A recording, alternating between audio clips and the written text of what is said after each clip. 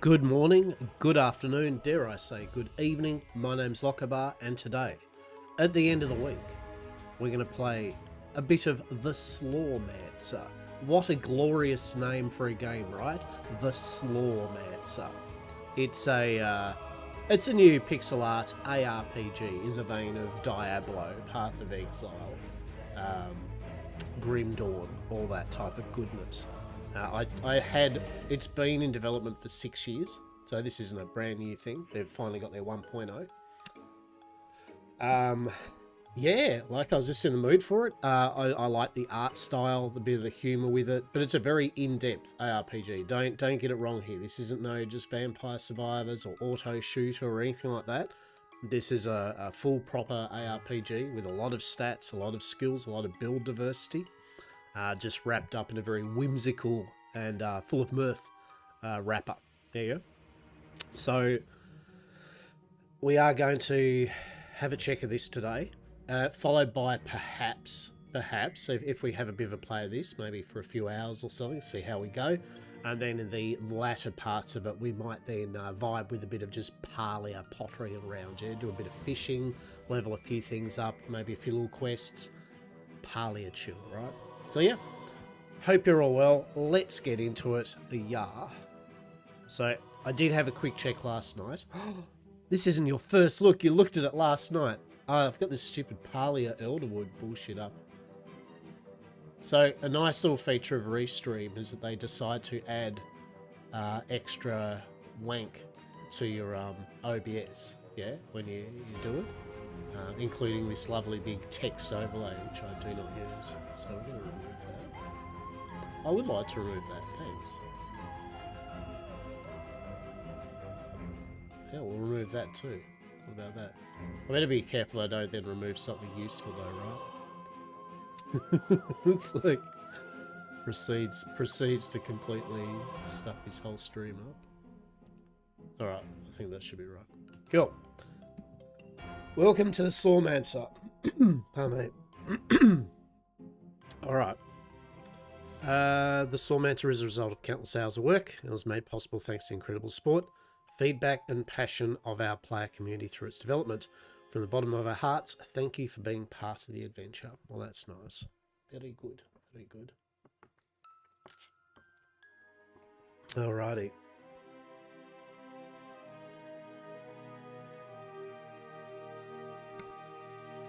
Get the proverbial frog out of my throat, right? So, plenty of options. Let's have a look here. We won't go through all of them, but basically what displaying your hero's life, stats, numbers, all that type of jazz.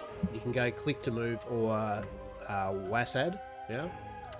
Move around with the keyboard. I've got it to click to move because I kind of feel more natural with it from Diablo and stuff like that. Active camera, all that goodness. Settings, you know, usual thing, kind of interface. I've changed the font size to big because I'm an old gamer that needs that big font. There we go. We'll go normal damage text font though. Pixel font or non-pixel font. Yep. And then you got your musical stuff, yeah, and low FX. Cool. All right. And you can do keybind. And it's also controller. I did do the controller thing. It's fine. It works really good. In fact, I would probably play it with the controller normally. Ranged combat, the usual thing. It auto tracks for your ranged. Like if you're bow and arrow, it'll track to the nearest enemy, which is nice. But we're just going to have a little play around with the mouse and keyboard for the moment, right? Alright, so new game. We'll overwrite this one. Brian McRipped. You're the man. So much strength. Come on, one more. Oh my god. There you are. We've been waiting for you. First of all, my name is Brian. Brian McRipped. You may have heard of me. I am the champion of this kingdom. I'm in charge of keeping the people safe thanks to my incredible abilities. Oh my god. Brian McRipped. That's delicious. I could talk about myself all day long, but we don't have much time. Strange things are happening in the graveyard of... Now, what is it called? Adriart. Skeletons coming out of the ground and spreading terror. It is the Gravedigger who has given us the mission to fight and defeat them so that he can return to work as soon as possible. However, I'm facing a problem of personal nature, which unfortunately prevents me from taking care of this quest. That's why I'm calling on great adventurers like you. The innkeeper told me that he would find strong candidates, and I must say that I am quite surprised. Nonetheless, I only need one person for this mission. Who would like to participate? The hero. Choose your air quote hero. The mighty knight. Did you say a fight? Ah, well then, that won't be possible. I have a solid armor, but it is absolutely not enough to compensate for my weak damages and my total ineptitude of elemental magic. I would be completely useless. So this is a good little spin on the whole, the usual, like, pick me, I am fucking amazing. This is like, nah, man, like, you should pick some of the others. Like, I'm crap. The Fierce Huntress. Ah, no, not me. I came because I was told that there would be croissants. I have solar resistance and vitality that it's ridiculous. Yes, I have a decent attack speed, but my damage is non-existent. I'm not an appropriate choice at all. Do we feel they're all just trying to get out of this? The Mischievous Mage. My grandfather forced me to come, so pretend that I don't exist. Yes, I can cast a spell or two, and they are rather devastating. But as much for me as for others. I am a real public danger. Don't worry, you'll be able to change this at any point. Let's go with this one. Well, I would have preferred someone else, but we'll just have to make do with... I can see you're lacking equipment. Why don't you start by visiting the old Adam Nostris at the east end of the village and ask him to give you one of my old weapons and then come back to me. Oh, and pick up my protein drink on the way. Chef Jean-Pierre prepares it for me. The village is not that big, but I took the liberty of marking these 2 points on your map. You never know. Alright, so here we go. So WASD, you can also opt click to move. Press X to got it. So we have actually got click to move. And if we go shift click, nothing at the moment because we don't have a weapon. Alright. So you can already see it's got a vibe, right? It's got a full vibe check. It's good.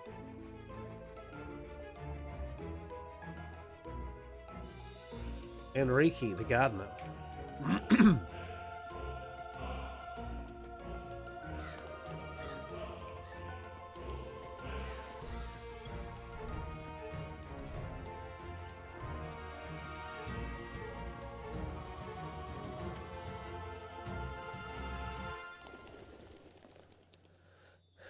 Do you know anything about Slormites? It's a Slormite. I only talk to fellow Slormatologists. Oh no, Jean-Pierre. I have no time to waste with an adventurer. You want to steal cheese from me, is that it? Ah, you have for Brian's drink. I do not have time to make it, but there's everything you'll need on the table right there.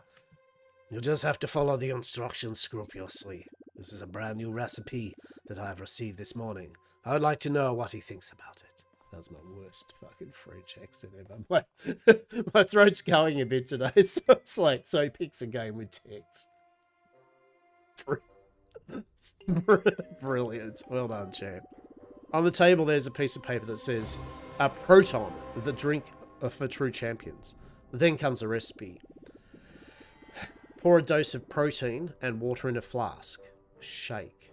For larger muscles, add a spoonful of rat poison. The last one looks suspicious. You're not a cook, and you've been told to follow the instructions carefully. And Chef Jean-Pierre is not very friendly. So you follow the recipe meticulously. It's ready. Okay, so I've just made a protein shake with rat poison. Okay. Frederick. Hello, sorry, the store is closed for now. I just love to scream. All caps. We love it. Do you have anything to store, Joanna? Oh, hello. My warehouse is closed at the moment. Sorry, please come back. Honey, be polite to your customers. Yes, Daddy. There we go. Who we got? Oh, look at you. Aliros, a gifted Slormartificer. I have a lot to do. Why don't you bother my brother, Ormus?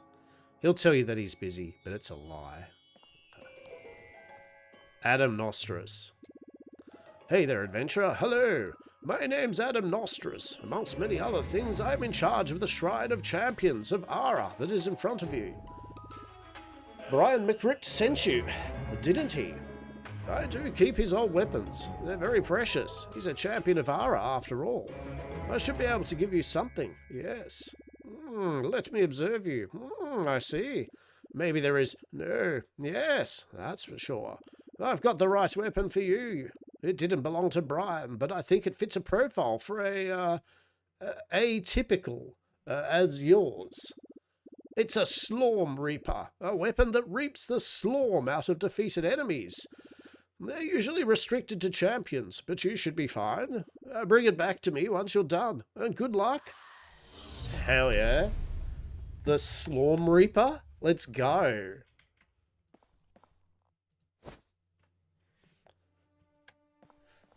Hell yeah. Alright. I'm putting a Chamberlain, the King of Adriat.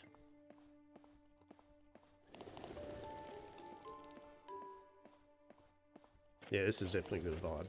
Brian McRipt, we've done it. Ah, there you are. I see you found a weapon. Now we can get to it. Did you think about my protein shake? Yeah, there you go, champ. Thank you.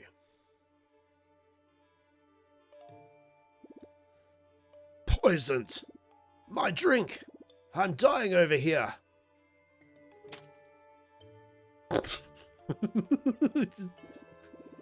What's happened to me? In the name of Ara, I'm completely dead. That's the end of me. My divine body, my muscles, my silky blonde hair. Just look at me. Look at me. What have I become? This is a disaster. Okay, Brian, you're dead. It's not the end of the world. You've been through other trials. It's not that bad. You just need a backup plan. Well, it's decided. You're on your own. I'm going to Ah! Well now, that's new. What happened to the others? Oh, shit. Oh, no. Help! Sir Brian, help! It's a disaster. All the villagers have disappeared. Help us, Sir Brian. What the? Sir Brian? This is a disaster. Sir Brian is dead. Our champion is dead. Everything is over. Things are getting out of hand. So much for retirement, for lack of anything better. I think you're going to have to get us out of this mess. Let's start by going to see the king. Beware, the village is no longer safe. Hey, now we start to go. Hell yeah. New achievement complete. A funny recipe. It had rat poison. Time to fight. From now on, you only have one skill. Press left click to use it. Got it. So if we click on a monster, it'll shoot, but we can also go shift. This is your mana. If you fall short of mana, you'll not be able to cast a spell that buys mana. Simple. There.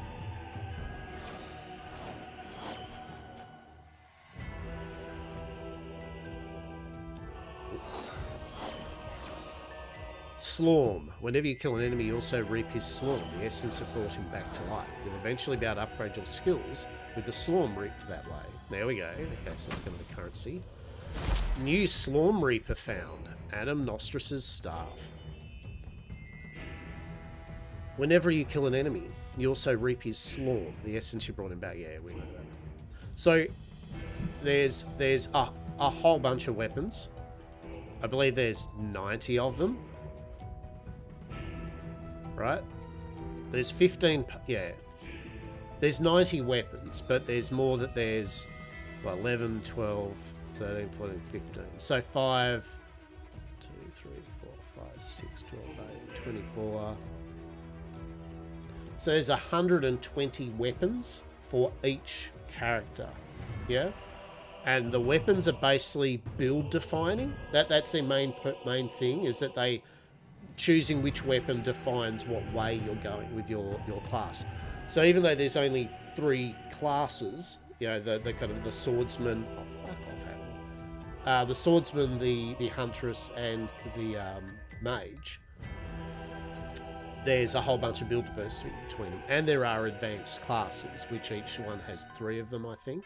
Think of them as Path of Exile Ascendancies or advanced classes. Yeah. So we got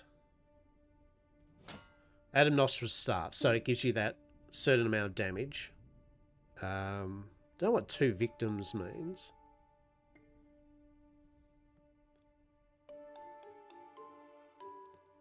Gives us life on hit, attack speed, and gives us raw damage. Okay, but yeah, I don't know what victims means. We'll find out. So there's a lot to it, right? As I said, it's one of those things where it's wrapped up in a very whimsical pixel art thing, but it's actually, from what I understand, a deep AF ARPG, right? Like, it's just as deep as anything else. And I do like the style. I'm jamming. Oh, no. Control's really smooth. Like, you know, it's doing everything we kind of want it to do. Is there enemies down here or something we can beat up? Just to give it extra swarm. Oh, I wish I could help, but I can't leave my post. I mean, you probably could. I feel you're just choosing not to.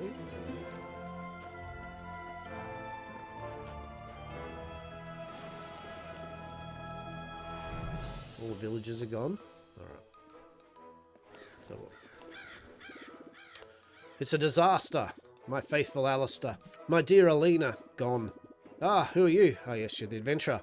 All is not lost after all. Did you see what happened? Everything was going well. There was suddenly a blue flash, and everyone was gone. There's also this huge seal on my door. I can't get inside anymore. You're going to help me, aren't you? That's strange. I don't think he can see me. I also feel like the apparition of this mysterious seal and the disappearances of villagers happened right after my death. Could it be that we should take a closer look at that seal? Okay. I knew it. I recognise those symbols. This is a Slormancer's seal. It can only be him. The vile scoundrel must have planned my assassination. His plan is now in motion. He knew that only a champion like me could oppose his immense powers. Harm Agard, the Slormancer, is back. Listen, we can hear voices behind the door. Oh my god. Here we go. The champion is dead, and I have deprived the old king of his castle. A very slick move. All we have left now is to take care of Alina so that I can finally get my old powers back. Evil underling. Yes, master. Well, well, someone is listening. I thought I made everyone disappear. That's fine. I have other options. Oh no. We've been jumped.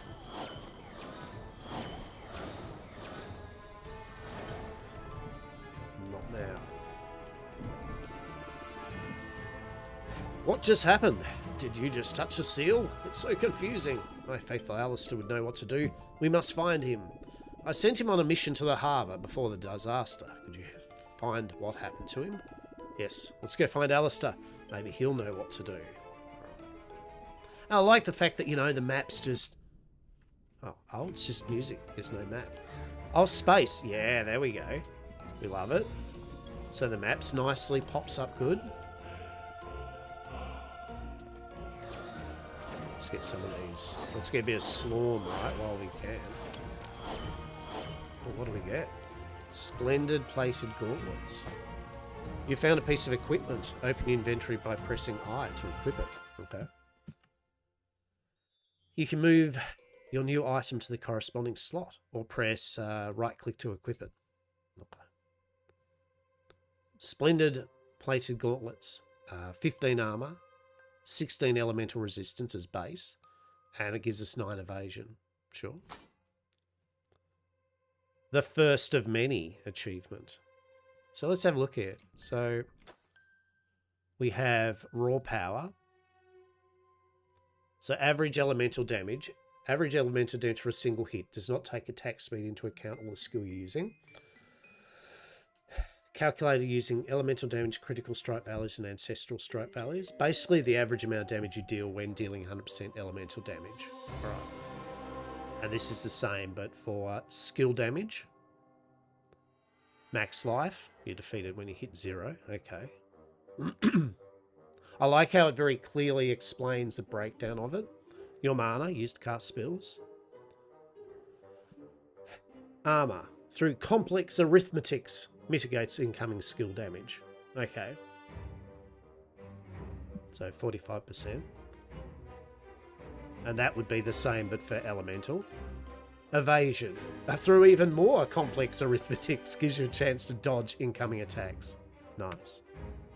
So we have Slorm Find, increases the amount of Slorm reaped on enemies. Experience Influence. Don't know what that does. Magic item quality and quantity. Life and life regen. Life leech, life on hit, life on kill. Max mana regen are the same.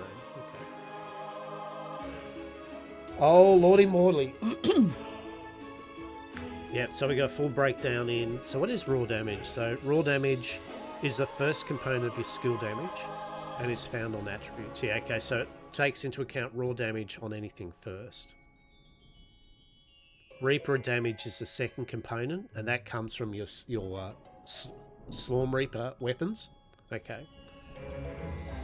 And then skill damage is based off your actual skill they're using. So it goes your flat raw damage, then your damage from your weapon, and then the damage from your skill.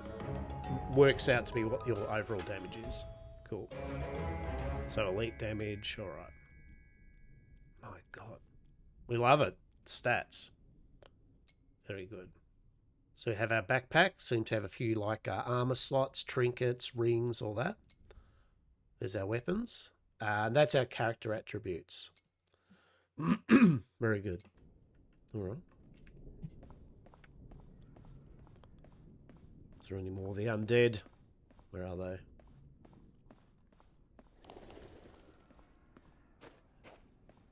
Hello? No. Okay. Oh no, it was a trap.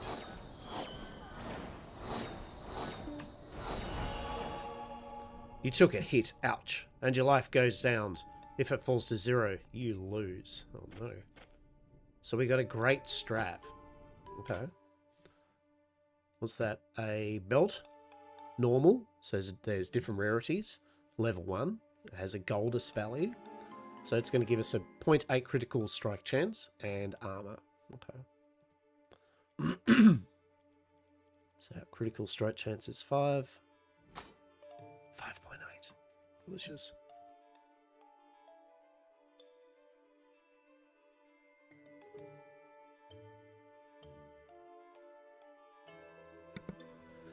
Alrighty. That'd be Alistair. Well, what a strange experience. I've just seen some very weird things inside. Thanks for getting me out of there. Is the king safe? I must talk to him about my terrible discovery. Let's meet in front of the castle. Shall do, Alistair. Shall do.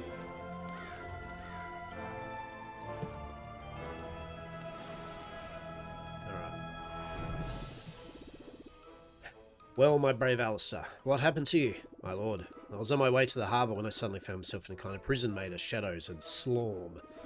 Everything was dark and slimy. I saw all sorts of strange things, but most of all, I saw him watching me. My lord, he was described in tales, sinister and terrifying. There is no possible doubt about his identity. Agard, the Slormancer.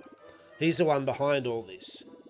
I suspected it. He chose the best moment to act. All is lost without the champion of Ara. No one can defeat Agard, except Ara himself. We should flee to all legs and abandon my castle and my village? Never. We must think of a plan. I have a plan. We are going to destroy the seal, open the door, and defeat that Agard. What? Huh?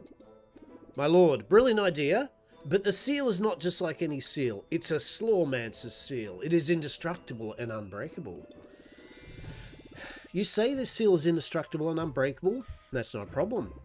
I know the existence of a relic, the destroyer of indestructible and unbreakable seals. How fortuitous. All we have to do is go get it. My lord, brilliant idea. But, like all relics, the destroyer of the indestructible and unbreakable seals has been hidden in the depths of the earth. It is buried under the crypt of the McRipts, deep inside the graveyard of Adriart. I know it well, my faithful Alistar, but the graveyard is next door. Right next door. We only have to go there and dig it up to put my plan into action. But, my lord, brilliant idea, but to dig up the relic, we need a shovel. Unfortunately, Pedro the Gravedigger owns the one and only shovel of the kingdom. Then we must find Pedro in order to find his shovel, in order to dig up the destroyer of the indestructible and unbreakable seals, in order to destroy the seal and defeat Armor Guard. Simple, right? But my lord, brilliant idea, but who's going to do all that now that the champion is dead? Well, that young adventurer is just the person we need. Well, we should start searching the graveyard. We will probably find Pedro there. The entrance is right next to my shack. We love it. We love it. I am vibing with the humor of the game. Yeah, it's sparking joy. The artwork, the music, the conversation. Pay respect, Brian. All those workout sessions to end up in the mud. Sorry, Brian. Where's your thing of the McRips? So, okay, so this is the kind of progression. So there's all this is the graveyard. This is all the different graveyard areas. Recommended level 1. We must explore the Adderheart's grave and find Pedro the Gravedigger in order to borrow his shovel, the only one in the kingdom. Will allow us to unearth an ancient relic, the destroyer of indestructible and unbreakable seals, which is buried under the crypts of the McCrypts at the far end of the crypt. No shovel, no hole, no relic. Fair call. Objective, defeat most enemies. Completed with, so you can complete it with each of the 3 characters. Let's go. Come on, let's get Pedro the Gravedigger. Okay. It could be dangerous. And this is the game of proper to start with, right?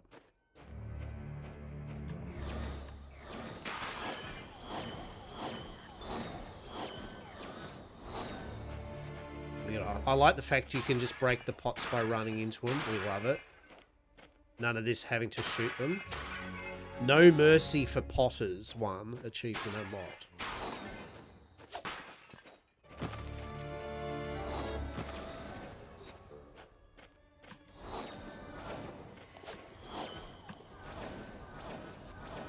Oh, yeah.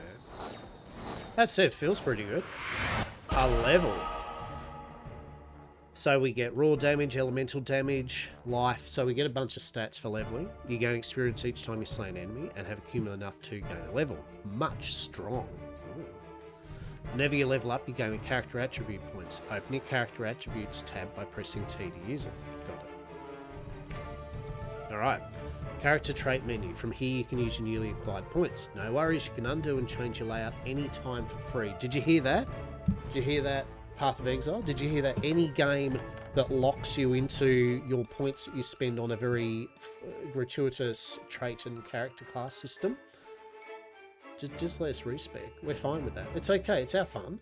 You know, like, we don't need to be penalised for. I know the idea. It's to make you have a what's the word for it? Agency with your and decisions, like making proper decisions with your character build. But nothing sucks, and you start a game, you make a build, and you're enjoying the game, but halfway through you realise that it's a really shit build, and now it's really difficult to unshit it, other than making a brand new character, which you just might not want to. You're like, I just want to keep playing, actually, right? So, we love it. The main thing here is unlimited respec, so you can play around with your build. Brilliant. Bravo. So we've got toughness.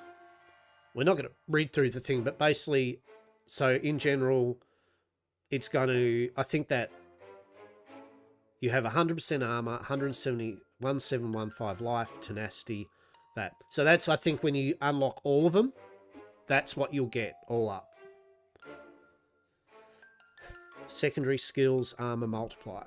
And it looks like each of them has like minor traits, so they just give you little bits, like that's giving you armor. Then you got these, which are major traits, so there it gives you a chunkier unlock. And then greater trait. So then you get a solid, impactful kind of change. Yeah? So savagery is our raw damage. Reaper damage. melee damage. Fury is your critical strike evasion. So realistically, you know, kind of combat damage or tanky. Yeah, keeping yourself alive. More swordsman-y, more huntress-y. Determination, elemental resistance, mana regen, elite damage reduction. Okay. Zeal, mana, ancestral strike, aura, inner fire, life regen. Willpower, you have maxed elemental damage. Okay. Area damage, damage over time. Dex is attack speed, reaper damage, projectiles, things like that. And bravery is movement speed, storm flight influence, all that type of jazz. Okay. So what's our skill? So if we go, I think K. No? Magic missile. Okay. It is a projectile, an arcanic. So it does 45 to 64 skill damage and 1 elemental damage. All right. The Devoted Scholar, max mana, thorns, crowd control. Emblem, School of Magic. The Mischievous Mage gets an emblem from the 3 different schools of magic when he casts magic skills. Arcanic, Temporal, and Obliteration, which is Arcanic, which is Magic Missile. An emblem gives you attack speed for each emblem, cooldown reduction for each temporal emblem. Okay, yeah. So the Arcanic one's giving us attack speed. Cool. Alright. Very cool. Right. Let's just go this. I like the idea of bravery. It's giving us movement speed, Slorm Find, more gold, Magic Find. Although it's not buffing our damage, right? It is increasing our overall health. But we'll see. A small step for mankind. Beautiful.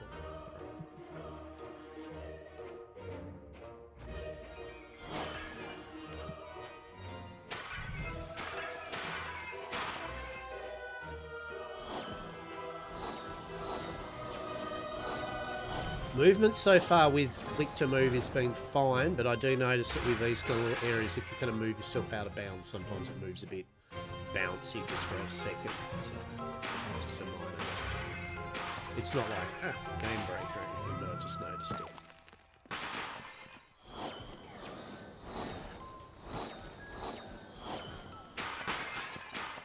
So that should be the emblems. Yeah, so we've got 3 of these emblems, which means we're attacking at 15% extra.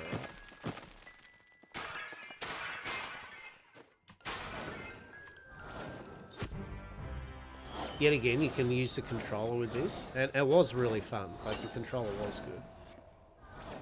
Oh, ranged. Oh no.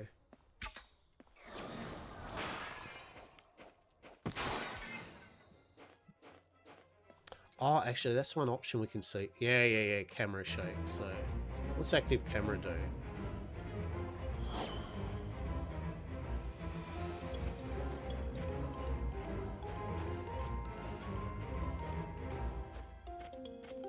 So active camera is where it doesn't have that kind of movement, right? Yeah, actually, I'm going to turn that off because it was making me a bit woozy. It feels good, right? Like the little movement is nice. It gives a bit of life, I guess, to the camera move, but yeah, not for me.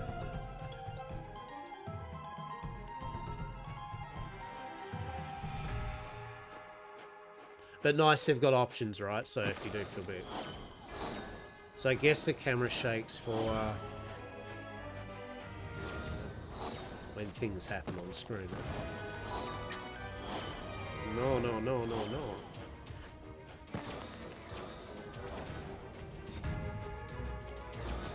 an assassin. Sometimes you just want to play a game like this, right? You know what I mean? Sometimes you just...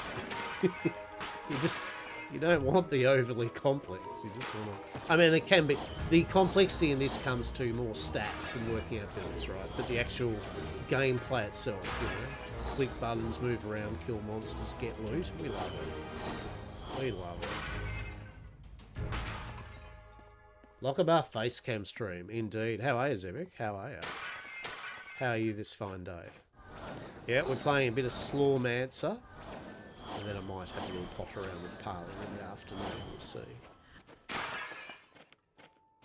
Yeah, good. My throat's a bit dry today. We'll see how we go with my face cam today. I'm a bit chesty. Yeah, it's like just a change in weather. It's autumn here and it is getting cool. So, you know, it's just that change from warm weather to cold weather. You know how some of us are like that. So my throat's getting a bit dry here and there.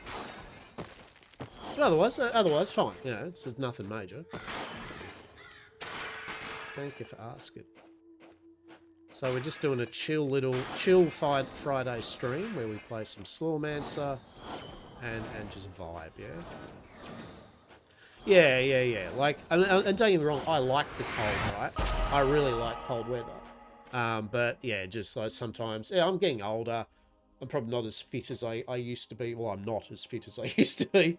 So, you like cold weather too? Yeah, right? So, I just get a bit chesty, basically. And it's that type of season. We're coming down from flus and colds and shit like that. Level 3, Bear. How are you, mate? I am level 3. How are you? It is a bit chilly, isn't it, Bear? Bear resides in the same state as I do. So, Bear knows the wonders of that autumn weather at the moment. It has got pretty crisp, eh? She got pretty crisp, which is good. I'm tired and cold. Yeah, it's usually one or the other, right? Like it is people either they're like, fuck yeah, cold weather, or they're like, bring on the basking in the heat, please. Hell yeah. We have an attribute point. But we're going to keep putting points into bravery because I like the idea of this, of getting extra gold find and movement and stuff. Yeah, from San Diego. I'm not good with cold. Yeah. No, I understand the concept. Whereas down here, right?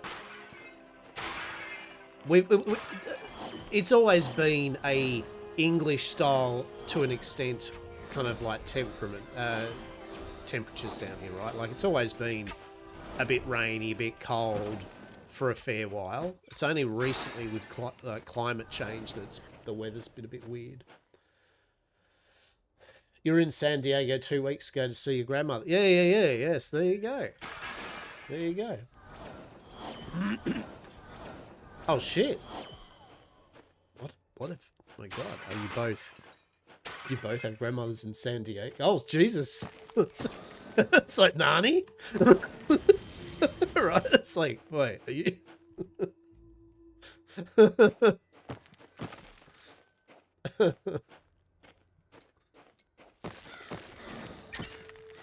Oh shit, we got a new weapon.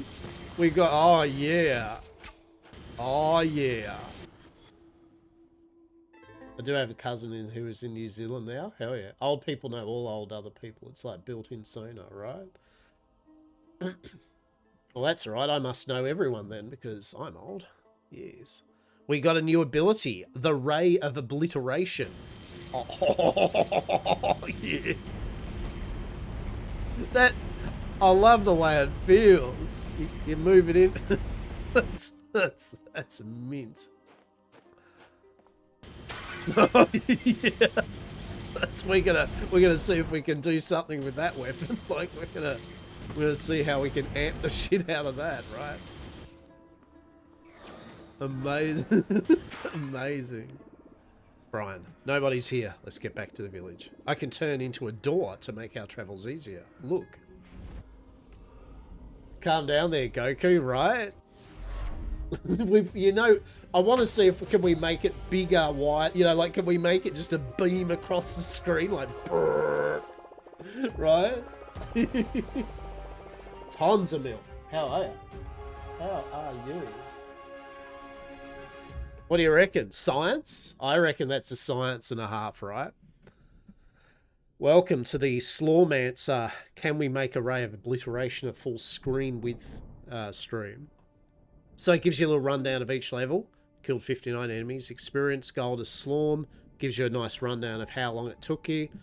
We love it. We love it. Really, this is really fun. This is a good game. This game, by the way, isn't just like, oh, it's new.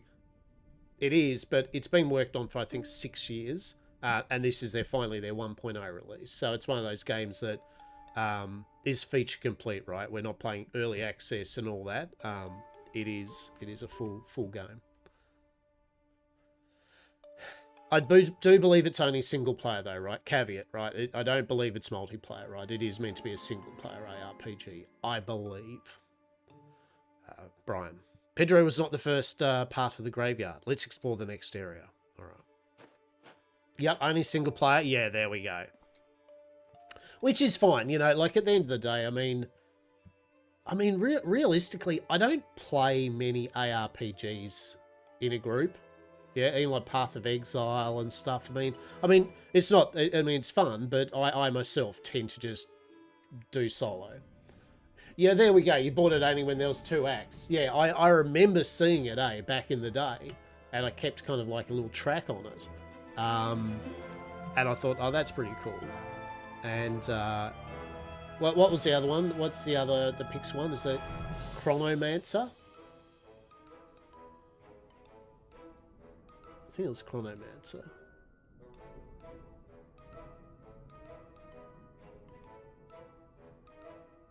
Oh, I can't remember. Yeah, I think it's Chronomancer, but Chronicon. Yeah, right? I loved Chronicon. Like, that's the same thing. If you haven't seen Chronicon, that also is amazing. Yeah, right? Like, Chronicon is more... Oh, it's similar. It's a pixel art, full-on ARPG, right? Like, but it has... It's not as, I guess, whimsical. That'd be probably right. Like, this is more weird, whimsical kind of humor mixed in with it. Whereas Chronicon is more literal pixel Diablo, right? Like, it's Diablo 2. You're looking forward to Dark Ages tonight? You mean, Doom? Doom Dark Ages? Alright, what do we got here? Let's go.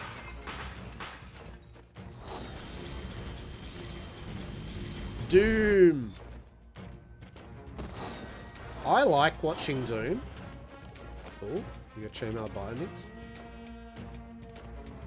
Armor, elemental resistance, cooldown, evasion. Okay, so what's the difference there? It's armor versus cooldown reduction. Actually, we'll go cooldown reduction. Oh, actually, no, because we don't have anything with a cooldown at the moment, right? So that doesn't matter. Elemental resistance and raw damage. We love it. Good stuff.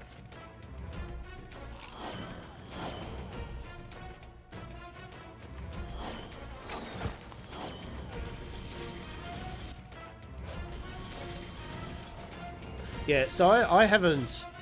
Real talk, I feel pretty bad. I haven't actually played much Doom. I mean, I played Doom, right? I played Doom and all the stuff, but I've never actually played the new Doom. I played all the new Wolfenstein, after Wolfenstein. Chronicon 2 was fun too, but it was slightly too much for myself as being done to me last decade, try harding PF Path of Exile. I just want something chill grind. Yeah, look. And I think that's it, right? Chronicon really is full on, isn't it? Like, it is. But, yeah, I get you. And this feels a bit more whimsical. I mean, they're both whimsical, but this feels a bit more goofy whimsical. Have you played much Path of Exile 2? Is that a hot topic? What are your thoughts on Path? I'll sum up my thoughts on Path of Exile 2 right first, right? We ready? Beforehand, I was hyped, very excited. I liked the approach it was going when they talked about it. Then I played it,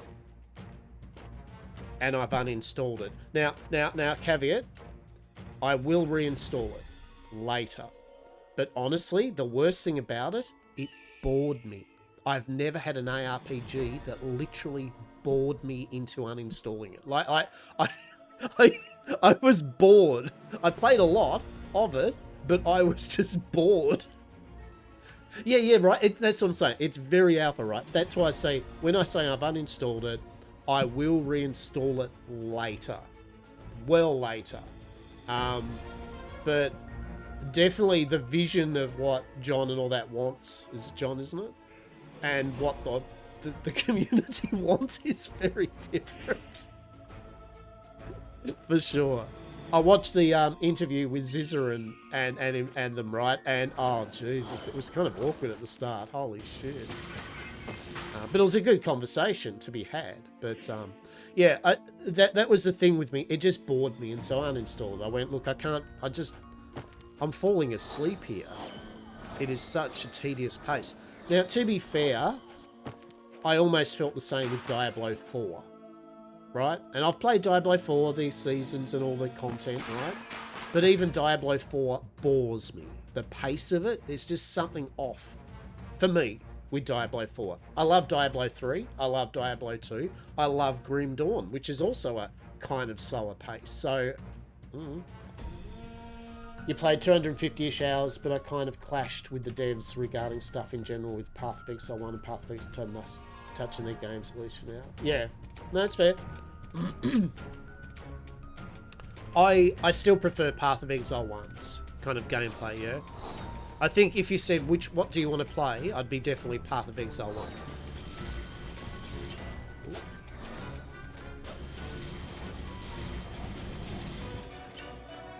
Slorm Feast 1, Absorbing Magic. The good thing is, we live in an era at the moment where we have some bloody excellent ARPGs, right? Like, I mean, there's good ARPGs, and I mean, look, I didn't actually mind Diablo Immortal. I actually liked Diablo Immortal more than I liked Diablo 4. In terms of content, right? And speed. I felt Diablo Immortal was like Diablo 3.5 in a way. I don't like the pay-to-win shit of it, like the caveat there, but I enjoyed the gameplay. Grim Dawn, I love Grim Dawn. Can't wait for their kind of Norse expansion coming out soon to them.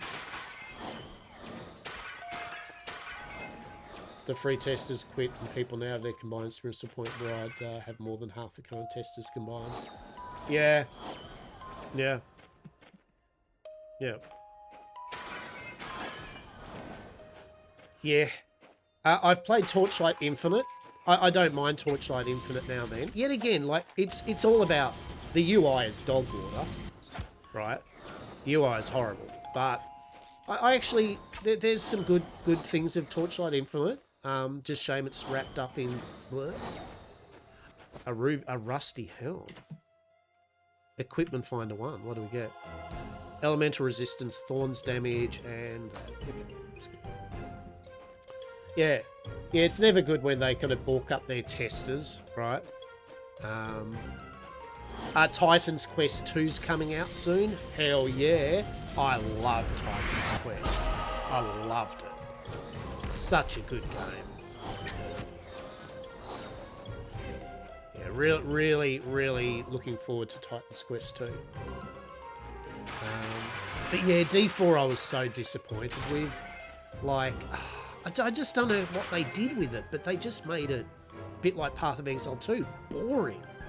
I wasn't invested in it. I couldn't give a toss. Right? Like, how do you do that? You go from Diablo 3... In fact, you know what? The analogy is very good with Path of Exile 1 and Path of Exile 2. Right? Same with Diablo 3 and Diablo 4. They wanted to get away from Diablo 3's, oh, you're rushing around, exploding shit on the screen, you know, blowing shit up and all that. It's like, but that's the power fantasy. We want to eventually get to the point where we feel godlike and shit explodes everywhere into loot. That's the dream.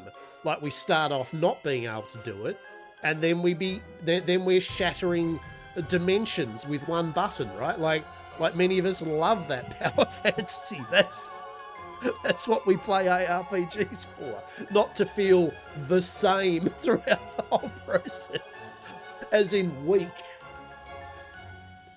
But oh well. Dev goes to gaslighting, line, power tripping, spree, resulting temp turrets that make kin guns. She also won't be careful. Yeah, right? Yeah, that's fair. Yeah. Yeah. Yeah. Look, we'll see. And I mean, like I say about any game, though, with anything, right? Oh, they tried to trap us. They tried to trap us. They failed. They failed. We have the beam of death. Get out of here. Yeah, beam of death. It's all good. Don't worry about it. Hey, Pedro. 2014, 2024 with test client access from 2019 and cumulative. Jesus, mate. Whew. Oh, mate. Right. Yeah, look, I understand how you'd feel about it, right? Like, you know, you've spent a lot of time in that kind of testing and wanting the game to succeed, and then you get that kind of feeling of treatment and that, then yeah, 100%. Just as a quick aside, then, if you have one out of Path of Exile 1, what is your favourite class ascendancy? Like, what is your ultimate, like, that's what you would go to? I'm curious. I saw some strange things in there, Pedro. Thank you for getting me out of there. It was a weird experience. What? You need a shovel? You've come to the right person. I have a great shovel, but let's get back to the village first. You go ahead, I'll meet you there.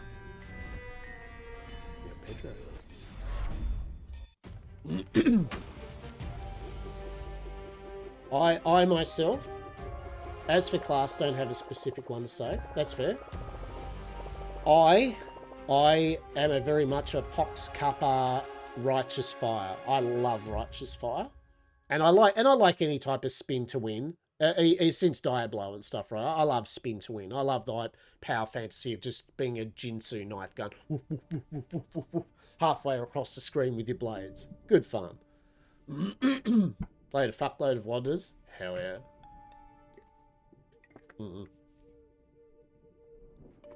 Hell yeah.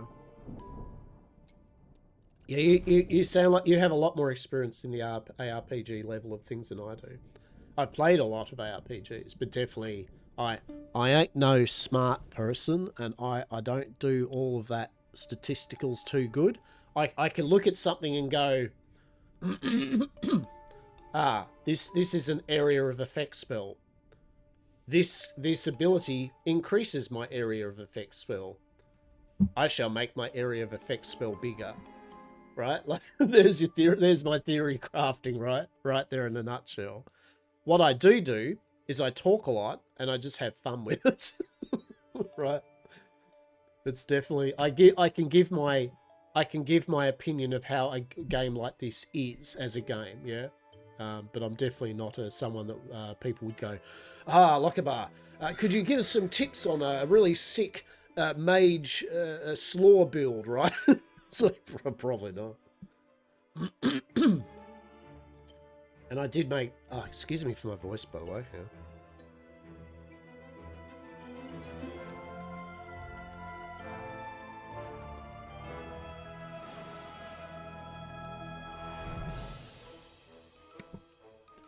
And I did make the Ultimate Wander character to standard. And that was a cumulative all leagues playing friends and league dumps. And all my playtime, that one character is on somewhat likely one of the, if not the most min-max characters in the game's history. Oh my god. The character taught me that, yes, mirror tier skill tree exists. Holy shit. Yeah, right? Holy hell. That would be mad.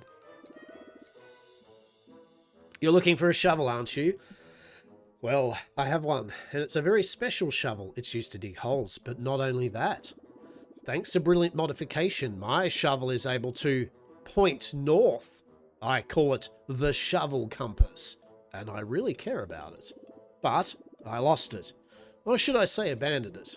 I was digging one of my most beautiful holes with it. A hole that wasn't too deep, not too irregular, when monsters started coming up all around me.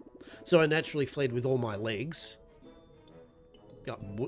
All of your legs? You have... Alright, I'm curious now. Abandoning my shovel compass to its fate. You're going to get it, aren't you? It shouldn't be too far from where you found me. Let's go get that shovel compass. Amazing. A villager is back in town, Pedro. I love the whole characters getting put into the town. It goes back to any game, like if people remember games like Dark Cloud or Sudoikan. That's showing my age. But any game where you get other characters, NPCs that join your castle, your band, your home base, you know, bit by bit and unlock stuff. I love it. I love being direct-fed content. -1 billion DPS on PS with a clear speed skill link combined to 1.3 million LE fist. I sound like fucking Ron from Park and Rex just said, man. Jesus, that's amazing. See, he didn't min-max his shovel, he went the compass tree when he should have expanded the area of effect and added the whole filling ability instead, just letting it dig up. Right, right, and now he's bricked his shovel. What the hell? For context, Uber Maven's memory game fail does 75k physical. Oh my god. New behaviour with the shovel, compass, min-maxing, yeah. Poor Pedro. Optional missions are now available. They allow you to unlock other character classes. Got it. Well, let's do that. Nocturnal escapade. There is another adventurer trapped in the graveyard. I will try to find him and lead him out of danger so we can return to the village. Okay. Cool. Perfect. There you are. You're not in a breach. How strange.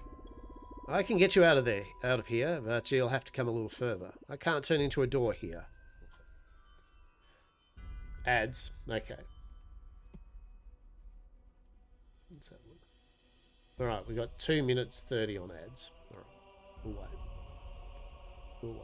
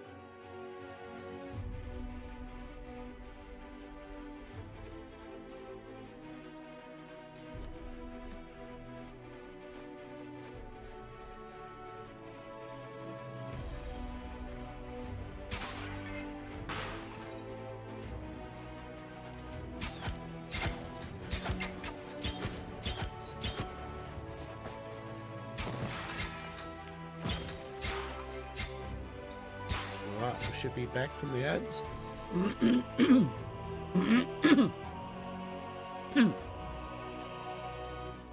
Anyway, with Slormancer, if you want clarifications, I can answer stuff. Appreciate it. Yeah, definitely. If when I get to that point where I'm kind of like, Yeah, but long story short, if I find anything, yeah, won't backseat, but there might be yeah, I was going to say, yeah, 100%. If there's something there, thank you. I appreciate the offer. Yeah. Yeah, what tentatively what I usually do with things like this is my first playthrough, obviously I just do a me just experiencing it, because what I tend to do with my streams, I like to showcase off games in general, a lot of early access games. I do like a lot of open world survival games. You'll see me play a lot of them. I do a lot of role play as well. But my main point of streaming is I like to show people games that they might not have seen yet, from a perspective of literally just a person playing it, right, like themselves. No rocket scientist about it. No good player of it. Just literally a normal person going, well, if you buy this game, this is what you're going to experience. And then if I like the game, generally, if I get into it, right, then like that's when, especially with games like this, hell yeah, like builds and that. If I'm playing this and you see me stream it, and I've decided on a build, like I'll definitely ask. Like I'm one of these people that I'm firmly in the belief, and this is a good example with Path of Exile, any ARPG. There are enough people out there that are really good at build creation, right? That min-max, not just min-max, but they know what to look for to make a good build that's going to be fun. I have no problem finding a good person that knows how to make a good build and using that build and just enjoying the game. Because at the end of the day, you know, I don't particularly think I'm going to find anything new, you know. It's, oh, look, yeah. So I have no problem asking for advice. So yeah, long story short, I appreciate it. Thank you. And when I do, yeah. And I'm enjoying it. Like I said, I love pixel art. Right? I like the cash vibe of it. What do we got?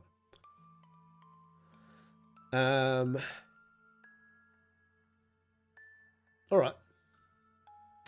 Here's a quick question. It's actually a useful question. Early game, what do you think's the better defensive thing to focus on? Like elemental resistance, evasion, like what would probably be just the one to just pick up. That is elemental kind of resistance as important as half the other RPGs. Steiger, what is up? How are you today, mate? I am well, mate. I am well. How are you, buddy? Have you tried Slormancer? It's pretty fun. Life. Okay. Yeah, cool. All right.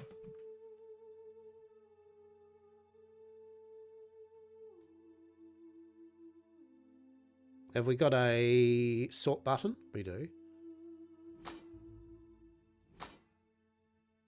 All right, so LE resistance. Yeah, we don't want thorns damage.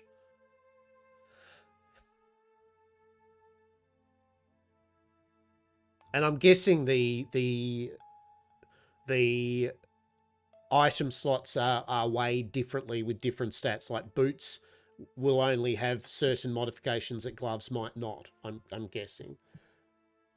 Most events fall off pretty fast early on with mech gear, but life. Okay, yeah, cool. Yeah, cool. All right, no, that's good to know. Okay, so we're like PoE in a way, right? Just stack life. If you want is your thing, stack life, and you can't go that wrong. Like at a minimum. Yeah, I get you. First I'm here. Excellent. Well, if you like ARPG Steiger, like Diablo and Grim Dawn and Path of Exile and all that, I should say Last Epoch too. I mean, how dare I forget Last Epoch? Because I love Last Epoch. Last Epoch's brilliant. It's good stuff. We'll keep the raw damage. They start to be incredibly powerful after level 60 when items... Yeah, exactly, right. Yeah. All right. I think we'll keep the damage belt, though, rather than the HP belt on that one. There we go, max life. Beautiful. Cool. There are some exceptions, though. Yeah, of course. Yeah. Yeah, once I get to that type of level... So, I mean, generally... And because I do stream, like usually I'm streaming Mondays, Wednesdays, Fridays, and sometimes Sundays. I'm trying to balance the different games that we play. So at the moment we're playing, like we do a bit of Atlas role play. Not much, but we do a bit. We're doing... playing some Parlia. We are also Enshrouded's got their new update, so me and my partner in crime that plays these games, Sazivox, we've been playing, we started to play that yesterday, so we're going to be playing more Enshrouded. 7 Days to Die is coming up. Basically, long story short, I play a lot of games, and I've got to stream a certain amount of games. So, you know, I won't be streaming, say, one game every day or anything. But I try to get games that I enjoy into my rotation, if you know what I mean. Like at least give them a game each week or two, right?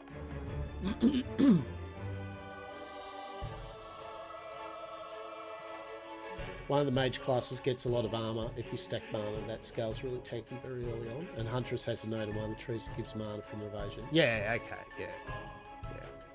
yeah. There's all the type of things that later on they're kind of like once you're kind of delving into the meat and the potato of it all. Oh, we've got Arrow Storm.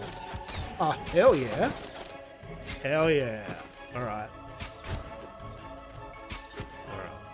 So what's the...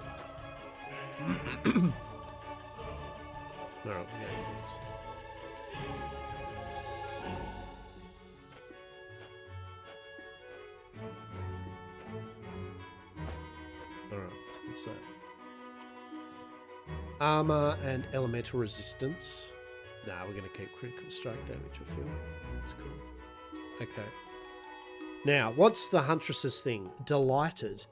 Serenity. The serenity of the fierce huntress is changing, and various effects can occur if she becomes tormented or delighted. Use it to your advantage.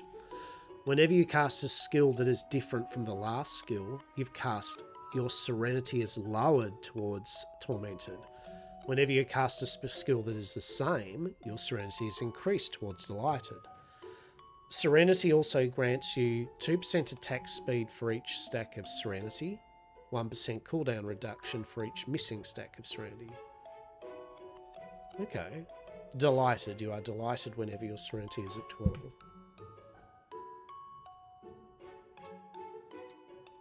Okay. Mana stack is honestly something I personally already call nerfs coming back for X. Yeah, fair enough.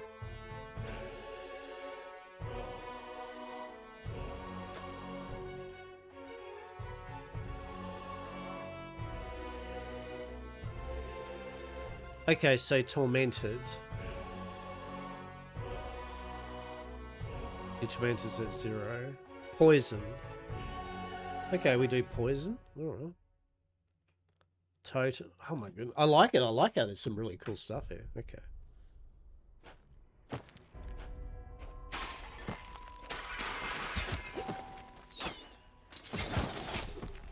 I do like the Arrow Storm. That's sweet. That's good. Oh yeah, I love that. It's good.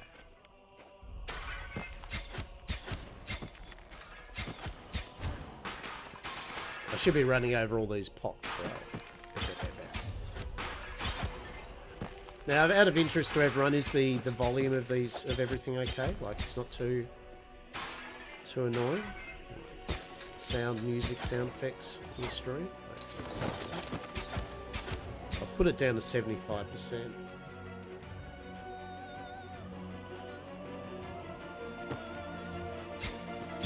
Asker does have a new update. Tinkerers and some new tier buildings and stuff, right? Yeah. Asker's, yet again, Asker's another one of the games for my list of games that I need to get round to, right? Like, for anyone new to how I stream and play games, they'll know that I'm a very voracious gamer. I play a lot of games. I like to indulge in all the various games of the genres I like, and I like to show them off to people. What that unfortunately means is there's only so much time a person has each day, and although I have a fair bit of time to do this, even I do not have all the time to get through all of my list of things. So we have to be very judicious with how long and for what we do game-wise. You're excited for it? Hell yeah. I mean, I want to Soul Mask. Like, I want to do a good playthrough of Soul Mask again, right? We'll probably do that when their big update comes in. It's like this Egyptian-themed update, right? So yeah, Soul Mask is definitely up there. And as I said, you know, we've got 7 Days to Die. It's 2.0's coming out soon. TM.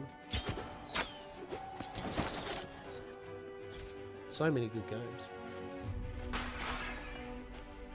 Not to mention all of the normal single-player games that I've still got to finish, right? Like Warhammer 40k, Space Marine 2, right? I'm for those that don't know, I'm a old role player and war gamer and board gamer, right? I like my board games. I love my war games. Certainly don't play bugger all of them anymore, but I do love them. I also 3D print. I 3D print FDM terrain and scenery, as well as.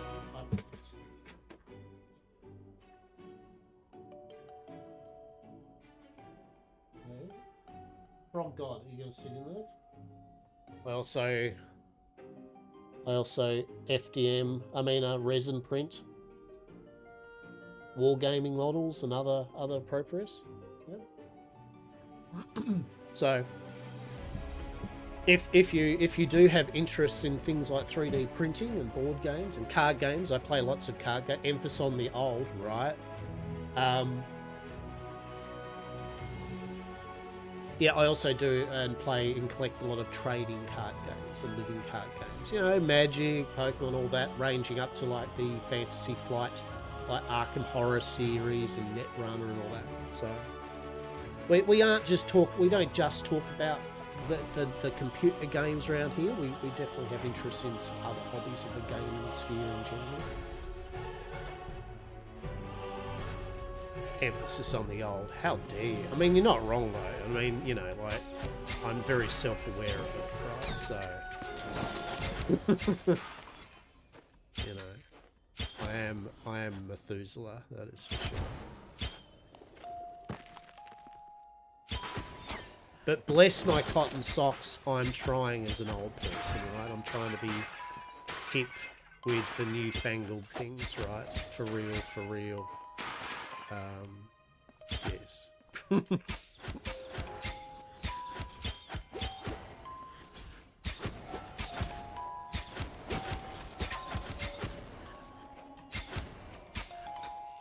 do like the music, by the way, though. Music's my form of kooky.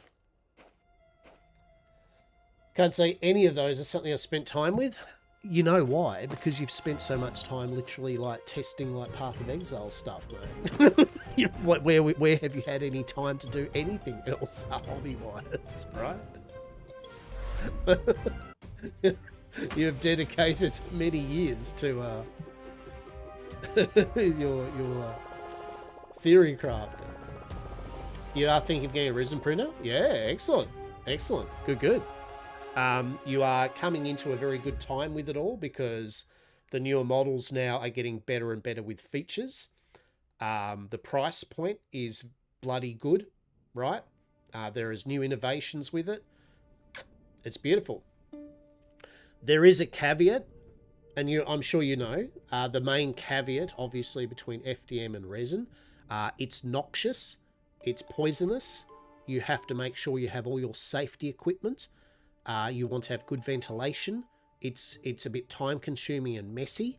And you do not want it in your house. You need to make sure you have a separate area that is not going to be near pets and kids and all that jazz, right?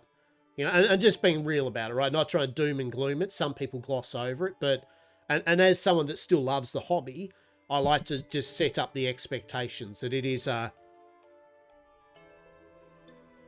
yeah, true.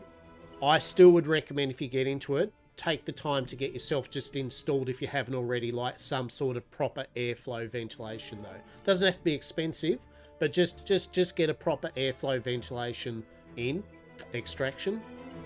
Do it.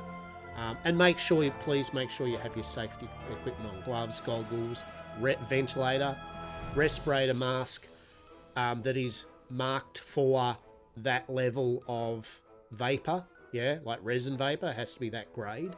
I know you probably will, but I say this to anyone, right? Because I don't know, I don't know. And I like that caveat of the things I've found, right? Got a fume hood. Yeah, right, okay, right. So if you work a lot with carbon fiber and glass, yeah, you know the drill with safety, right? So that's good. Otherwise, it's really good fun. Yep, it's really good fun.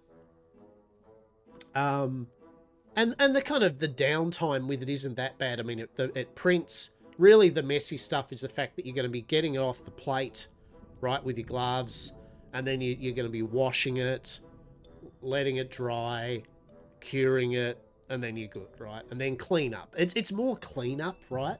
It's clean up because you got to clean all your spatulas. You got to make sure it's all rubbed down. You have to dispose of all the waste. Yeah, which is a thing. You got to make sure if you can dispose it safely and correctly. So yeah. But if you're all good with that, it is a great hobby. It really is. I've got a Elegoo Saturn 2. It's not new. It's not the brand newest, but it served me well. I am going to get a... can't remember the brand, but one of them, it's got a heater inbuilt in the vat, so I can print. It gets cold where I live, especially now in autumn and winter. So there's one of them that I'm going to get that has a vat heater, so I can actually still run my 3D printing during winter, right, out in my shed. So, yeah. Smallish project coming next winter with 1 car, to which resin prints would be very good to help with. Yeah, cool. Yeah. Yeah, well, I'll be interested to hear your journey with it as you get there, matey. For sure. Elegoo's a pretty good brand. It's more so small than small. Yeah.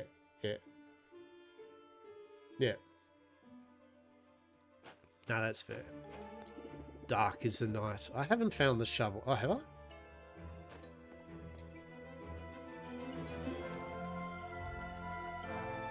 I? Padre, okay. Oh, we just did the Huntress, didn't we? I was like, why didn't we get the shovel? And it's like, yeah, because we're unlocking the characters, right? Yeah, good stuff. Recently got a 1982 Pontiac Trans Am right now for Summit car. Beautiful. Look, I'm not gonna lie to you and say I'm a big car person, because I'm not. I do not drive, and I just appreciate a good car.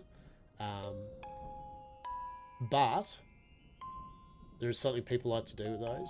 Yeah, so, but I did have a friend of ours that did cars up. They loved well, put it this way. This is how much he loved doing up his cars, and he was beautiful with them, right? Yeah, one of his daughters is called Shelby.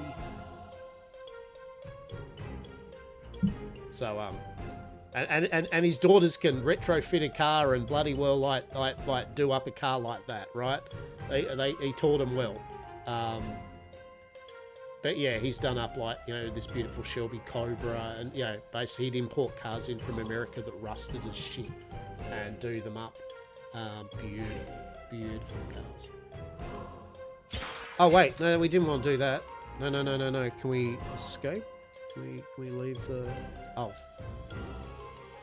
Is there a way we can just leave?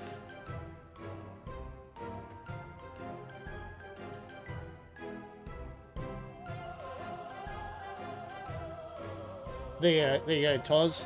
What is there a way you can just leave the dungeon? Because I don't want to do the Huntress one again. Is there a button?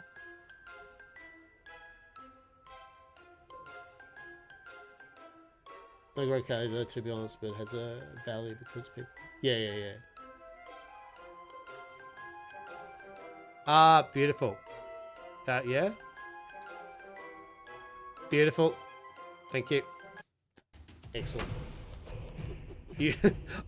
I like how it's not even a portal. It's like, you ran away.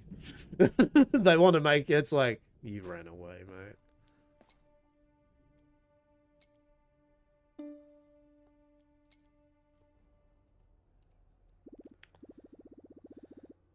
Snapped. Oh, I missed the objective. Ah, well. Did I miss an objective? Oh. So this is the warrior, is it? Okay, here we go. We have mighty swing. L is the button. Excellent. Alright, so the warrior is what we would expect. He has a big sword. No worries. We love it. There is simplicity to this. This is the type of game I needed to check out today, right? Like, I was in the mood for something like this. Oh, yeah, of course. Who doesn't like spin to win, right? Like, I mean, truly. It's the Chad. It's truly the Chad skill line of all ARPGs. That's what it's just as good as Righteous Fire. Do you want to click one button and hold it down and just kill shit? Have we got the build for you? It's like Righteous Fire. Do you I love Righteous Fire. Like, mate, any build that just has a damaging aura that you just run through enemies and that's your whole thing, right? Bring it on. It's the class that's got Whirlwind. Yep, yeah.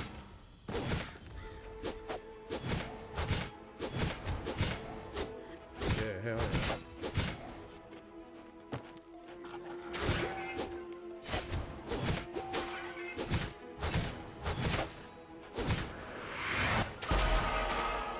Roll damage. Go Savagery, creates raw damage, Reaper damage, Overdrive, crit, armor pen, yeah. How about 0 button build? Oh, I mean, yeah, well, I mean, I suppose, I mean, technically Righteous Fire can be 0 build, but you're not maximizing it. What, you mean like aura builds, yeah? So Huntress has like an aura bot type thing, yeah, like you know, well, you will know what I'm talking about, but the lightning bolty one from PoE build aura bot, where you just run around and just shit dies.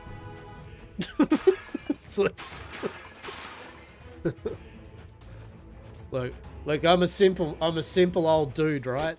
If you give me a build that requires, oh, maybe direction sense, if you give me a build that has minimal buttons to press, and it's more about my decision on picking equipment, I'm here for it, alright? I'm here for it. I'm not trying to be a 20 button Andy, right? I ain't got the fingers or time for that shit, right? I'm old, arthritic. I can't press 20,000 buttons, yeah? So the less is more approach, love it. It's a little bit like Ward Loop, except without the loop. Yeah, right, okay.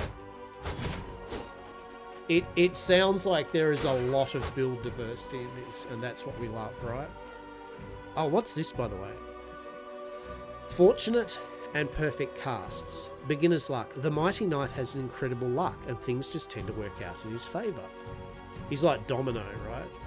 Luck continuously grows while you're in combat, and stops whenever it reaches 25, 50, 70, 100. Luck also grants raw max damage, max raw damage for each luck. If your luck is at 25, 50 or 75, your next cast will be fortunate and trigger additional fancy effects. Luck will then do it. If your luck is at 100, your next cast will be perfect and trigger both fortunate and perfect effects, and then it goes... Oh, that's pretty cool.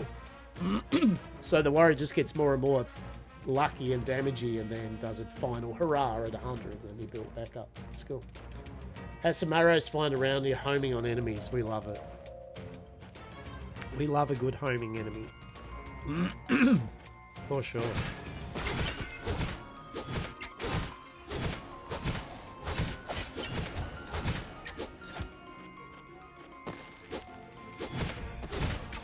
Yeah, it's got a vibe.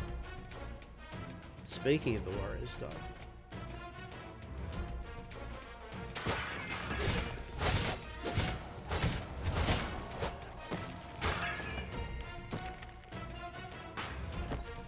Show you what I had on the warrior before this. Goodness. What was it?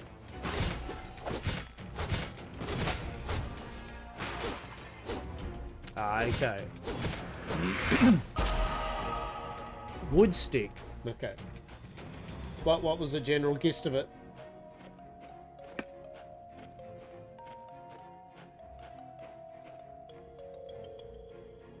Ah, okay. Okay. Okay.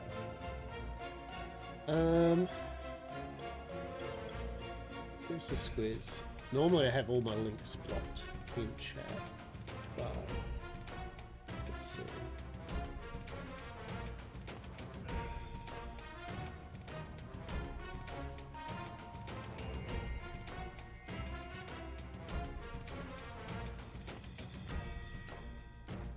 You can send, if you want, send me the link, you know, like via Twitch message or something, yeah?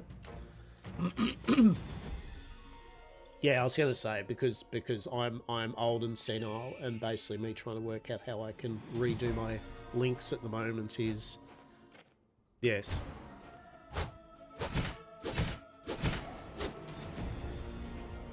Yeah, that'd be cool. I'll have a squiz at it.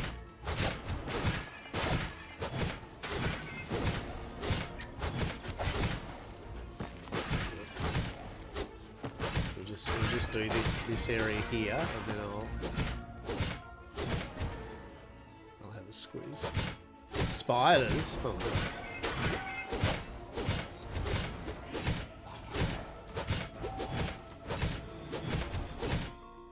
By the way, I can't stress enough, I'm really enjoying this, right? Like, I mean, this is good fun.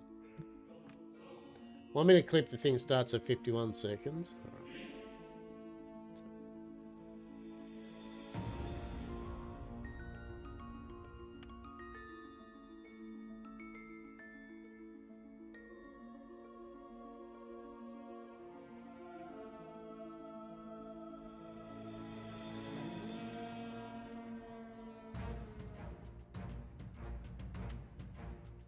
Where'd it go? What the hell? Twitch, please. Ah, there it is.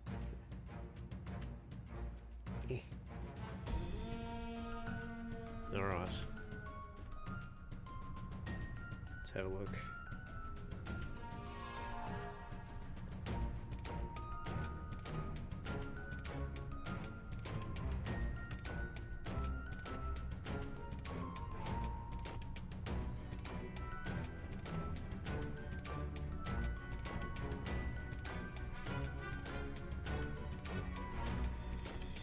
So it's just you walking around, just shit's just falling down like shields or death from the sky, right? God, that's a lot of enemies.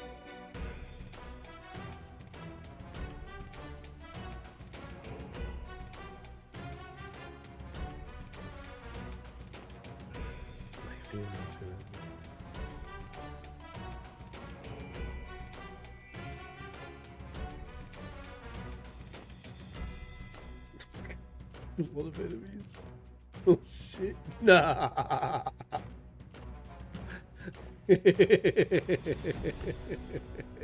Yeah. Yeah. That's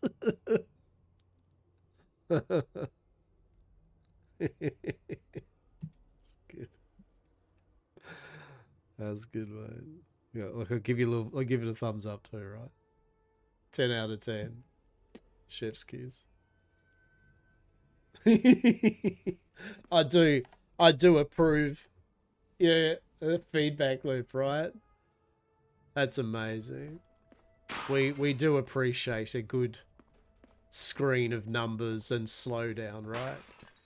I don't know if you ever played Ragnarok Online, or Maple Story.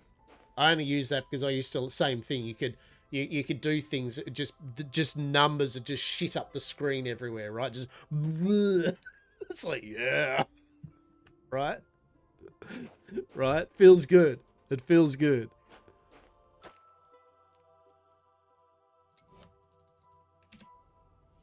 It usually could not trigger itself based on a weapon that has a mod that causes specific strike effects trigger on crit. Yeah, okay. Oh, we've got throw twig now. Oh, we can now throw twigs. I love it. We're just literally throwing twigs at the enemy. That's amazing.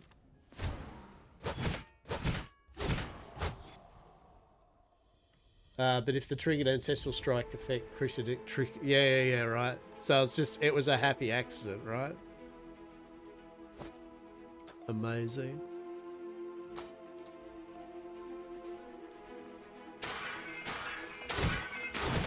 What does twig do actually? Let's have a look here.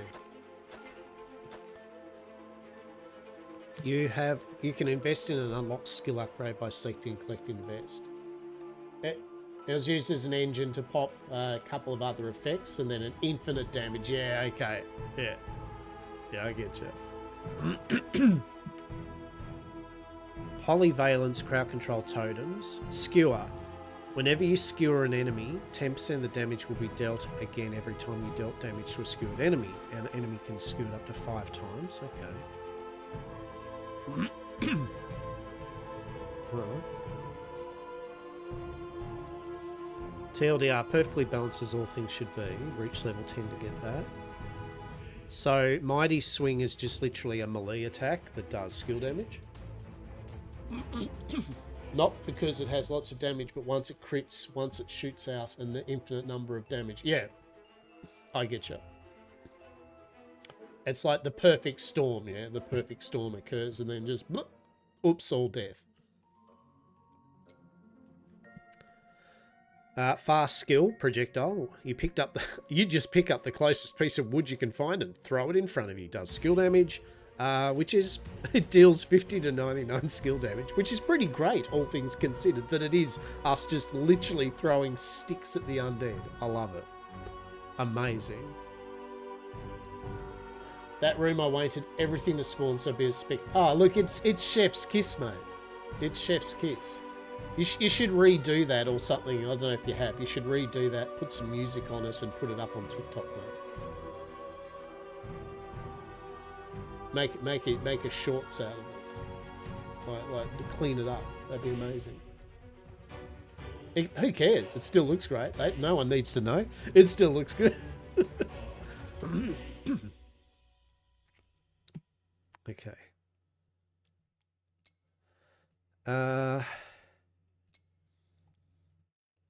Yeah, it can no longer trigger. Yeah, they nerfed that. So I've noticed that all the skills they've got, basically, they all level up themselves. Your class skills gain mastery every time you kill an enemy when they are equipped. Improve your mastery to unlock new upgrades. Mastering skill increases. And so we have tiers 1 through to 5. So it looks like we could... the Almighty Swing gets extra critical chance. Nice. 10 points up to it. Enemies hit are dazed by 24%. Okay. It has an additional overdrive chance.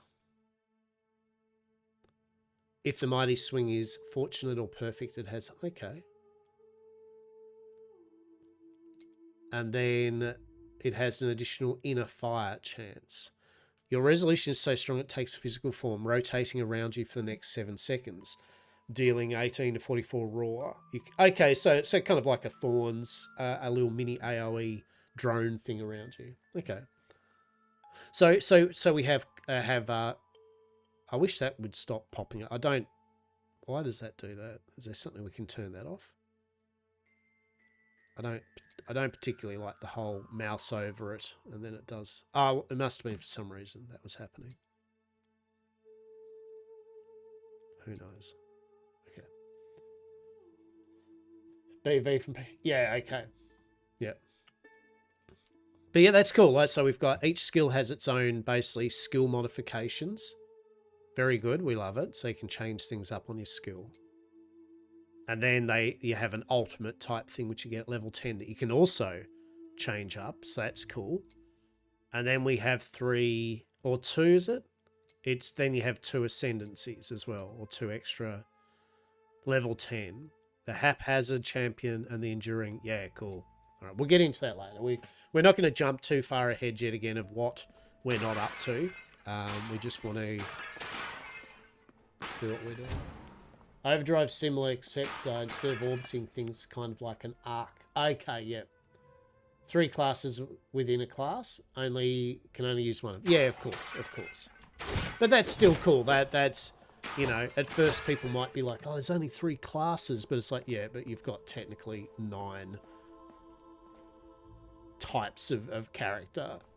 And then plus all of them have their builds, right? Like, so, yeah.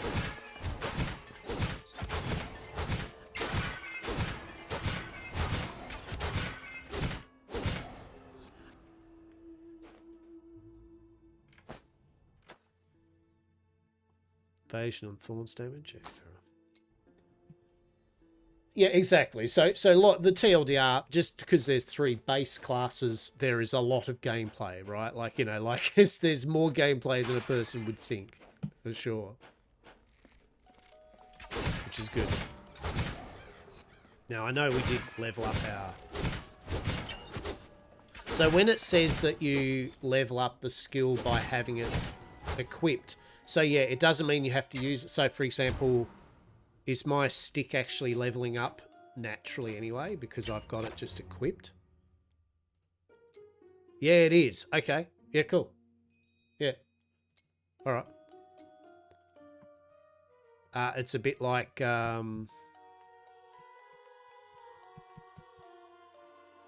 what's the game where you equip stuff and you level up by having it slotted? Something. I can't remember. I don't know.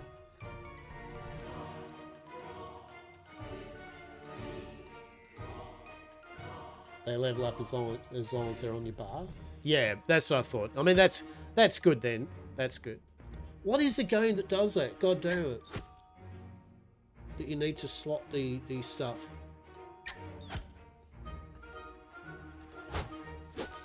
Oh my god, that's going to do my brain in. And you've got...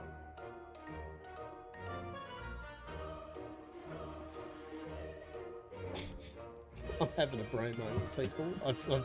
There's a system where you slot stuff, and if they're slotted, and I literally am having the worst brain fog at the moment over this game. I'm not normally this bad.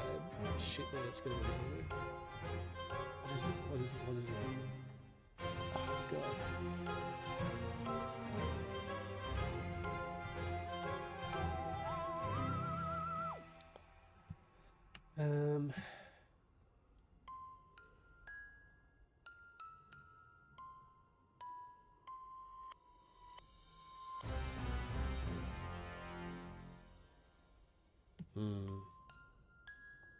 It's an MMO. Anyway. It leads people doing one stupid thing where they trap the monsters because very... Yeah, 100%, right? Like, I mean, I fully can see that, right? Yeah, I fully can see that.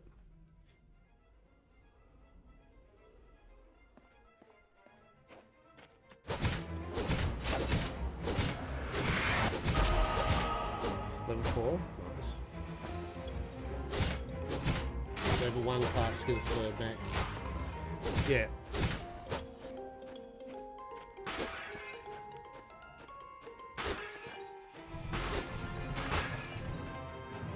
And then save it as at the other 2? Yeah. Ooh.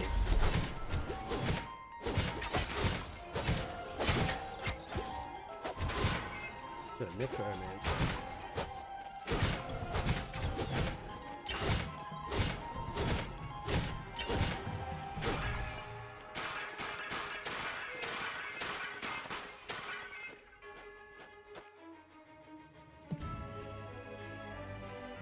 It was such a bad system. 45 minutes to exploit to level 1 to max and needed to do that 11 times. Yeah, no. That sounds horrible. Right. Right. That truly sounds horrible. Oh, now we can do that. Okay, so what do we got?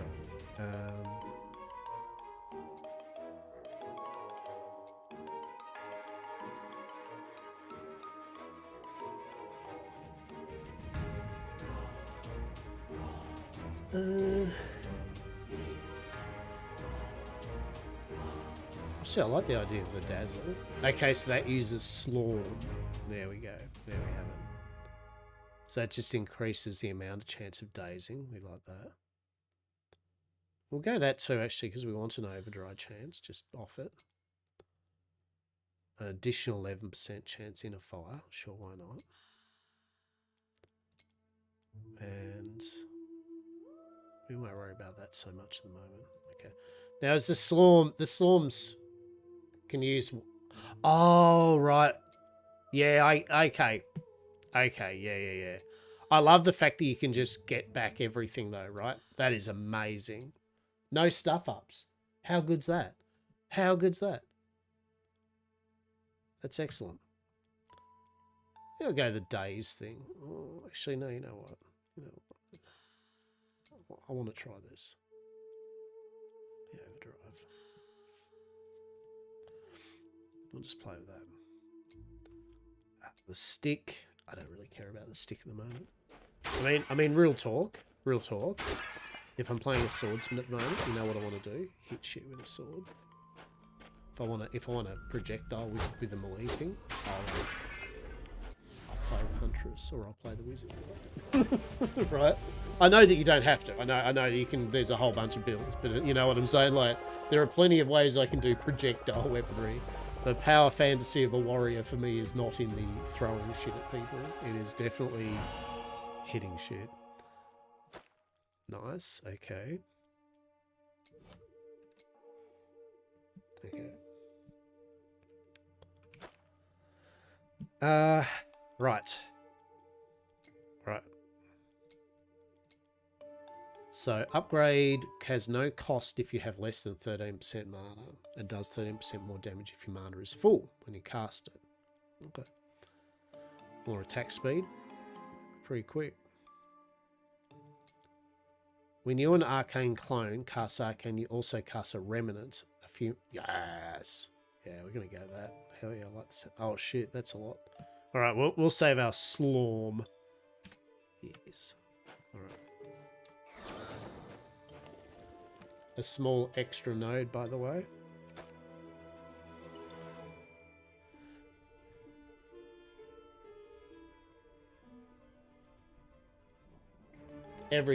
Yeah. I can imagine, right? Like, as I said, coming into it just from a casual approach, it's easy to work out some things. But yeah, I can understand from, yeah, like full min-maxing and going hard on making builds. Yeah, right. That looks good. Yeah, you can make crit builds, stuff that does lots of attack speed, so you're spewing shit off everywhere. Double attacks. Yeah. I think I'd like to know that. I'd trade that Remnant Copycat out. This is what we want, though. Where's the big beam?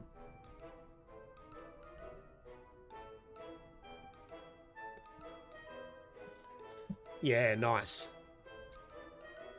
So we can, while channeling, you or your arcane clones now rotate 50% faster. Oh, good. When you're channeling, you have more armor. Okay. Deals just flat more damage every time it gains power. Nice. You may move while you may now move. Oh, that's nice. Yeah, cool. All right. Move around while doing the thing. I mean, look, honestly, I'm just going to go ever-evolving wizard. We just... Like, we're going simplistic on this, right? All right, be right back. One moment. Might be a sec.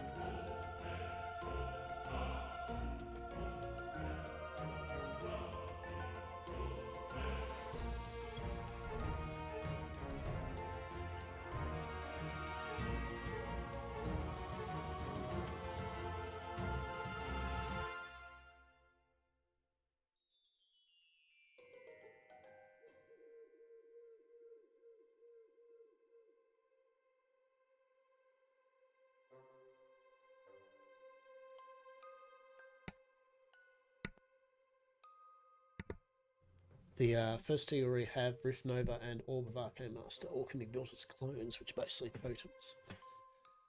The missile thing also has a variant where you can use the clones as engines. Yeah, I can imagine. So I mean, so far, what my general opinion is of the game is it's good. Like it's doing all the things it needs to do, right? Like it's movement smooth, the shooting, the combat feels good. There is a lot of things for people to play with. Yeah. Oh, so that one is... Oh, actually, that's a good point. Hang on. So that's Obliteration, that's Arcanic. So basically, Obliteration ones gives us... skill damage. Right, okay. Yeah. So if we do... I left my shovel compass a little further away, you should easily find it. Only if a villain didn't snatch it from me. Okay, so if we do this... Yeah, we've got all three. Charism, then games are incredibly grindy.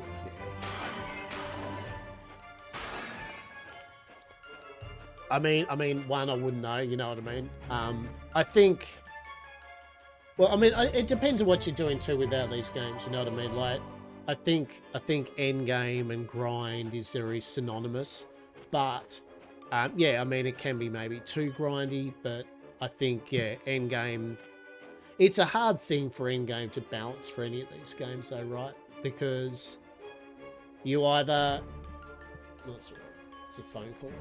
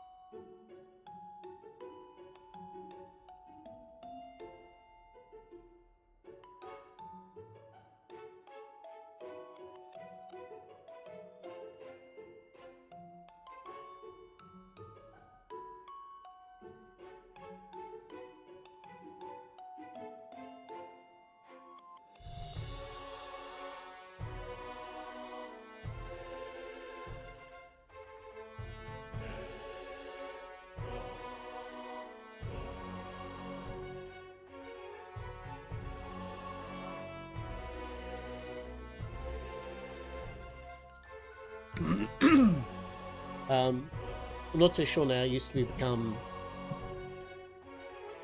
where you farm 40 hours for 5% roll. Well, maybe a lot better. Yeah. As I was saying, yeah, end game's always hard for a game like games like this, because at the end of the day, you either have people that play the game so hard that they absorb any bit of content. Yeah, like the moment any pinnacle boss or zone or area is out, within the day they're like hoovering it up and they're like, oh, it's all done, you know. Or there is nothing much to do, right? So it's very hard, for that balancing act for any of these, especially ARPGs, to offer something for everyone that they're going to be enjoying. I I think also too with grind at the end game, those that are going to grind anyway, right? You probably agree. Like they're going to get there and just grind because they've enjoyed it so much. That's what they're chasing, those last few pieces or whatever. And the people that don't care about that, they're just going to make a new character, and they're not going to worry about the fact that the grind's real, right? They're just going to go, yeah, I've hit the end. Let's make a new character and have fun with that. Yeah. But I can still offer that appreciation that the company still has to think a bit for those people, you know what I mean? Because unfortunately, how do we say this? Realistically, usually they're the people that do a lot of the YouTube stuff and vids and build guides and promo of the game, right? Like, not all, but you know, most of the time it's those that are pushing through the campaign, doing the end bosses, showing their builds off. And unfortunately, they're the ones that show usually a bit more promo of the game. And so I get the companies, I guess, are kind of like, well, we got to kind of keep them happy as well, right? So look, I guess what I'm saying is a very hard boat for any developer making any of these games, eh? Like I think they can't win.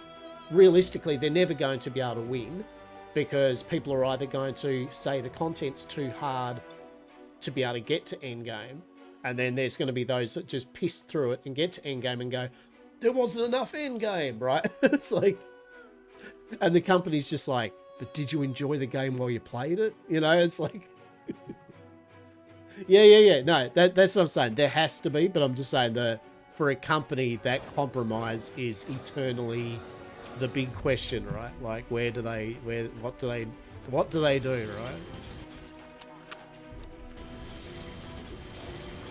I just love that. I can't stress enough. That makes me so happy. Oh, Potapalooza. I mean, realistically, because I play a number of games, it doesn't really worry what the full end game is for a game. The ARPG end games aren't too much for me, and that's personal. That's just personally me. Because I'm never doing pinnacle bosses much, right? I'm not spending much time in the end game of any one game. For me, as a player, what matters is the experience up to that point. If the game gives me my value for money, and I have had fun playing it, for the time that I've decided to play it, then for me it just ticks a box, right? It doesn't matter how long I've played it for. If I've went, this was a really good time, I feel as though I've spent my money wisely, I recommend it, then the company's done good as far as I'm concerned. But yet again, a person's mileage is obviously going to vary based on what how they play these games, yeah? So, yeah, it's definitely difficult. See, for me, I'm happy in the knowledge that I can shoot a big beam of lasers. Oh shit, oh you sneaky shit. If the compromise is too heavily leaning in the 10 people playing full-time, it's going to feel bad for everyone else. Yeah, I don't know. I honestly don't even know what Path of Exile 2's, whose their audience is, right?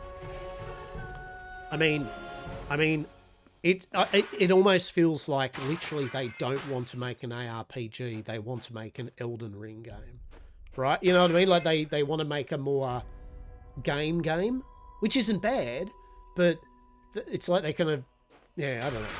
Yeah, you know what I'm saying, right? Like,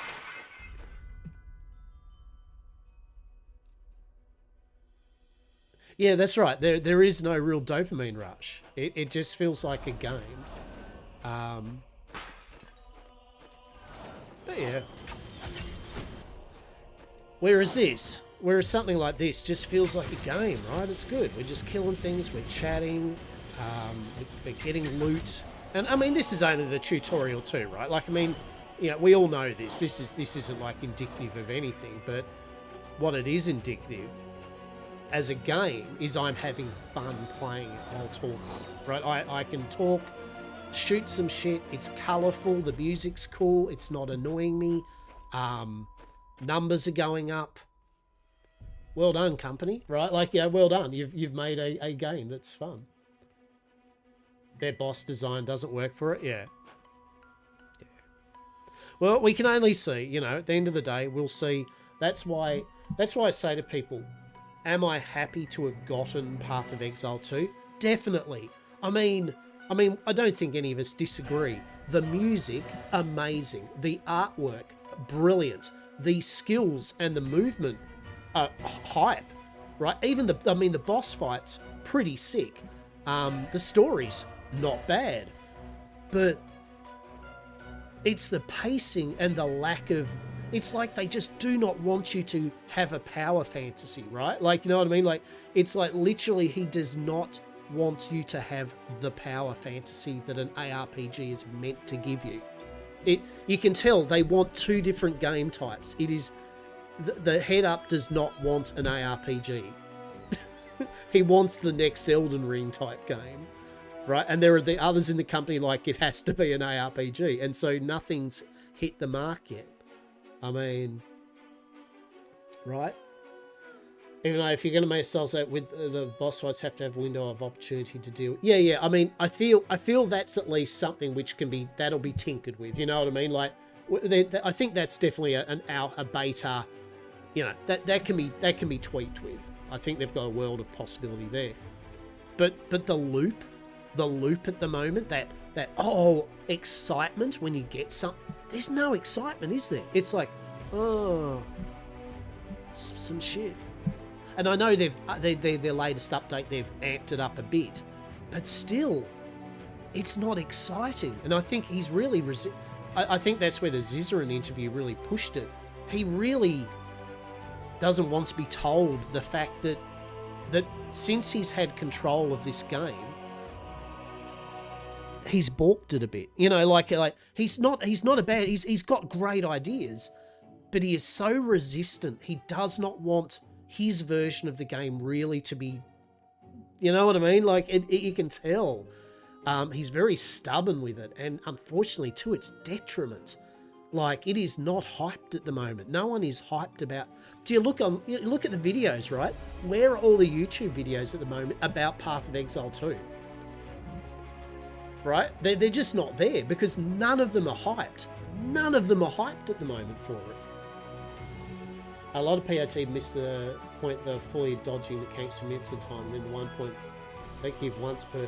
Yeah, right. No, I agree. Yeah, right. It doesn't feel good when you finally do the mechanics and then you get in for a bit of a go and a sliver of health bar and then they're back up again, right? You're like, what? It's like games where they give you a stun opportunity and you stun them and it's only for like 1 second, right? Like you stun the enemy or the boss and then it did nothing. And you're like, well, why give me a stun opportunity? Right, that's the kicker. And then it drops 2 white items and 3 gold, right? And then it gives you shit. Then it goes, thanks for that. That was a good fight, wasn't it? You're like, whoop. You know, it was a struggle, but I got through it. I feel good that I finally defeated it. What is my ample reward? 2 white items and 3 gold.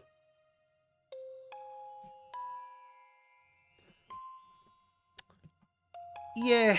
Look, I don't want to, because look, I mean, the usual thing. I don't know the gentleman. I don't know what he's like in real life. And I'll be fair. I think he's under a lot of pressure because he took the mantle over from basically an amazing IP that was doing so good with Chris. And he did have some good ideas. I mean, let's be fair. He has some really good ideas that technically will work.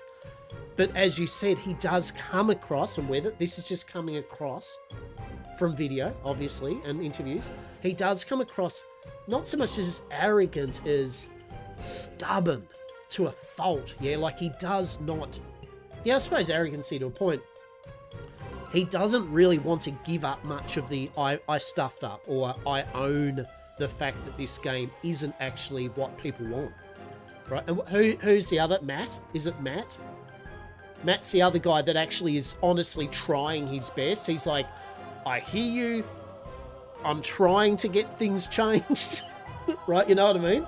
I think it's Matt, isn't it? Matt's the other guy that genuinely is trying his best. Yeah. And we felt bad because the moment Matt, yet again, I think it's Matt, the moment Matt would, in the interview with Zizarin, go, look, all right, I see what you're saying. You know what? What we'll do is we'll try to do that. And then the other guy's like, no, we can't do that though, right? It's not going to work. You know, you can tell that already between the two of them, they must have some arguments, right? Like, they must have some filthy-ass arguments in the boardroom or something. It can't be a good conversation happening half the time. What the fuck was Chris? What do you reckon Chris thinks about all this? Do you think Chris is just going... Right? He must be, right? Or do you think Chris is like, actually, Path of Exile's mine. Path of Exile 2's got nothing to do with me, so I feel fine. Or do you think he's like... Right? Right? Do you think Chris is just like, everyone likes Path of Exile 1 and I'm fine with that, right? Like, it's not my rodeo. It's not my show. I've moved away from it. No. And here's the other question. Do you think that the Path of Exile 2 problems comes from the ownership by Tencent? It's Tencent that owns them, isn't it? Do you think Tencent now is having something to do with this? Like that there's someone's having a bit of a, you need to do this, this and this? No? Fair enough. Yeah. For those that have joined in or just vibing, we're just talking about the Path of Exile 2 and its development at the moment, which is, in a polite way, a bit of a shit show. Yes. Yeah, you know what? You know, I fully agree with that, actually. Tencent are very renowned for the fact of, if you make us money, we're good. If you don't make us money, you'll be shit canned. Like, we won't even blink an eye. Have you got a beloved IP of 10 years? We will shit can you. Like, in a week. We will close your whole business down, right? Yeah, I was going to say, like, literally, right? They have closed down so many good games and companies because they didn't make that much money. Hell yeah. Anyway. We're going to go ever-evolving oomph.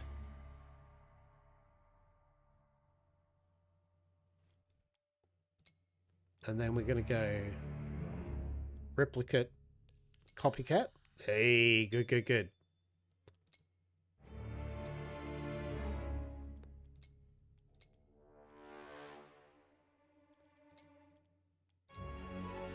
Excellent. Oh yeah, no. Look, I mean, look. At the end of the day, with my stream, I mean, I'm not. This isn't really a stream of let's mega discuss PoE 2's woe or anything. I enjoyed just a little conversation about the game as a game, as an ARPG, and I think we'll sum it up like this for me anyway. Path of Exile 2 is possibly going to be a kick-ass game. It has great music, great artwork, great story, great characters, great voice acting. The skills and the mechanics are pretty damn good. Like, the movement is mint, but it has a lot to go, because currently it is a very boring ARPG. And that's the worst thing you can have as an ARPG, is be boring. They've got to make it not boring. The moment they make Path of Exile 2 exciting to play, they're on the right path again. Yep. Yeah. No, that's fair. That's fair. No, it's all right. We'll leave it at that on that topic with that one. But yeah, the main point is too, is that it allows for a lot of these other ARPGs currently to shine that they might not otherwise shine. Oh, there we go. Yeah, so now we're doing double pew pew. Yes. Now I'm feeling it. Okay, so there's a good example. Just with a new ability that does an extra missile, right? That feels more exciting than half the Path of Exile 2's new skill. Like, you've got a new skill, and you're like, what does this do? Blah.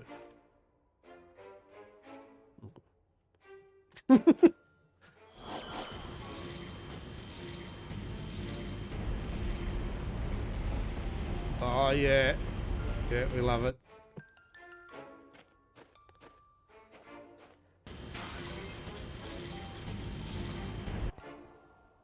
And we blew through it. Oh, no. Well, now we have to be a bit careful with that mana.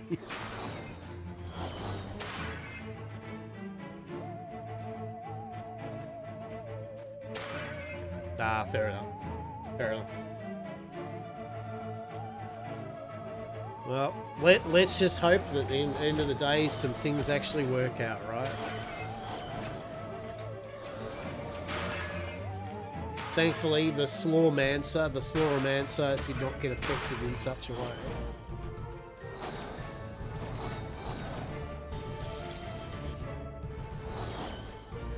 Like, we're going to need to ramp our mana up now because we book smash. What? Let's have a look.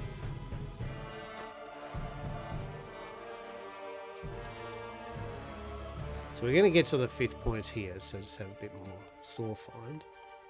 And then book smash. Okay, so it's an active skill, and these are non-active. Auras and Ancestral. Okay, so what does book smash do? You drop a big, large book on the head of targets. The book wasn't that good anyway. Since you're smashing enemies with a book smash is considered like a melee skill. I love it. I love it. Library membership. Book smash applies arcane bond, which deals elemental damage every second. It's equal to 100% of the mana you've spent. Okay. Mastery. Book smash has initial melee recast for each non-obliteration emblems. Okay. Heavy Encyclopedia also does splash damage, basically. Oh, shit. We're going to try book thing out, right? 100%.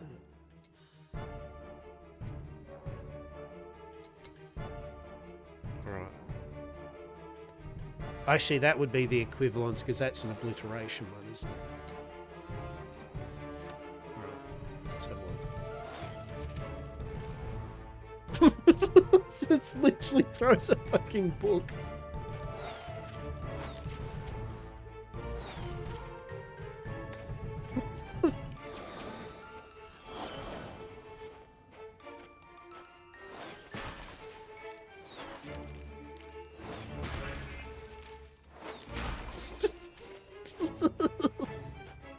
Amazing.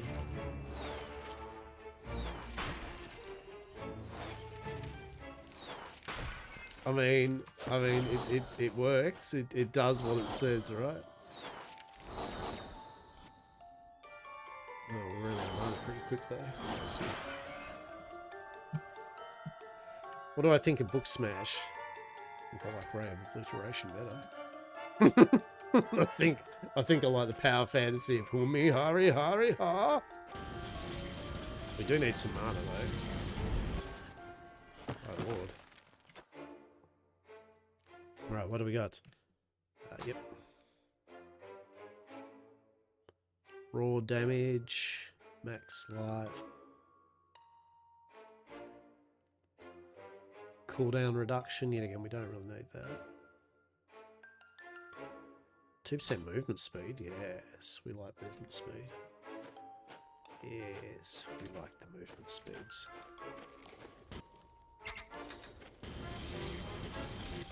Oh shit, oh god, we have to, yeah, we're gonna have to definitely put some points into the mana regen, right? If we're gonna be twatting around with this. Holy shit.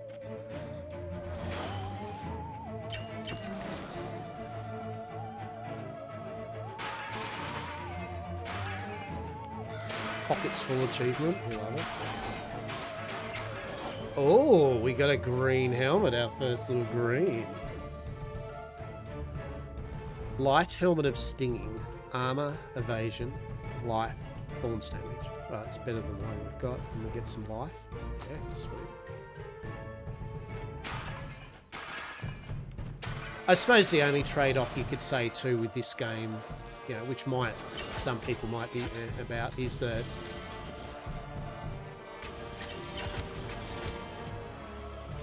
that the equipment doesn't show on your character, right? You know, and there'll be some people that's actually a turn off. I mean, personally, I don't care. Evasion and armor, critical strike chance.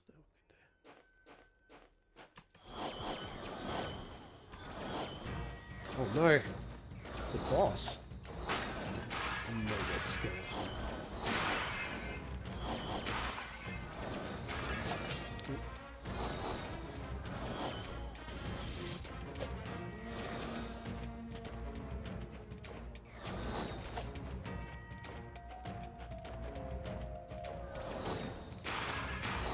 We'll fix the mana solution up now that I know how much kind of mana we're draining through.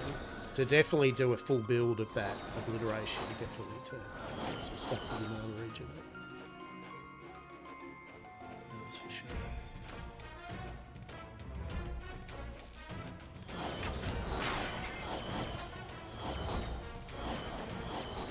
There's the bridge.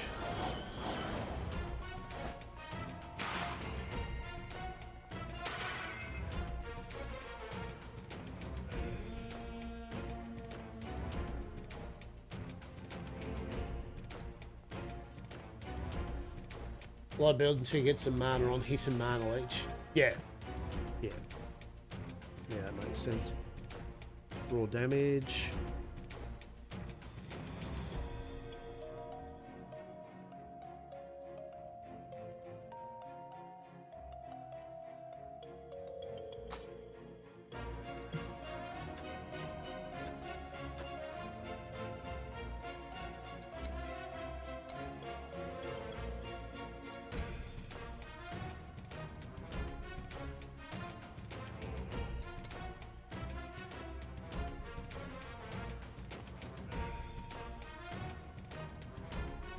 Okay, so it does skill damage. So Arcane Missile is not affected by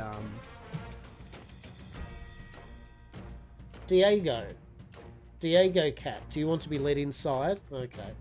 We're just gonna get Diego Cat inside.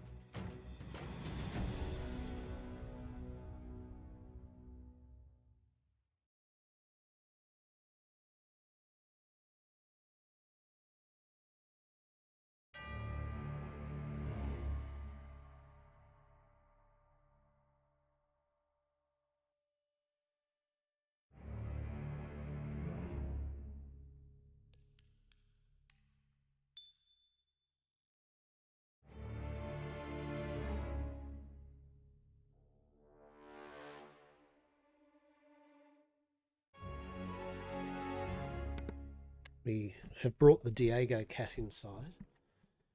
We have fed the Diego cat, which actually gives me a good point. Soon I will need a quick 5 minute or so BRB soon. We'll just finish this off where I need to actually order some groceries quickly. Some cat biscuits, actually, of all things. I need to do that, so yeah.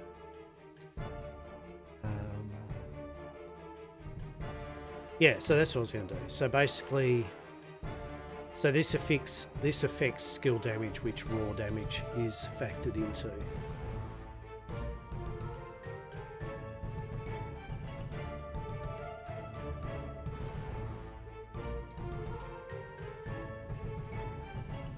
Raw damage.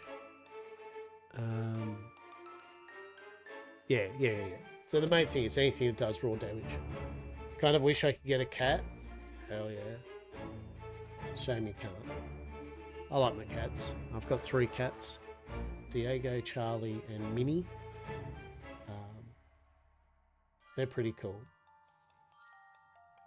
They're pretty cool. Hello, I am Diego Cat, and I need to be let in and fed.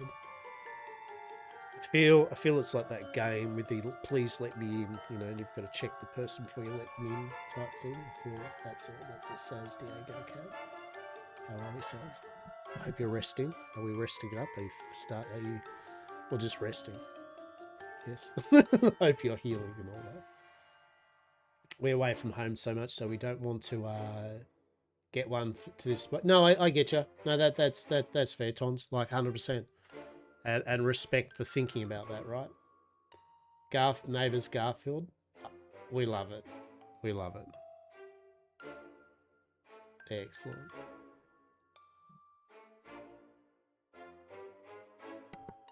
Now I'm just going to shut the door, won't be much.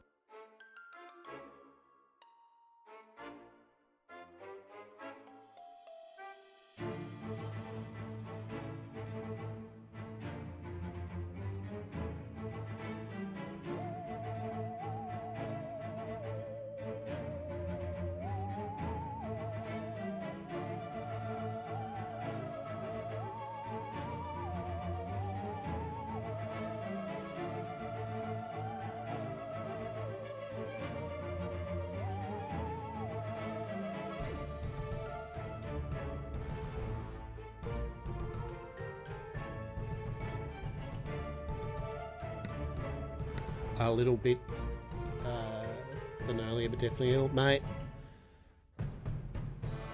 I'm sorry to hear that you're ill. I hope this rest and vibing and chilling will restore some health to you for at least this day, yeah, for sure. Hopefully the music isn't too overbearing. If it is, I can turn it down or something. And yes, it is orange. It is called Garfield. Truly, oranges are the best cats. They are excellent. They are excellent.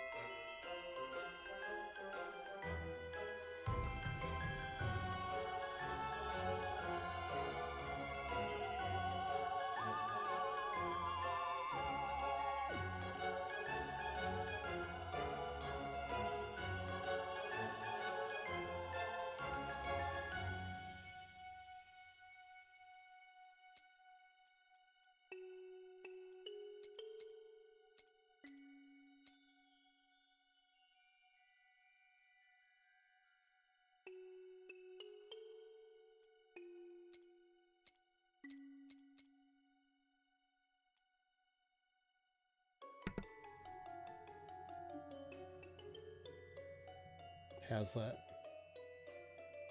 Does that sound a bit better? Is that a bit quieter? Is that more vibey?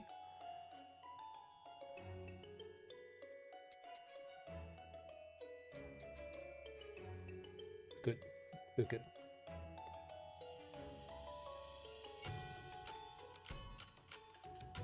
Our neighbours are an older couple who are very much Garfield fans. Not surprising they got one for themselves, right? It is. That's the Diego. Got family cat Tigger, as in the Tigger from Winnie the Pooh. 0 brains with all the love, right?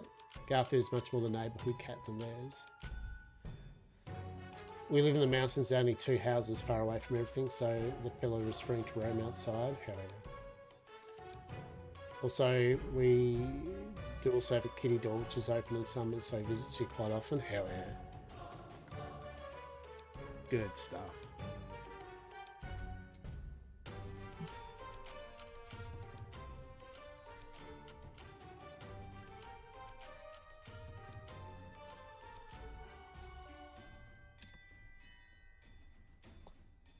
Yes, they are good value. Diego's doing his usual thing where he's went outside last night and hanged over at someone else's house. He's a bit of a neighbourhood cat and has come in to get his teenager food, and now he's all... And then Minnie Cat just woke up, and so she's having a little hiss bit at Diego, and Charlie's still outside somewhere because he's an obstinate old bugger and he's refusing to come inside this morning. So, cats.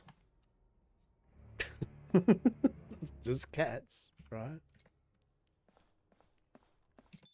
Well, that's okay because we're playing some chill ass ARPG-ness, and it's all good.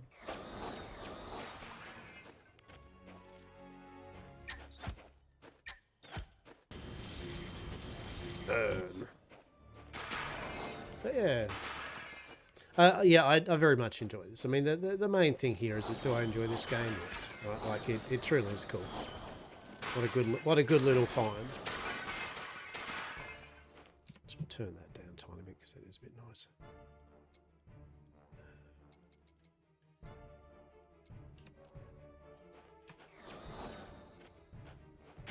There we go.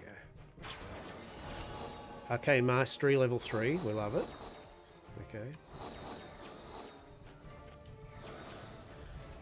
There we go. Get the... Oh, yes! Yes! Yes! Love it. Glorious. Combo streaks. You are on a killing streak. Being on a killing streak is mostly for fame, but also increases your percentage slorm find. Amazing. Amazing. But yeah.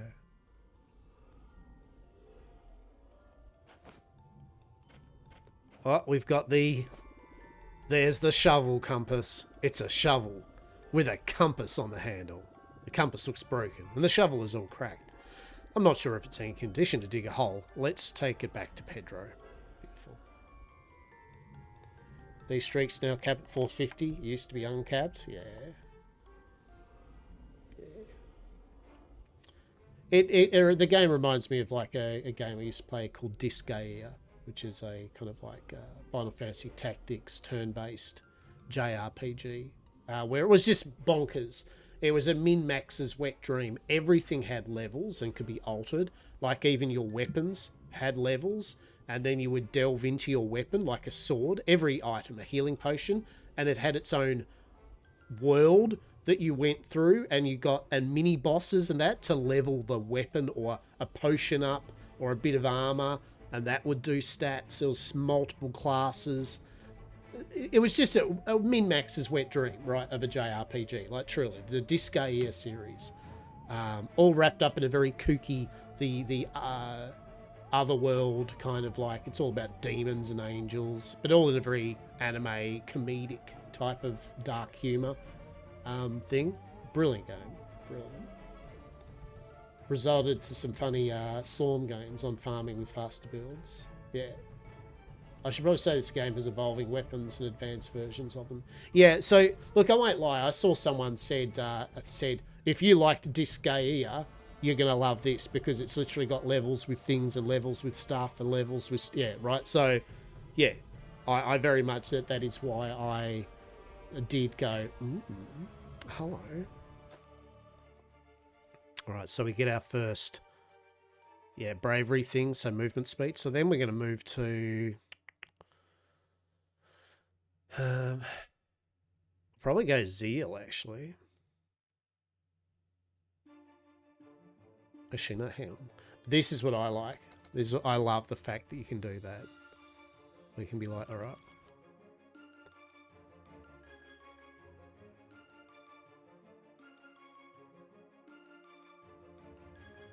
Max mana.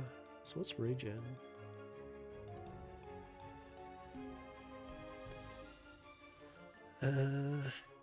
Dex. Willpower is max mana.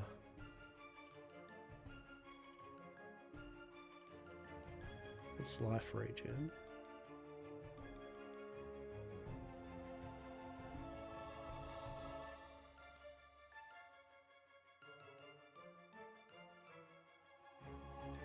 Am I not seeing mana regen? Oh, yeah, okay, so that's mana regen. Determination.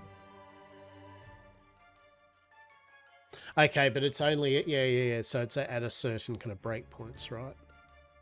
Let's just give us more mana. I don't know. We'll see. Just recently I got your Bow of Ferocious Affinity to Primordial. I mean, you know, you said words, and I love those words. Those words are delicious. They are good. I want one of them too. Yeah. We're gonna play this. We're gonna play this for a bit longer today, and then we'll probably in the afternoon or something. We'll just do an hour or two, or an hour and a half, or an hour, whatever, of Parlia. Let's have a little vibe of Parlia. Pedro. Oh, I forgot. I found this in the pocket of the unfortunate Brian McRipped.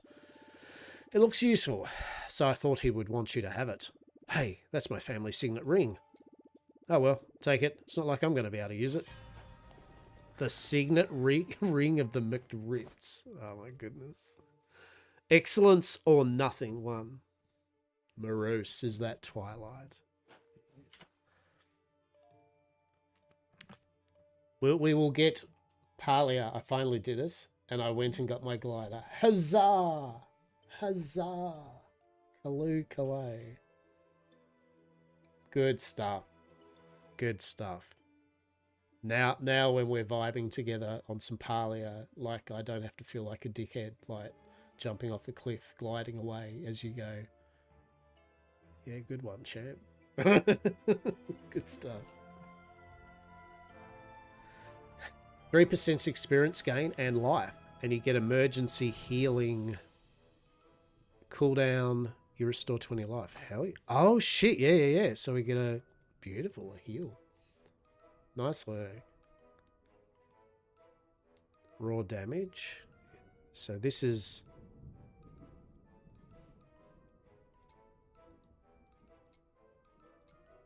Yeah, once you're better and all that, like over the weekend or something, I'll be down yet again for another burst of Enshrouded, but we need you better. We need you good and healthy and stuff. Fight the plague. Fight it. Wait, why is he sending me in here again? Wait, what?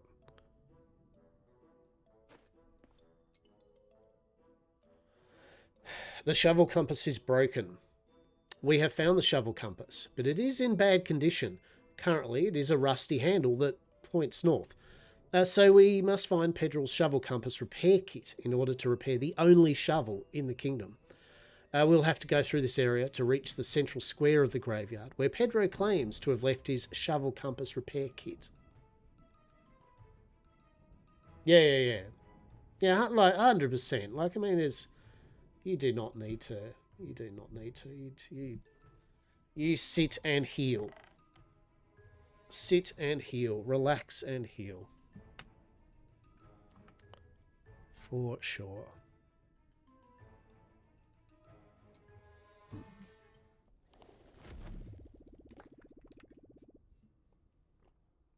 Or at least rest for a good chonk and then see how you feel. Alright, we have to go through it. Well, that's strange. My shovel compass is no longer points north, but that direction over there. Maybe we should follow the way it's pointing. Okay, Pedro.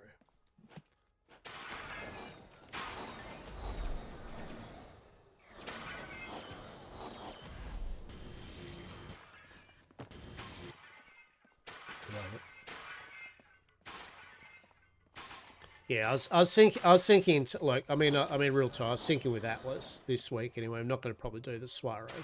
Probably, if you're keen or up to it, might do another Monday of actually go to a few places that have human beings. That was an idea, and then go from there.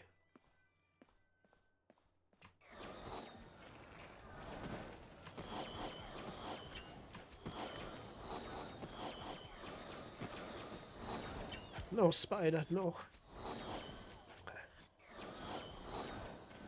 Yeah. Yeah, she's certainly got pretty quiet. I was noticing these streams in the evening that were, although there weren't that many, even they're starting to filter down, right? It's like, shit, alright. Fair enough.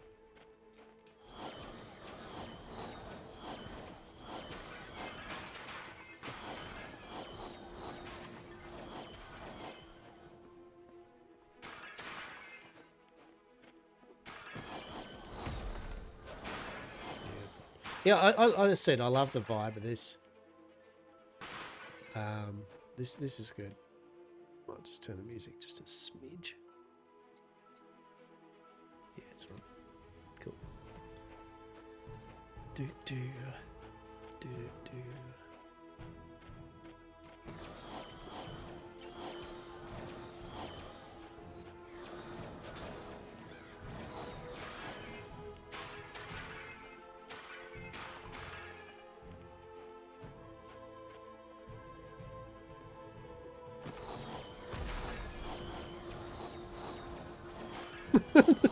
Ta-da! Fucking no mercy for potters. Word up, you all. It's your boy, Lockhart.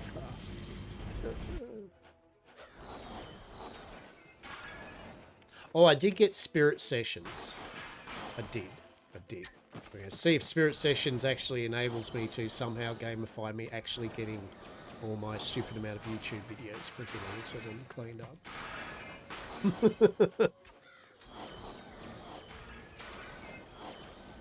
Well, like, so I had to... Mastery level 3, love it. I had to get like $40 worth of stuff off Steam. I bought this, it was $20-something. And for the way I pay things, I needed to be $40 worth. And I was just looking through all the shit going...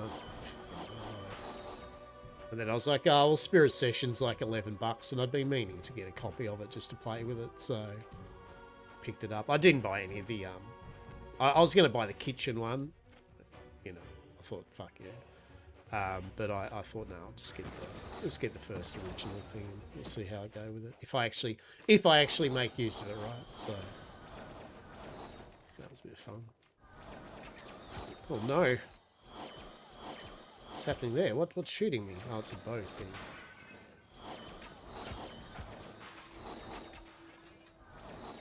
Let's get rid of these bow and arrow dudes.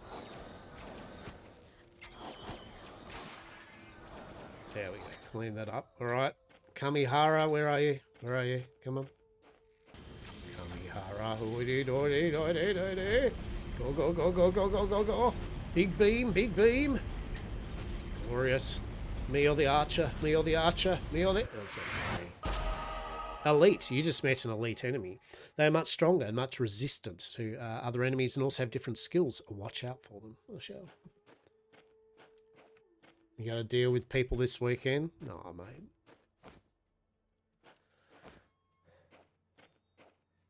Could have this hobby without need to deal with people.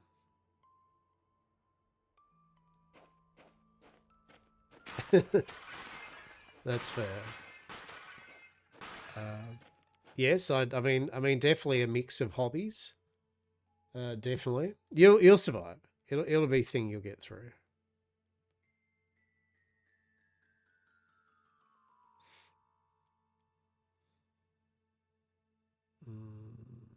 Sure. So long as you have an all right weekend, matey. So long as you do have a good weekend, yeah. That's the main thing.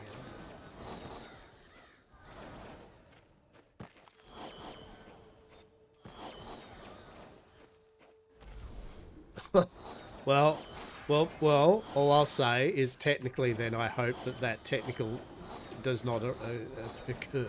Yes, I hope that the majority of it will be fine occurs. Yes, I cannot foretell the future, but I can only at least hope that is the case for you. That you have a good weekend and it brings you joy. Yes. Motorsports. There you go.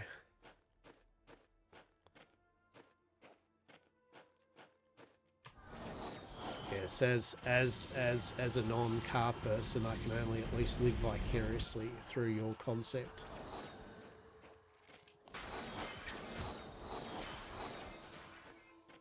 Driving amateur level, yeah, shit, all right. Yeah, well. I hope the safe drive, right? Safe drive and an enjoyable drive race, yeah. For our main event, yeah, hell yeah. Hell yeah! Well, tell us how you go when you finish up with it, matey. As I said, I hope you enjoy it, and it's a safe one too, yeah.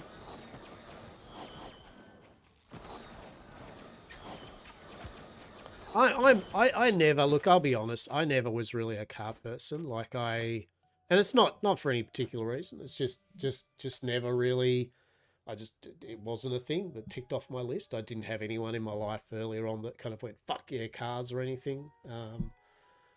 I had lots of friends that did, obviously, right? Like shitloads. But it never captivated me. I was more the nerdy guy. Like I was in the library all the time. I was doing the role playings and the readings and fucking action figures and collecting shit and all that, right? Yeah. I mean, but to be fair, the same could be said for any hobby, right? Golf isn't for everyone. Cooking isn't for everyone. You know what I mean? Like, look, a hobby is something that you personally enjoy, right? At the end of the day, that's why I'm adamant that you at least appreciate a person's hobbies, even if they're not your own, that you don't diminish their hobby just because you don't do it, right? I can think of nothing worse when you hear words from people say things like, oh, you like football, do you? Or, oh, you like reading, do you? You know, as though there's some sort of just that backhand, like, dumbass remark of you do not do a thing that I do. I find that puzzling and perplexing enough that I must voice this concern I have. Exactly, right? Exactly.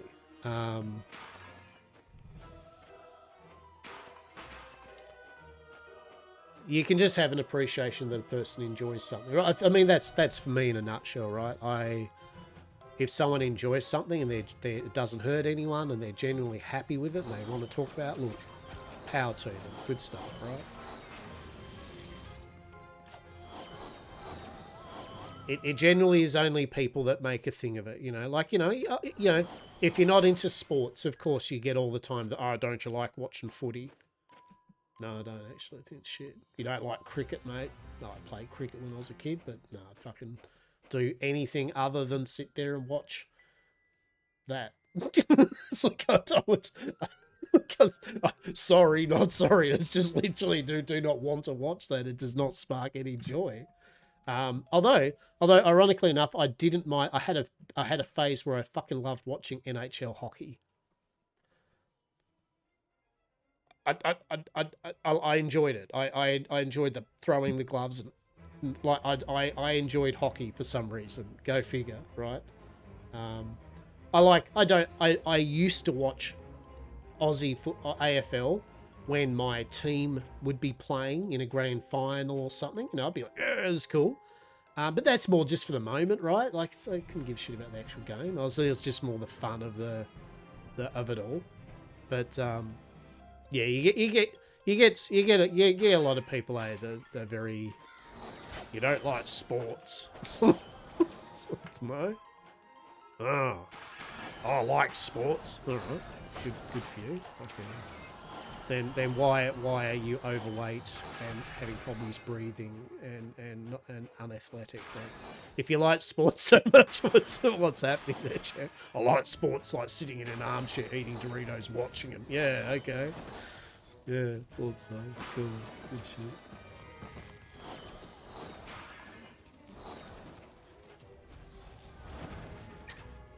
Oh, let's get a good one.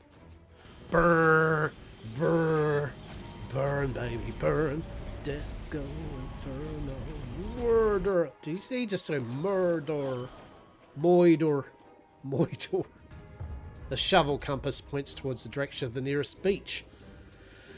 Ah, breach. We should use it to close breaches and save more villagers. You have released a villager that was trapped inside the breach. He will make his way back to Adverts, and you'll be able to talk to him once you get out. Hell yeah. Professor Geranium. What an amazing experience. I have to go back to the village quickly. Oh, but I see that you have a Slormancer.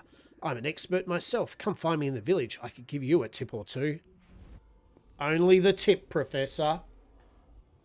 Only the tip. Or two. Couple of tips. Alright? Only a couple of tips. No more than a couple of tips, Professor. We've got our eyes on you. Don't like the PR stuff for the waiting or dealing with people not really watching the races? Yeah, fair enough. That's fair enough.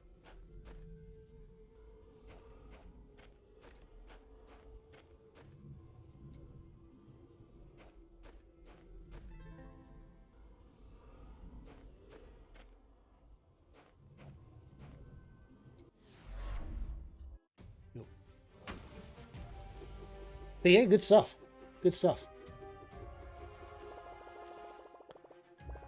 Yeah, thankfully most of my hobbies are things that involve me in my office and not doing them. So as we love to use the beautiful ruined inn that I 3D printed and I went on about while I was printing it, and then I've barely touched it, as in all I need to do is put some primer on it and paint it, and it's more anticipation for me and mine that are waiting to see me actually do something or paint some of my 20,000 figures, right?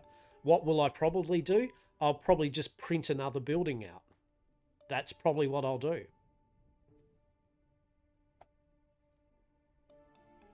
I mean, maybe I can do like the Spirit City lo-fi thing with a picture up of me spraying the inn with primer. I don't know. The dulcet tones of brrr of the air compressor. Okay. I can imagine how pretty it'll be done up. That's the exactly. Well, and hopefully. Yeah. I've got so many 3D. I've so many resin models too to primer. Anyways, I know. Yes, you're right. Look, as I said, says I'll make a deal with you or something when I'll just be a deal thing with this, right? I'll be like, look, if you finally do your cross stitch or something, right, as a stream, then I will in return I'll actually put some paint on something or something, right? How about that? See, that way we get the best of both worlds. We both actually technically achieve doing one of the myriad of things we have on the backlog of bullshit. 100%, 100%, because that's probably how it's only going to work, right? Motivation through literal enticement, right? Through bribery. Dr. Geranium. My name is Geranium. People often call me the Reaper Prof. Slorm Reapers are exciting weapons, you know. He's like Professor Oak of weapons. They have a soul of their own, awakened by the Slorm. There are many of them, and each one has a forged for a champion of Ara of the past. For some, Slorm Reapers are items to collect, others use them for fights. Given your incompetence in battle, you must be a collector like me. You have merit. They're very rare weapons and very hard to find. Yeah, like it's a mislet. What?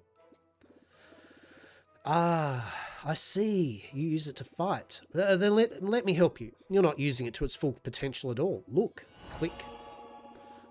This is it. From now on, your Slorm Reaper will become more powerful every time you absorb Slorm. Isn't it wonderful? It is, actually. You'll be able to find others during your adventure, but be careful. They are very rare. Come back to see me as soon as you find the first one. Slorm Reapers are extremely rare items that can be found by destroying breaches. Each Slorm Reaper has a unique effect that can usually change the way you should use your skills. Yeah, so it's a build-defining item, the Slorm Reaper. So now we can power it up. I've mentioned this before. I love any game that adds NPCs or mechanics to a general hub, right? I think that's always been an enjoyable part of any game like this. I love seeing a new person that gives me the option to forge a thing, or now the theatre mode has opened up. You know what I mean? Like, just little morsels of reasons to do things. I love it. We love it. Hell yeah. What do we got here? All right. War Spoulders of Mana. Elemental damage. Oh, we do lose the raw damage, though. That's a bit of a shame.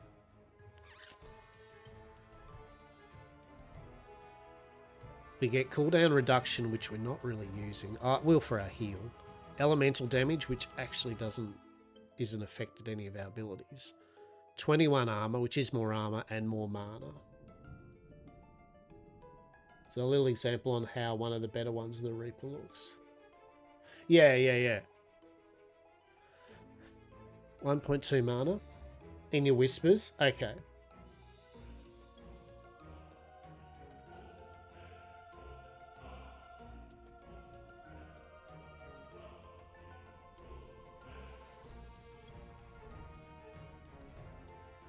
Oh, yeah. All right. Yeah, I get you. Yeah. I love it. I love the fact that there is all the potential for full on end game. You know, like that's good. That's good. Pretty sick bow, by the way. Very sick bow. How much mana are we going to get from this 1.2% then? 988. I mean, 12. Is 12 worth the reducing our damage down? I suppose it is, right? Sure. Life. Mana. Mana regen check. End of day, right? Raw damage and max life. Hell yeah. That's a good one. Don't care about cooldown reduction. Armor, raw damage, and max life. We'll go that.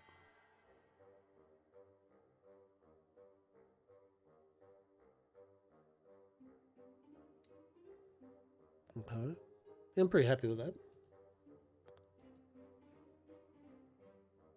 Yeah, so now we can level up our Adam Nostra staff. Cool. Plus, level 2 now. So what's this? Arcane missiles now belong to the Temporal School. Okay, and Temporal is cooldown reduction. Okay, so instead we could get up to 9% cooldown reduction if that was useful. Yeah, okay, we don't need that for the moment. Conflux deals an additional damage. Additional damage is equal to 1% of your mana. Yeah, okay. I mean, there's no reason not to have it. It's a tier 2 thing. It just adds. It's adding more damage. The more our mana goes, the more damage it does. That's right. And then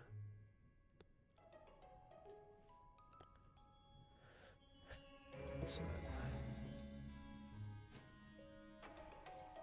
Whenever an arcane clone casts arcane, you have a 35% chance to do 2 remnants. You cannot gain mana with arcane missile anymore with mana leech, but it does more elemental damage. All right. Okay. Big beam deals 0% increased damage. Increased damage is equal to the percent of missing mana. Oh, that's actually pretty cool. Doing more damage the more beam does its beam thing. That's pretty cool. Armor, speed. Yeah, okay. Let's go that. Rift Nova. You summon a Rift Nova at target doing skill damage and elemental damage. Rift Nova oh shit. It adds 2 temporal emblems. Extra crit. Applies vulnerability. Oh man. Oh jeez. We're gonna have to try it out. Obviously.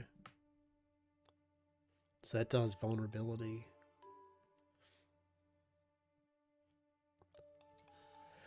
I'm down with that. Okay, let's have a look. Let's have a look. Yeah, okay. I mean that makes sense, right? So that's. Oh, do we do it this way? What do you reckon? Ray of obliteration, void thing combo. Let's have a look. So now at the breach hunter.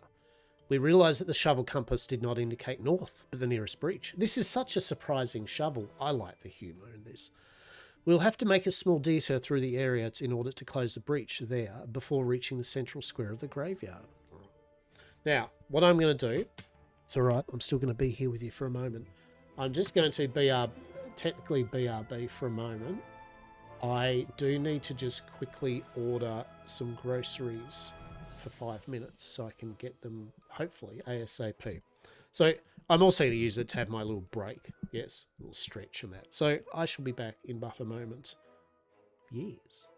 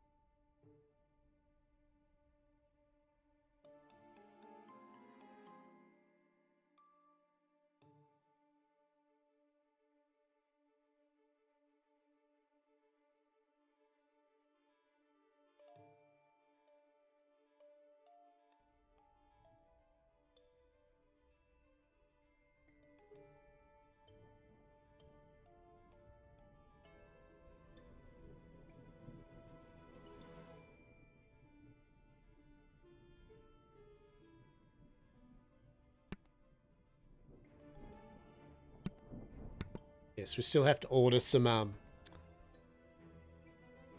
had to order some more groceries because I did my grocery orders each week. And the supermarket decided that, nay, we're going to forget a whole bunch of shit.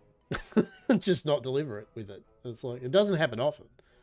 But suffice to say, not things like potatoes and onions and eggs, you know, things that I kind of like as a basic, were not part of what was brought. So, yeah. So it won't be too long. Won't be too long.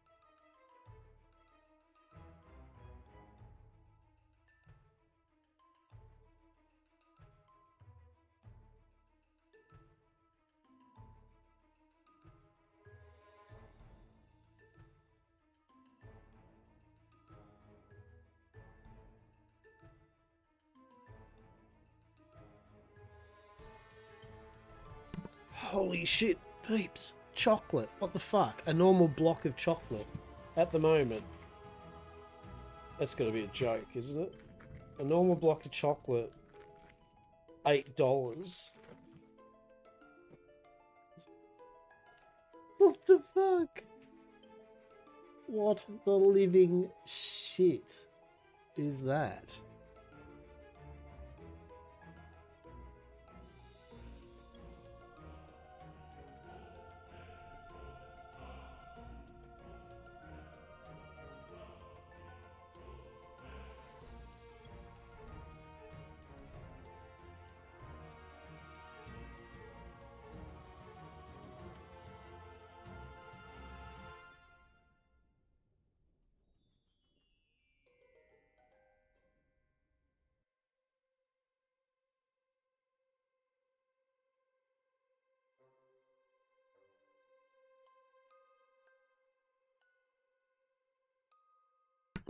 Damn, right? Like, get the fuck out of here, right?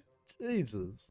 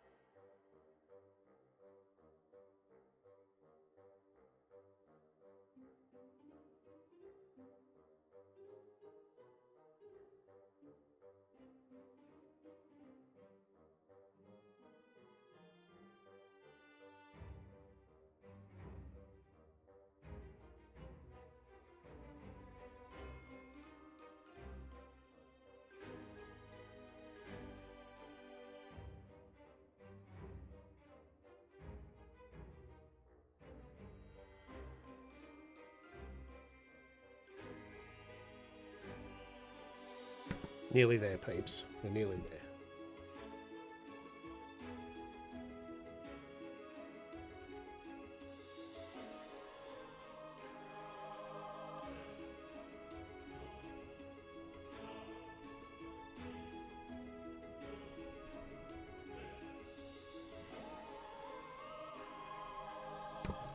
Trying to work out a sweet little treat for myself, while at the same time not being too extravagant.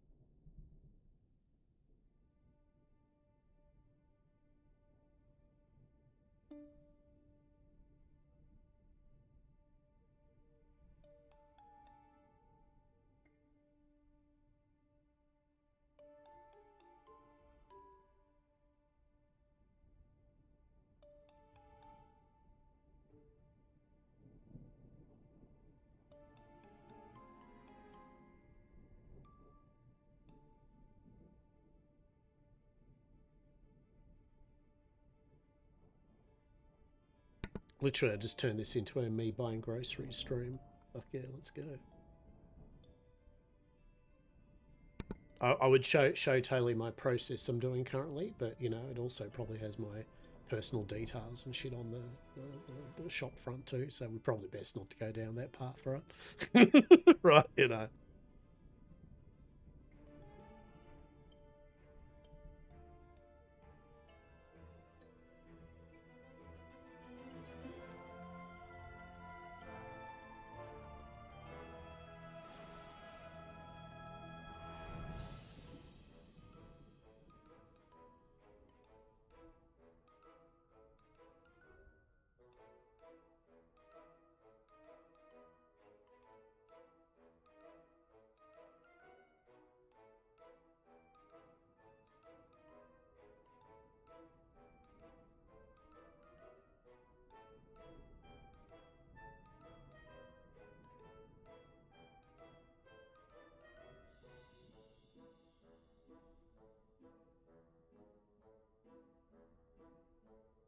Sadly, half the nice things I want at the moment aren't on special. It's bullshit.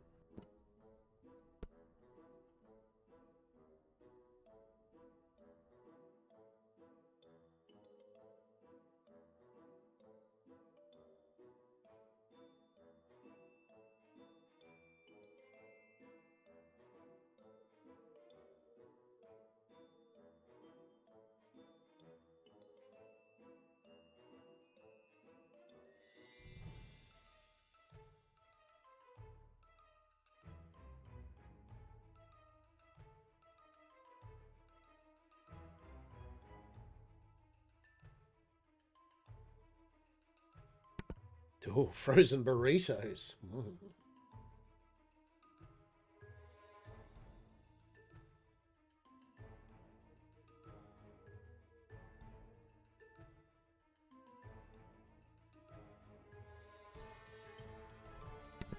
Thanks, that Steiger. Appreciate, matey. And you take care, man. I'll talk to you soon, buddy. Always a pleasure, mate. I've achieved complete damage immunity. Oh my goodness.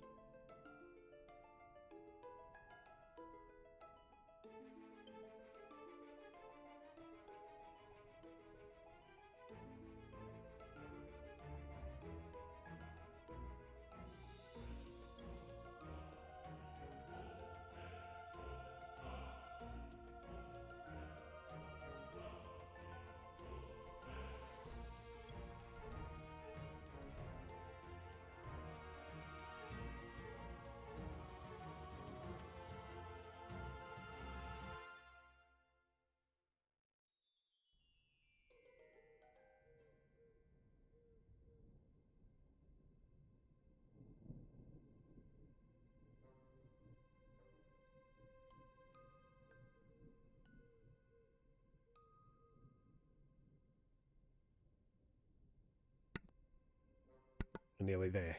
Just checking out.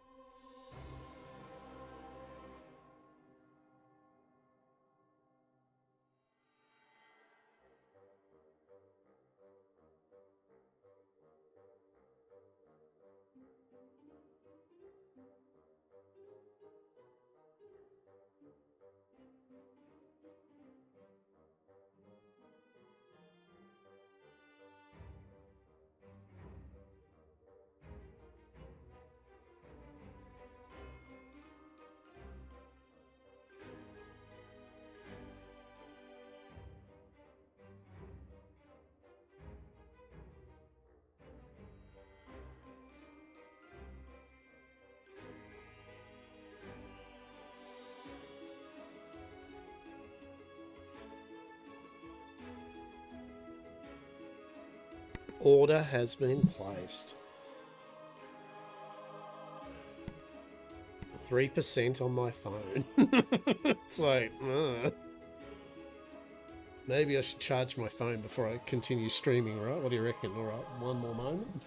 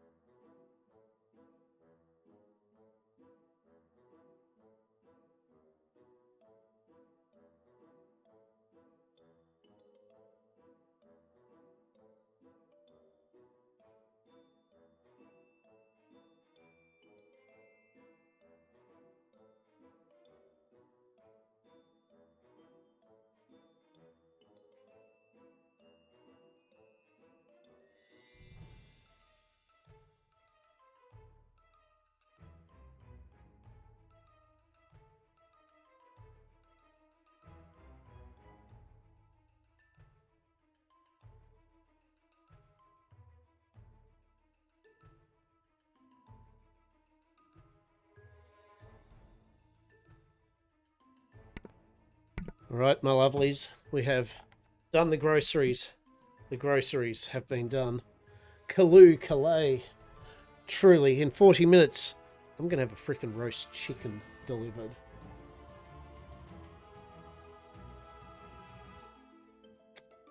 There is a legendary effect that caps the max hit of damage you can take, used properly on mana stackers. It reduces max damage to life to below 1, which game then rounds to 0, and at the same time wipes the damage entirely. You have won the game, Tons. You've won the game. You have beaten the game efficiently.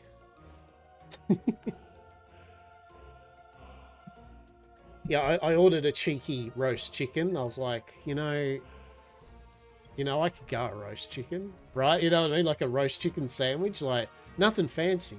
We're talking roast chicken in bread and butter with some mayo and a bit of salt and pepper. Mint, right? Like this is something I can get behind in terms of lunch. So yeah, right.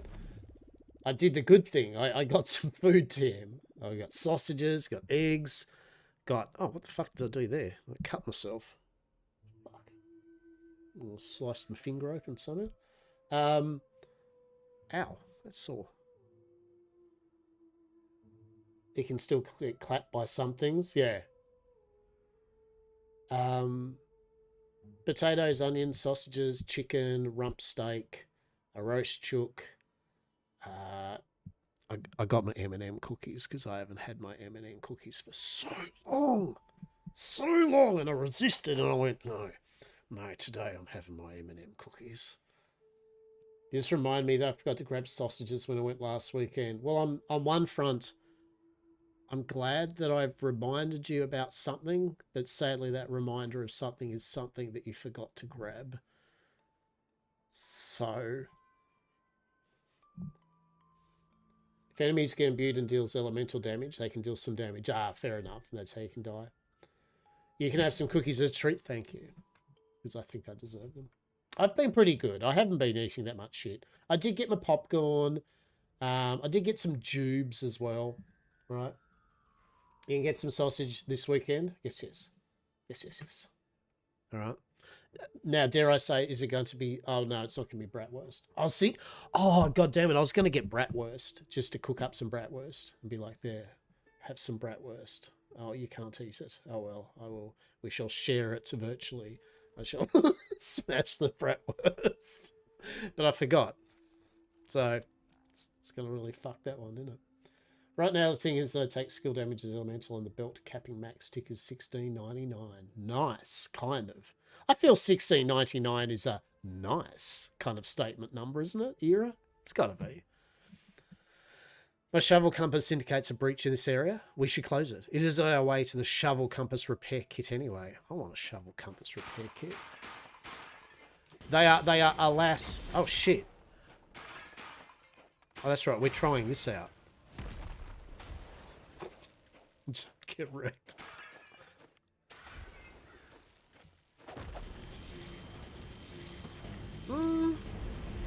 Don't know how it feels. Like, I like that. I do like the void fuck you. That's actually pretty fun. But, we go back to Arcane Missile. Yeah, it's normal ass. It's normal ass sausages. They're not. Sadly and unfortunately, they are not sick ass sausages. They are just supermarket brand. They will do well with mashed potatoes and an onion gravy or something. Sausages. Life and raw damage. Oh shit. And a cloak. Slorm find and max life. Hell yeah. Got myself a bit more soup as well. I've been going on a big soup bender. I've really been enjoying my soup. So. It's affordable at least. It's good when I go on a soup bender because it's fucking cheap. Especially if I make a big pot myself, which I haven't. But so if I get slapped for 20 trillion, it lowers to 16.99. Nice. Gets reduced by armored by 90% to 16. Then converts to elemental. Reduces from elemental res to another 90%, leaving 1, and then transfers 37% of its mana, which makes under 0 value. Tons, you're a mad person. You're crazy.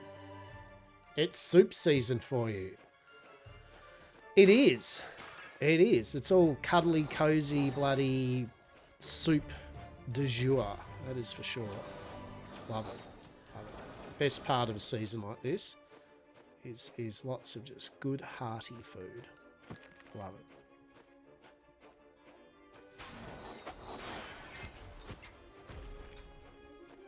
Hell yeah.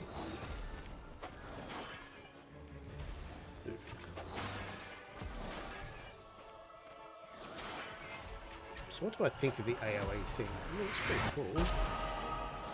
AoE thing's alright. And even if I get slipped by a trillion elemental damage, it takes 11. I said you've mastered the game. You have. But that's what I like. I said Disgaea was a game though that let you do stuff like that, right? Because it threw. There were bosses that literally they made so that you literally had a reason to, right? They had bosses upon bosses that were so bullshit hard that you had to min-max the shit out of it, right? They had bosses literally for people that go, yes, I do 100 zillion damage, and it's like, well, this boss here, you need 100 zillion damage to even dent it, right? It's like 5k life and under a few hundred life, it's not that large of a threat. Yeah. So that gives up raw damage for crit strike and cooldown. Nah, I'm good. I'm good, mate. I don't know how it's feeling with the pew pew and the boom. I mean, I like Rift Nova. Rift Nova's a bit of fun, but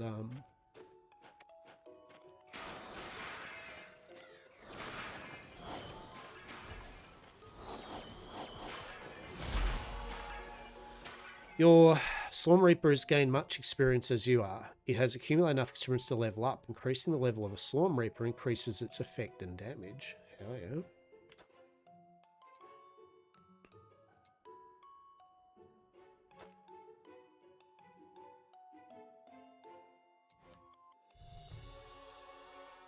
I suppose this is actually where cooldown matters now, doesn't it? Okay, so it just levels up automatically. Right, okay, you don't have to worry about it or do anything particularly with it.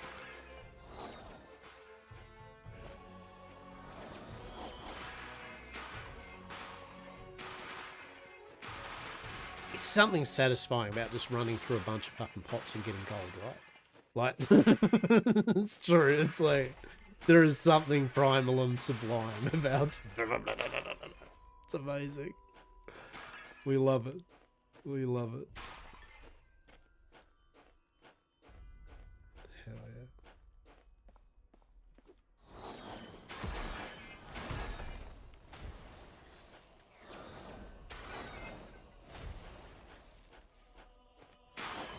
I do like my Kamehameha, but I mean, just doing an exploding void whatever is pretty satisfying too.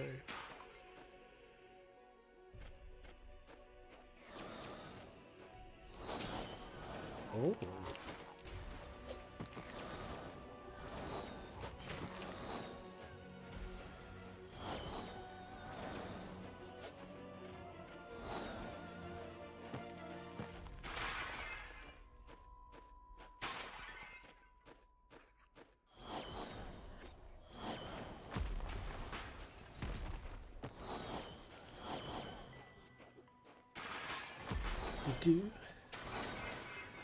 Too bad the dev tombstone doesn't exist anymore. Oh.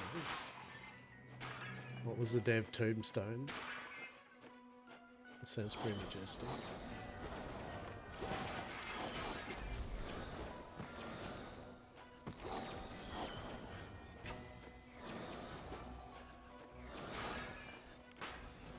We're going in.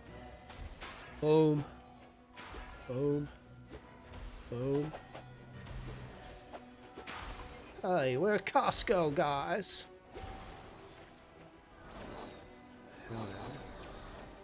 Has anyone been to Costco and got like all the Costco food? Like, I need to live vicarious through it. If I get to come over to America, you know, the first thing, not probably the first thing, but one of the things is I need to hit a Costco up and get literally some Costco food, right? Right? I'd like can has Costco hot dog and chicken whatever the shit it is.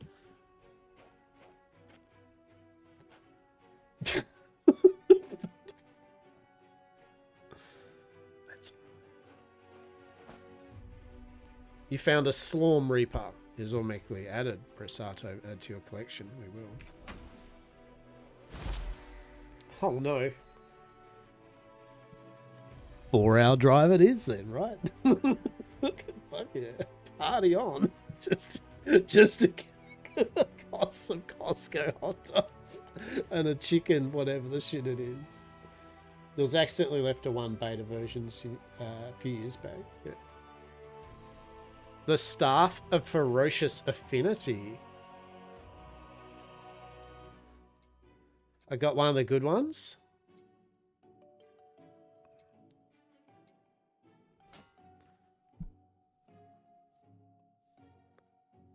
Granted by Reaper. Max mana. Does more raw damage. And including your mana. Whenever you deal damage to an enemy, you have a chance to afflict them with elemental damage.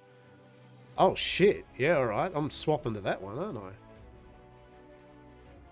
So that just does raw damage, attack speed, and on life hit. 28 to 36. Oh, that's way better. Shit, we're equipping this. Retro Lockaway, it'll be fine if you're doing the driving. I mean, it won't be fine if I do the driving. You imagine how much it's like petrol time that just it's like the world's most. It'd go from Costco hot dogs are so cheap, and then it'd be like these hot dogs. It's like $80, $100 or some shit. I don't know. Funny shit.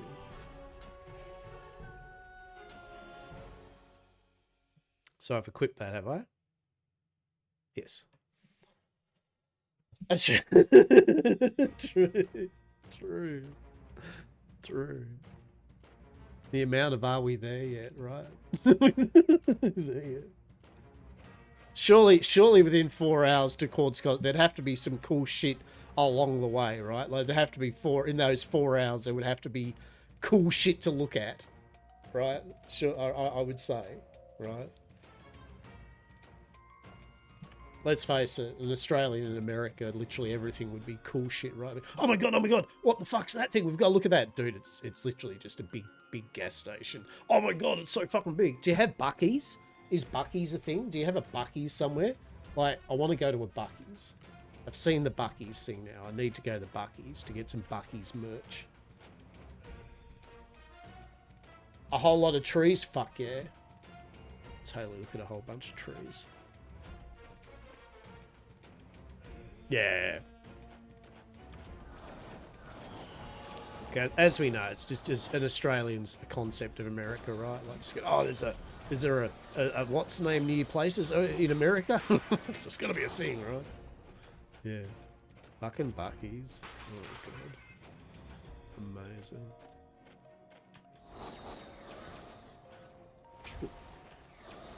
So we got a new Slormancer. Oh yeah. Oh, we've got an assassin enemy. Okay.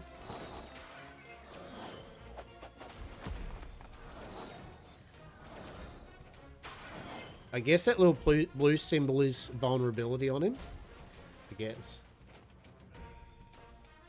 Anyway.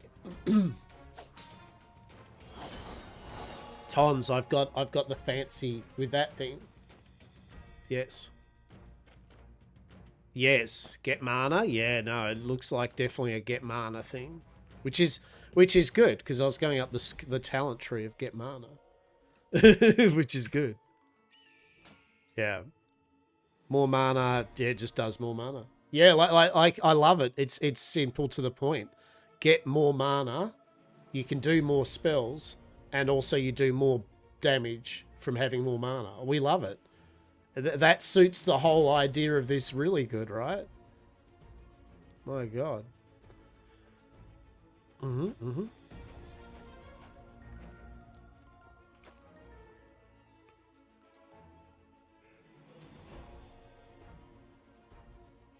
Yeah.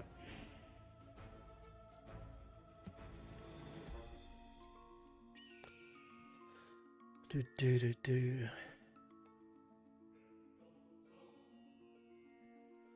Shit, yeah. Heck yeah. Texas to New Orleans. Fucking done.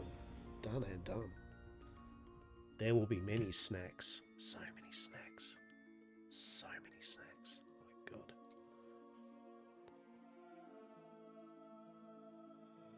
Texas barbecue. I can hit death up, be like, he's Texas. Hit death up, like, right, you keep on crapping on about the barbecue joints near your place. Where is it then? Where's the good shit? We shall be we shall do a port inspection on this barbecue joint that you crap on about. We shall decide if this is the barbecue place. I don't know. Whenever you cast a clone, I think the left click thing will be later.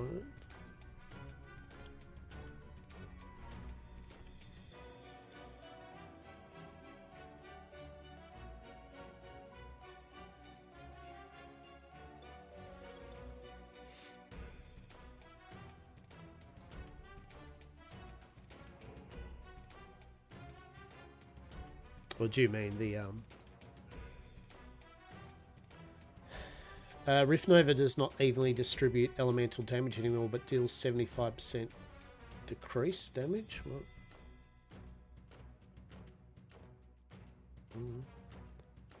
You now hold it, you can hold to charge Rift Nova up. Okay, does more damage. Just more AoE. I actually like the more AoE one. Vulnerability, crit chance. Okay.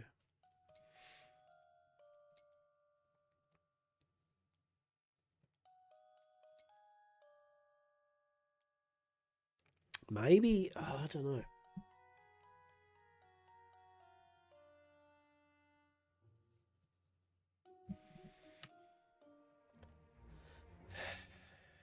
How much does this do? 675 to 882. Just want to test. We'll test it out.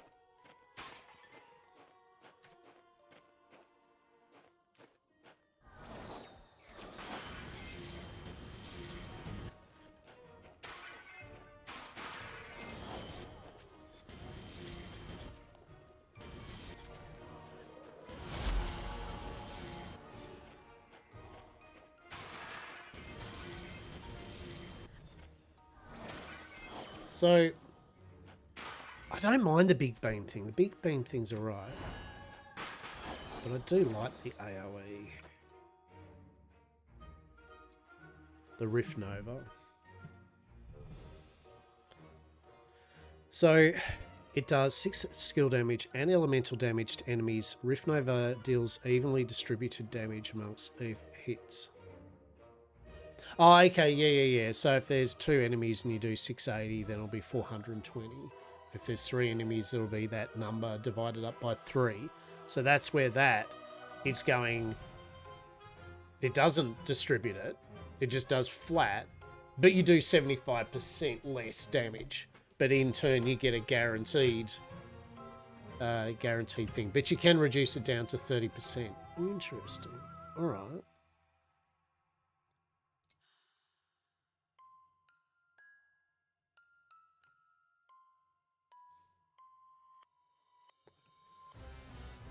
You mean having it distributed?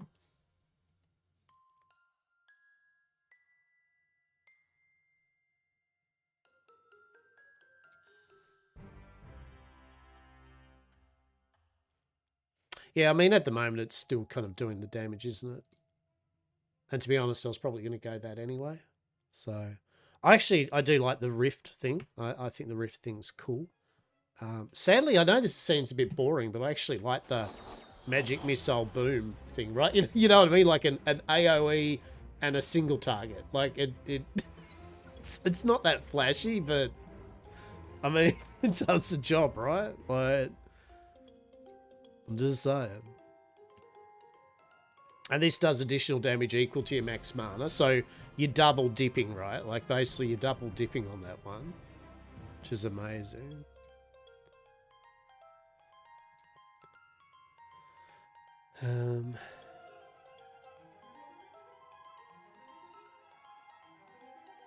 Oh, it's a remnant. Is that remnant? Remnant's vulnerability. Yeah, 35% more. Okay. go 45. Not worried about that so much, really.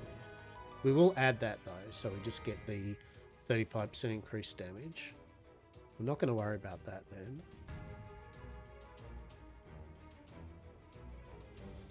Some good...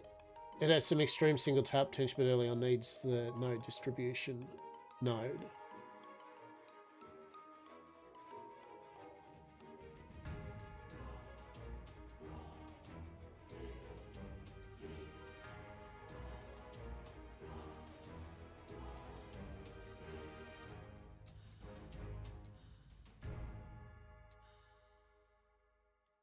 All right, let's see.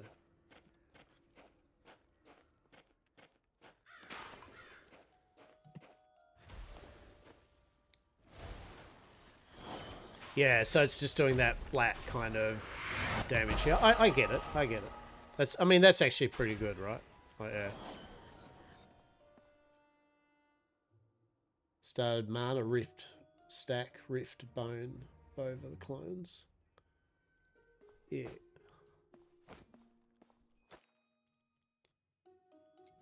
So that's why I say I was already going to Zeal, which increases max mana and gets to mana on hit. So I think that's useful, right?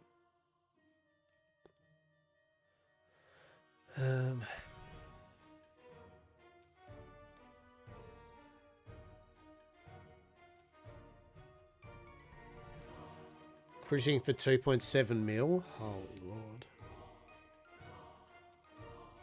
Holy Lord. Actually...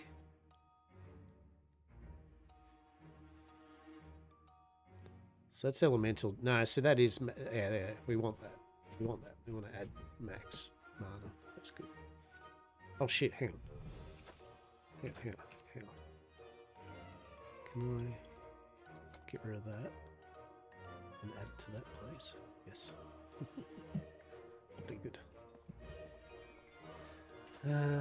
We picked some stuff up, didn't we? 50 life and raw damage, so that's worse. Armor and LE damage, don't care. Cooldown and evasion against raw, no. Cooldown LE, max life, no. No. Okay. I do like the little two-shot thing too, that's a bit fun.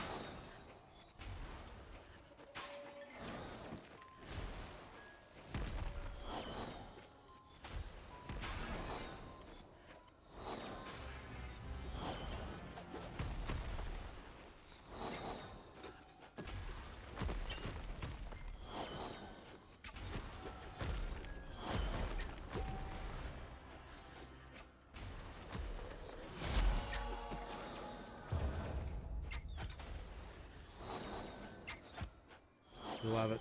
We love it. There is something sublimely cool about this game. Like I am really enjoying it. It's good fun. It's good fun.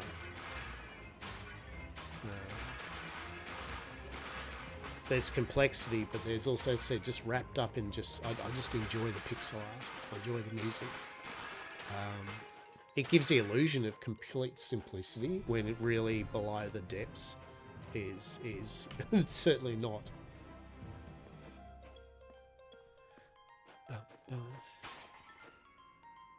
Oh, that's actually a good point. Hang on, quick. So that's temporal.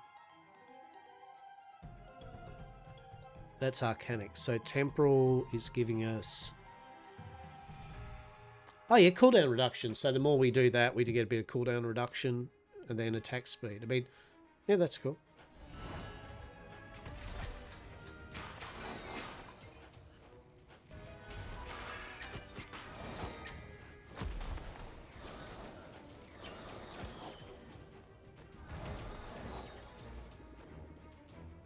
There's another villager. Oh, this compass is actually helpful. Traveling merchant. Gemma, the gold prospector. Thank you for getting me out of this sordid place. I was able to steal a few valuable goods, but you came. I'll show you my loot when we get back to your village. Hell yeah. Hell yeah. Yeah, this is good. This is good. He's good, he's good. What is it, 1:30 now? Alright. Okay. It's alright. Yes, there's no big rush though, so I planned on playing the Slormancer today and just vibing with it. As for Parlia, you know, if we get towards the end of the day, like my 3 o'clock or something, we might have an hour vibe or something with a bit of Parlia, but otherwise, if we're still rock along with this, we'll just rock along with this to the end of the stream. It's pretty cash. The fact that I have no problem just playing this is good, right? That's a thumbs up, yeah? Like, I'm not going, kind of want to just literally play anything else other than this. And that doesn't happen often, but once in a while we've seen me, I play the odd game and I go, within X amount of time, go, well, that was this game anyway. Let's literally go to anything else. Hi, handsome. My name is Gemma. I buy and sell all kinds of rare objects. You look like you're getting rich. We should be able to do business. You can take a look at my goods if you want. I do, Gemma, please. Oh, shit. All right. The fair price sales. The sale tab allows you to buy equipment that is currently on sale. Equipment on sale is renewed regularly, so you should come back often. Okay.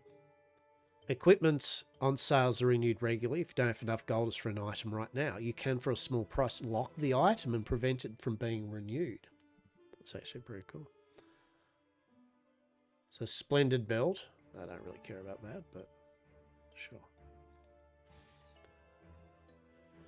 So, we can sell all this, can we? The fair price random container lets you purchase a random container containing 5 pieces of equipment of a random rarity in which you get to choose one for 385. Heroic has a better chance of containing equipment of better rarity. Oh. Come back often, as in almost never. Lets you purchase Slormites, Slormlines, Slormandrites, and fragments depending on her stock. Renewed regularly. Okay, cool. So you can buy currency from her. This lets you sell items. You can always do buyback. And buyback. Okay. Without spoiling anything, is there a reason for me to keep my green low-level shit, or should I just sell it? Or is there a reason to... There'll be some alchemist or something that will break it down into fragments? No? Just sell? Sell the shit?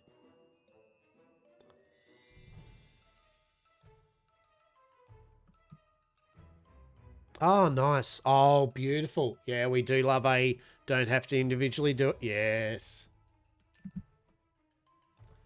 Quality of life. Tick. Good.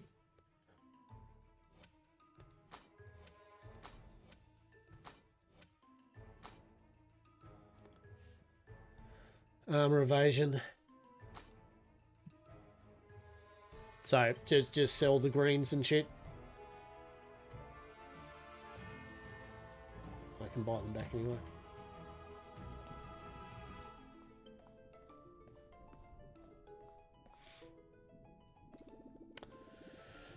Shall we stop and let the huntress do it? No.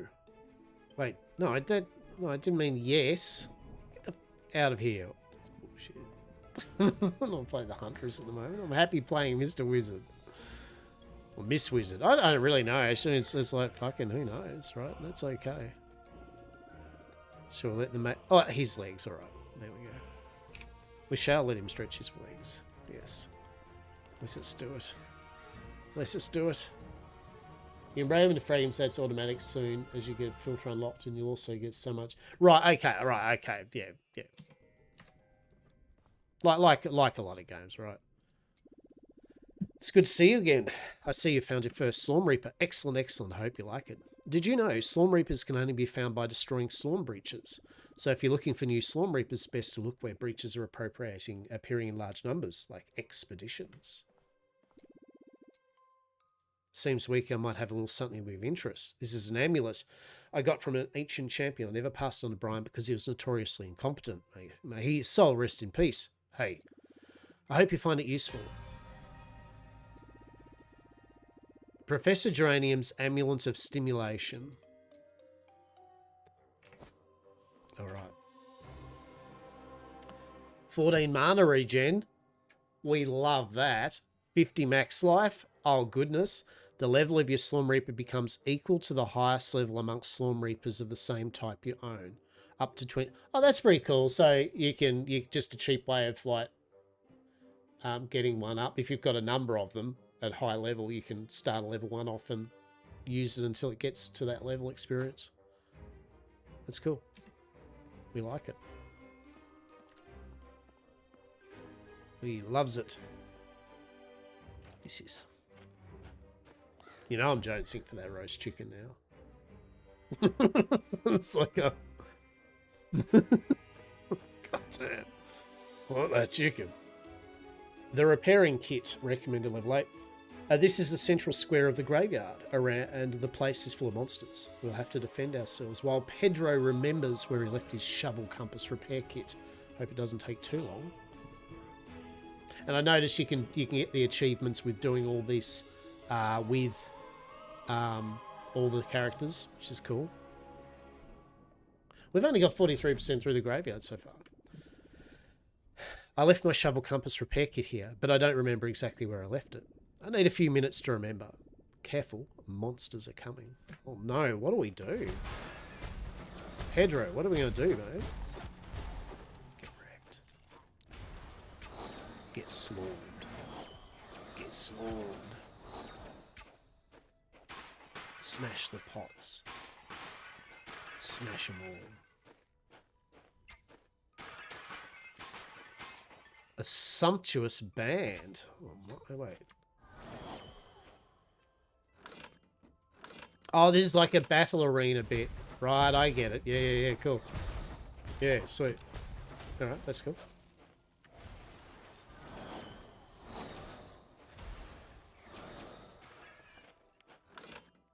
We love it. I do like a good battle arena.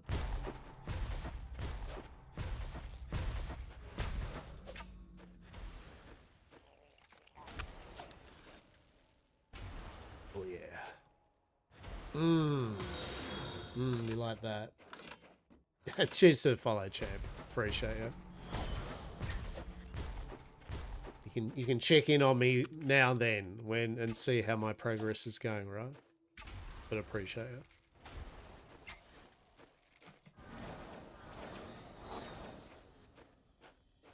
Okay, so defeat waves 4 of 12. Yeah? Okay.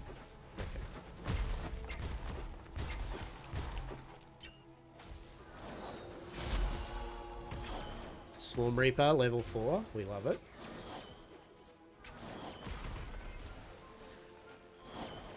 I love how with game... Anyway, I need to grab some sleep before free practice sessions. Mate, a pleasure meeting you. I hope you enjoyed the stream. And as I said, if I don't see you beforehand, have a safe and fun ride this weekend, yeah? Race. For sure. And we'll talk again. Cheers for popping in, bud. Appreciate it.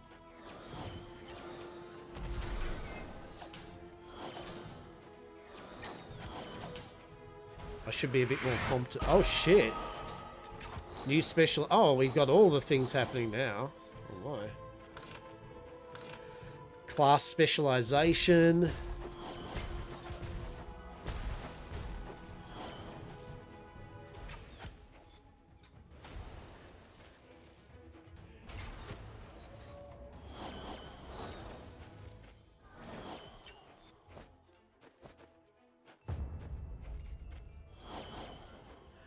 We'll be up to 7 of 12. All right.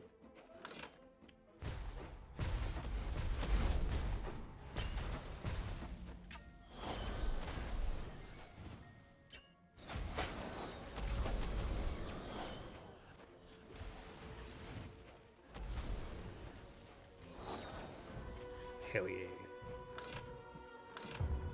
Slorm.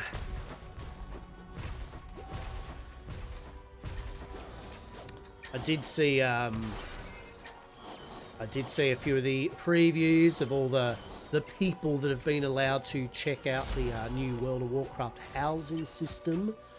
I saw Preach and a few other people have went down to their HQ and had a little preview, and it's sounding good. thankfully, it's sounding like people like, yeah, it's actually pretty damn good. So, huzzah! Huzzah. Looking forward to it. I actually have to admit, that's definitely, I am looking forward to that aspect of it. That'll be good. 11, pew.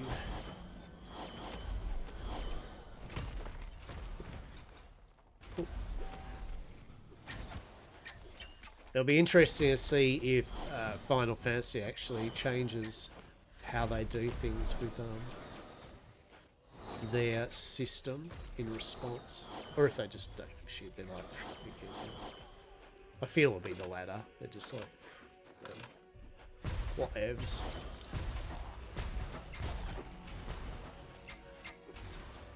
I should just realised we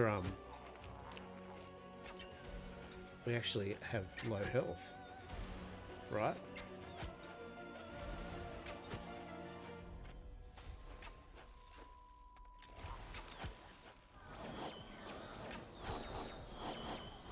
I was like, God, we're actually a really low. You're gonna laugh. I remember now. I brought my shovel compass repair kit back to the village a few days ago. So it's in my cabin. Well, so we can go back to the village. Pedro. What the shit? It's alright, we've got a whole bunch of things to look at anyway.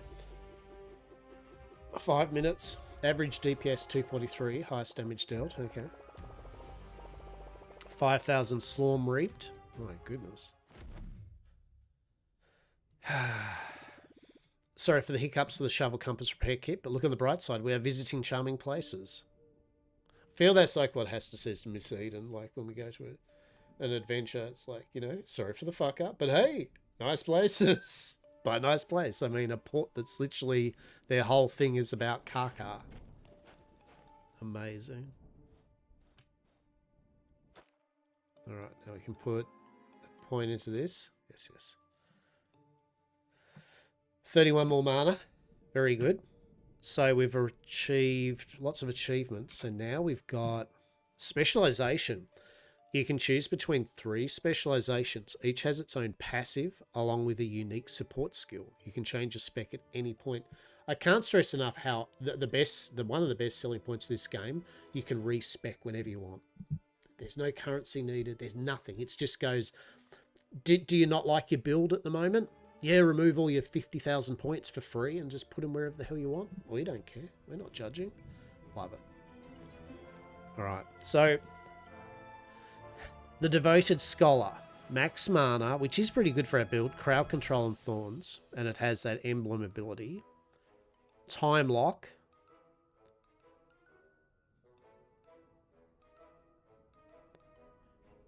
Damage dealt to a time-locked enemy is lost in time is delayed. Okay.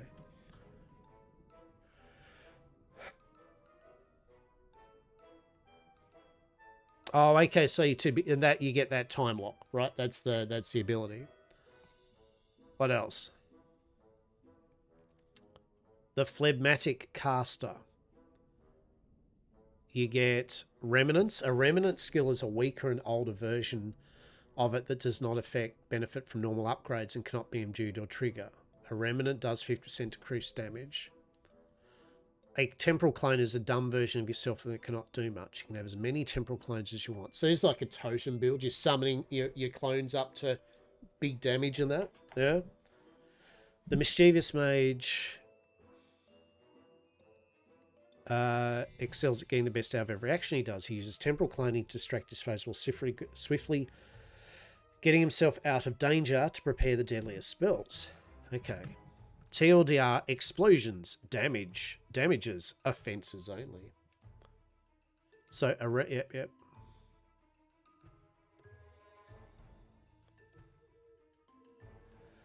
Okay.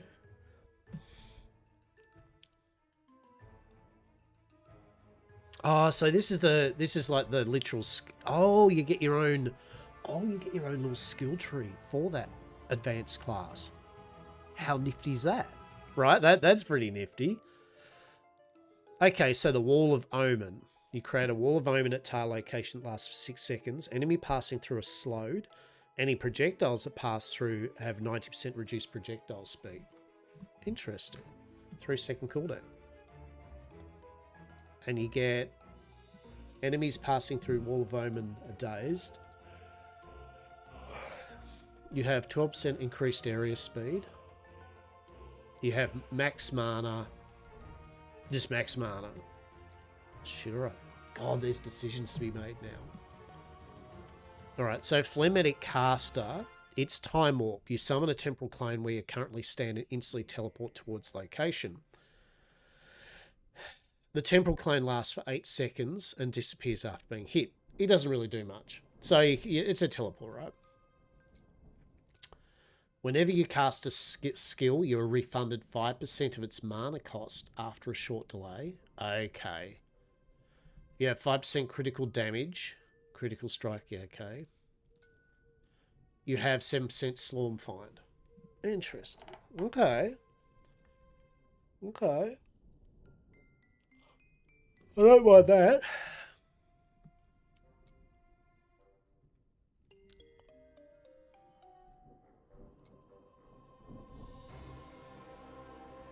I'm just going to check the door. Might be a minute.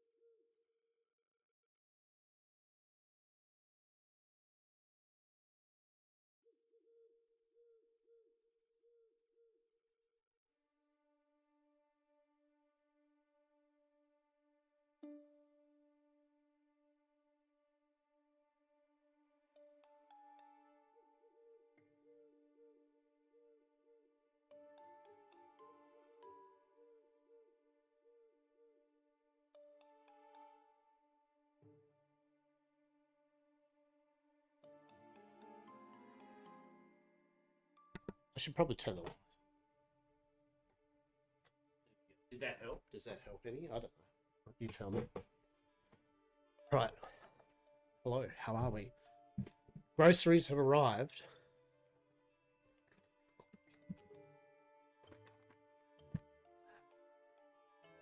Oh, yes.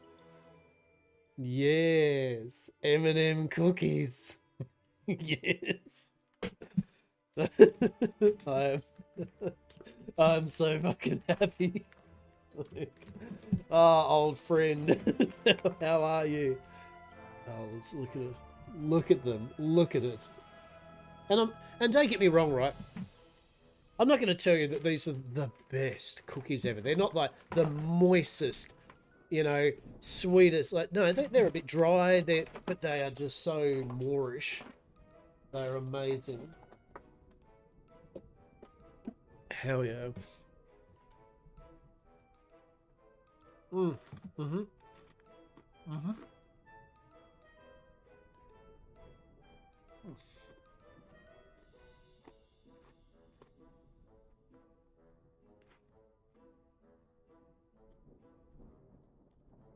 Truly.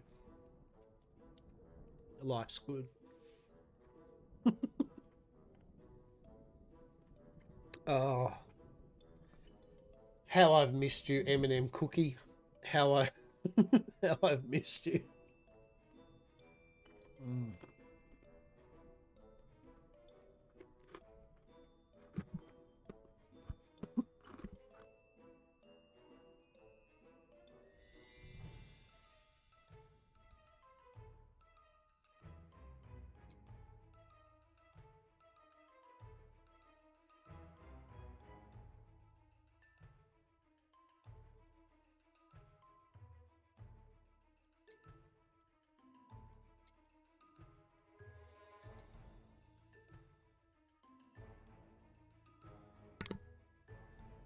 Hell yeah.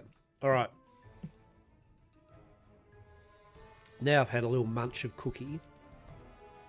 So I mean, that, I don't think too much of the idea of this wall of omen. I mean, whatever.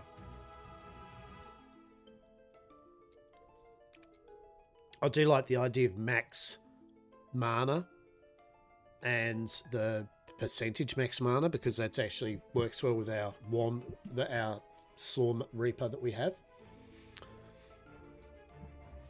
Speed gate, you have 18% movement speed whenever you... But the Wall of Omen thing itself, I'm kind of like...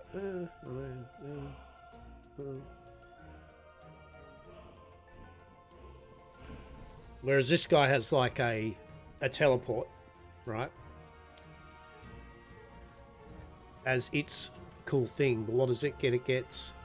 I mean, it does get the mana refund though, right? Right, which isn't too bad.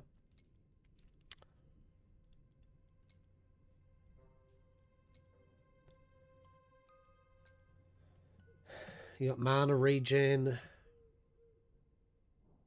Whenever you cast primary or secondary skill.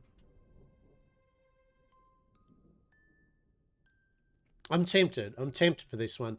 Although this gives us this flat extra burst, we can probably get max mana percent anyway. You know what I mean? We can get that from items and stuff, yeah? We'll see. We'll see. And then we've got the Arcane Commander. Defense, Retaliation, Mana Restoration. So, Arcane Barrier. You create an Arcane Barrier in front of you that catches 3 projectiles. Whenever it catches them, it triggers a remnant of Arcane Missile, so it shoots them back. And then it shoots the enemies it's caught back at the enemy. Hold to channel it. Okay, so if you've got a big enemy wave of range, you can be like, hold your shield up, and then it's spitting them back at the enemy. That's pretty cool. Arcane Bond deals damage every second, equal to the mana you've spent or lost that second. Okay.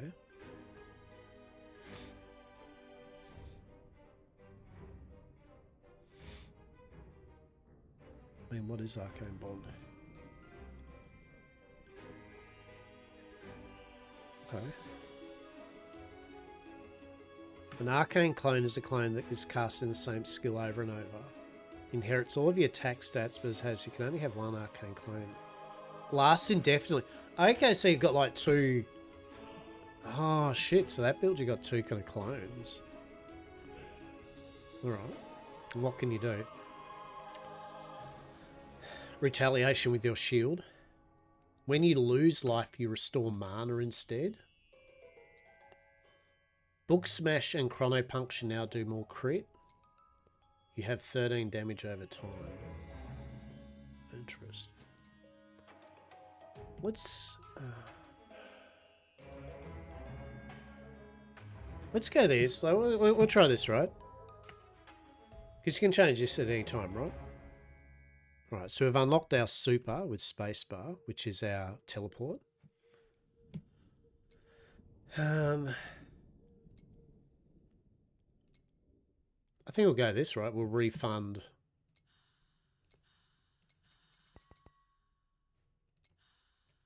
I mean, that seems good, right? Refunding? Hell yeah. All right. Rift Nova. Oh, we've got some new things. Cool. So we've got... You can now hold to charge Rift Nova up to 4 seconds. More area of increased size. We actually kind of want this, don't we? Yeah, we want to reduce that down a bit.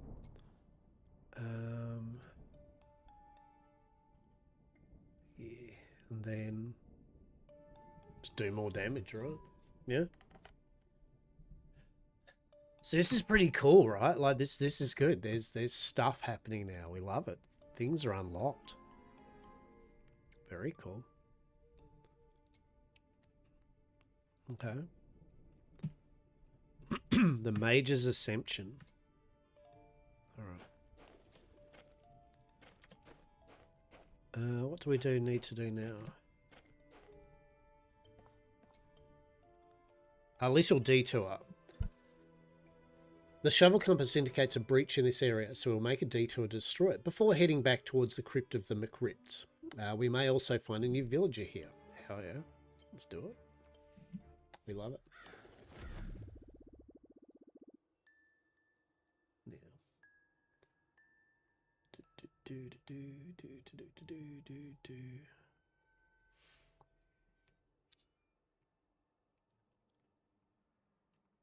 Alrighty.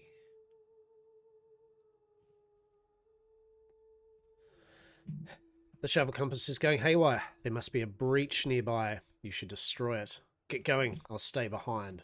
Okay. So this is going to do a time warp thing. So basically we can go...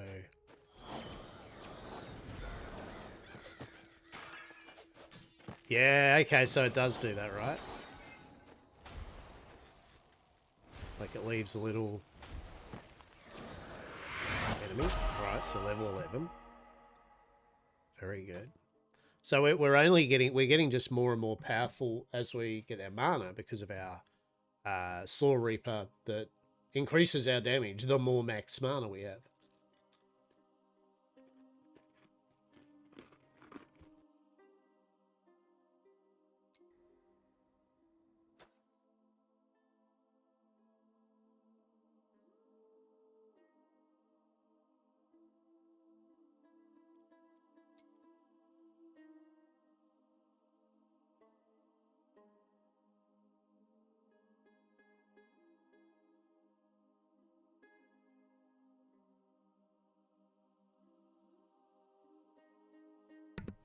Sadly, the Legendary Amulet is good once we have multiple Slorm Reapers. But at the moment, yeah, we lose a couple of mana regen. We do lose 50 max life. We are getting 61 max mana, which is going to increase our damage up even more, I believe, right?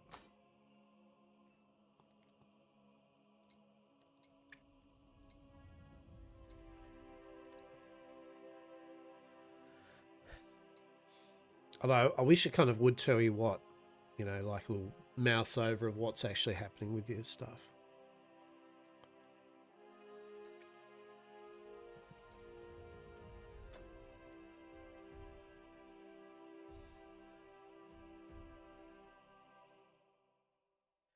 So I think that's still right. I mean, 50 life. I mean, 1,034, 1,084, yeah. Oh, there's our elemental goes up. We'll do that. Less life, but max mana, right? Which yet again, that's what we want. Hell yeah.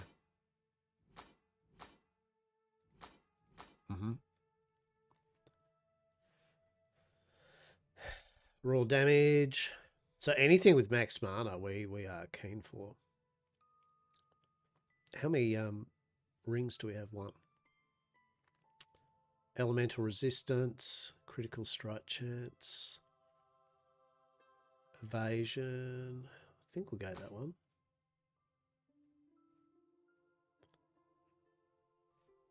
Do we not equip that ring or what? Oh. So what's that slot? Raw damage. Yet again, max mana, but we do lose the life. Which is a fair chunk of life. Or do we just go glass cannon, right? Do we just go full glass cannon? 8 armor compared to evasion and elemental damage. Let's go that. Oh no. We'll see. We'll see. Right. Boom.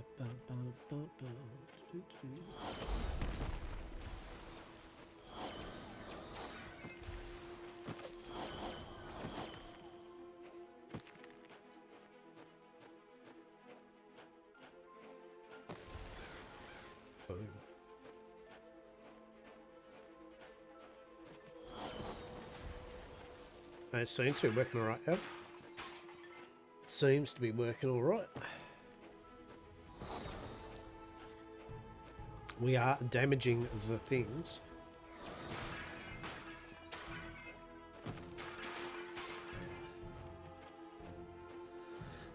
And it wasn't much too. It was only $22 Australian or something. I think the game's like $15 American. Slime Reaper level 6. Excellent. So it wasn't even an expensive game.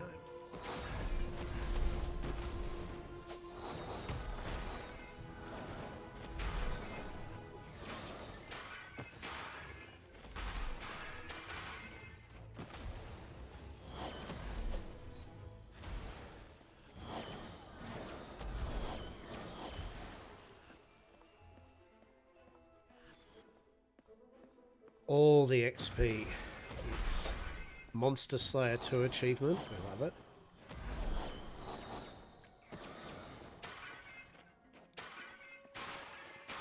But we do love a good game where we can just zone out, right?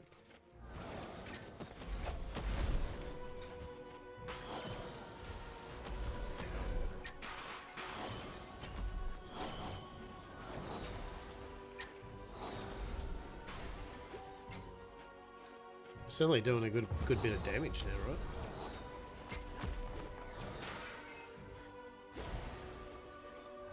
Yeah, it's a bit sad when I'm definitely way more enjoying playing this than Path of Exile 2 at the moment. And actually, that's not fair to the game, right? Because at the end of the day, the people who've made this have put in a good effort to make a very comprehensive ARPG, right? So, look, power to them. Power to them, god damn it.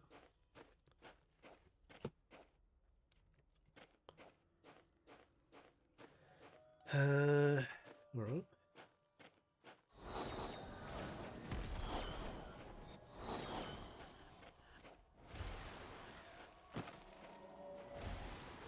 We do love the void destruction. This makes one happy. Look at that, yes, right. That's not something like it's a weird thing to like want to make an ARPG that say doesn't have a power fantasy, right? Like it just makes me just scratch my head. As I said, I play these games because I want the power fantasy of getting better, more powerful, to destroy more things, to get better loot, to fulfill the self-prophecy of more things being destroyed for more loot. An endless cycle of happiness, right? So why on earth you would make an ARPG that literally does not do that? I do not understand.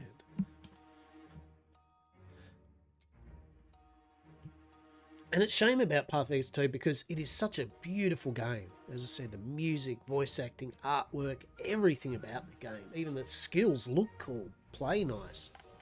Somehow they just made it boring. We should use our heal on cooldown, by the way. Right. Okay, we got a new level 5 thing, so what do we got? Arcane Missile has a pierce chance, fork chance, and rebound chance equal to the highest amongst those stats.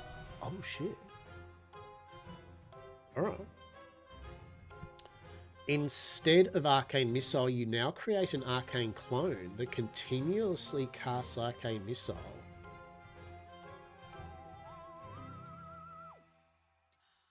I mean, we have to look at it, right?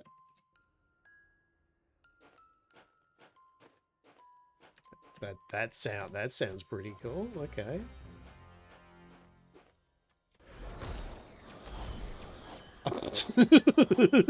Yes. Oh, how long does it stay there for? Amazing.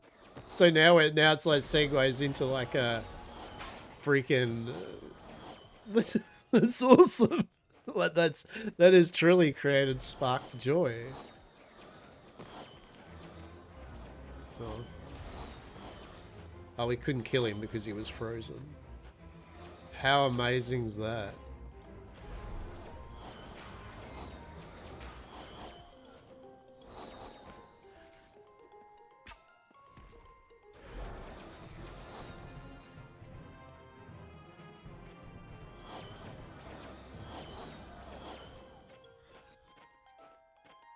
Yeah, that's dope. that's really cool. I love it. Now we're just summoning up our like FU clone. Oh, if you hold it down. Hang on. Wait, what? You can move it. Oh my god, you can hold down and move it where you want it to position. Oh shit me.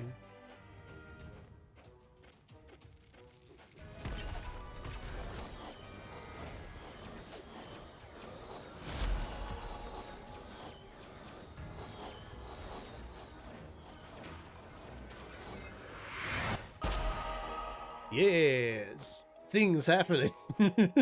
Things happening. More mana. More damage. We love it. This is good. We love it.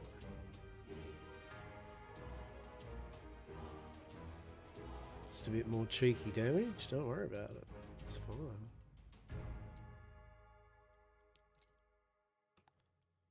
So what do we got? Whenever you cast your primary or secondary skill, temporal clones cast a remnant of arcane missiles in target direction.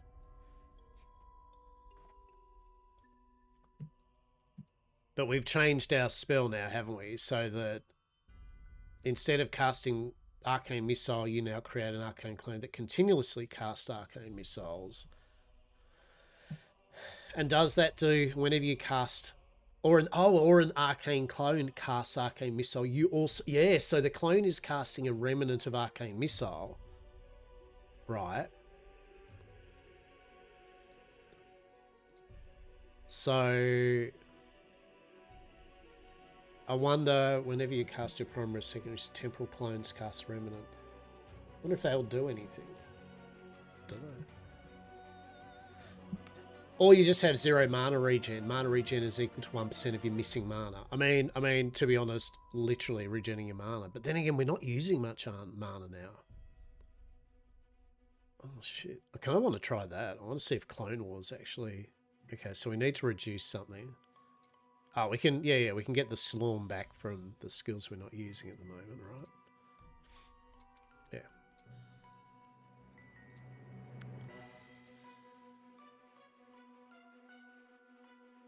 Yeah, cool. All right. So,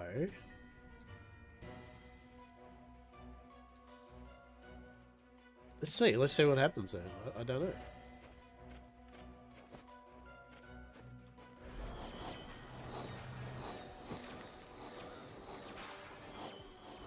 What? Oh, what are we doing? Wait, what?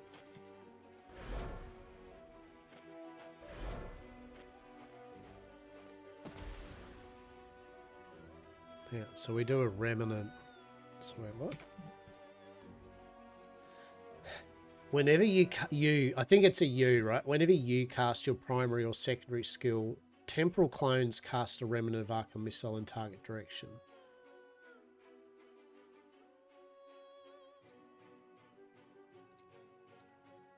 So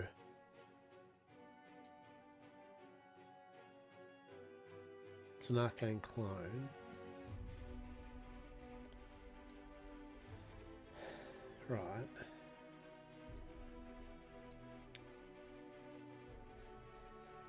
A temporal clone. No, the other thing makes an arcane clone. I think that'd be different, right? Yeah, so what's it? So how do we make temporal clones? Temporal clones are formed like when we do our teleport. It summons a temporal clone. So really all that is doing is... Yeah, I don't know. It's actually not that useful for what we're doing. I mean, I'll have to theory craft and look at that. I'm not a smart guy. I just... You know what? I think we'll just go the... Honestly, mana regen. Right? No reason not to have a mana regen. That just sounds like an all-round good time. I do like that, though. That worked well.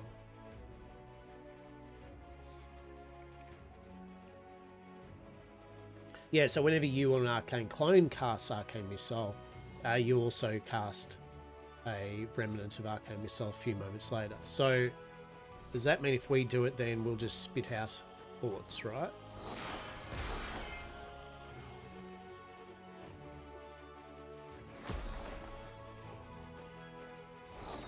Oh, hang on, what do I do? Did I unequip it or something?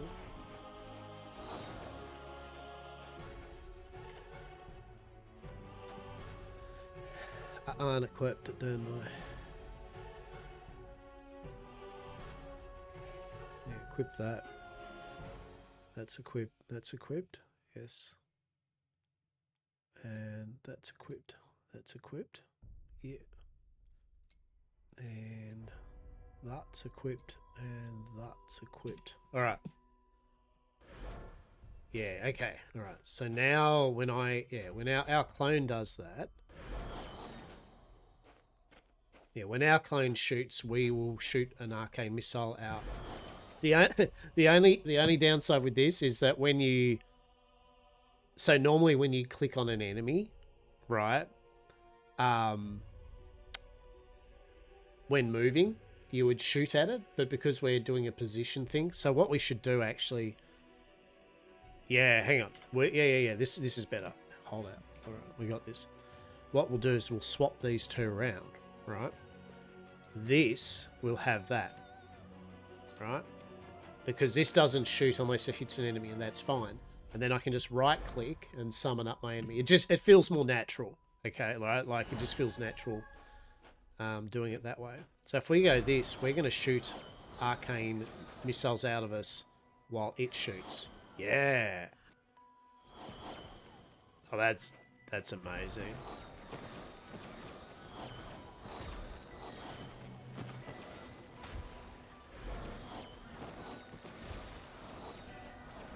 See, it's already feeling good, right? Like things are coming online, right?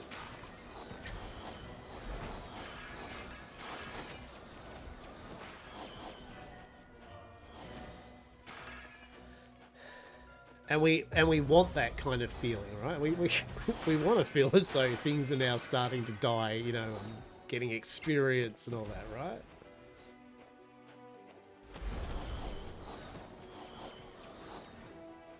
This is good. We like it.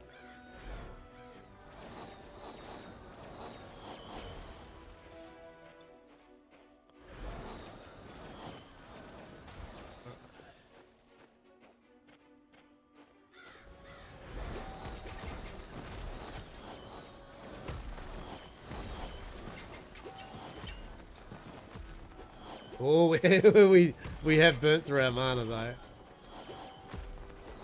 Oh, are we using mana because right, so when we cast the spell that we're getting for free, we're not actually getting a free spell. It just lets us cast. It basically means we can auto cast a magic missile without having it done, but it still uses mana, right?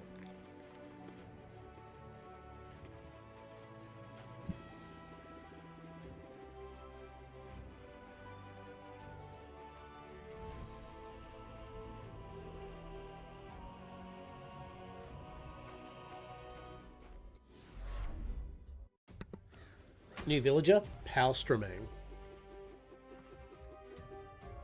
Hell yeah. Alright.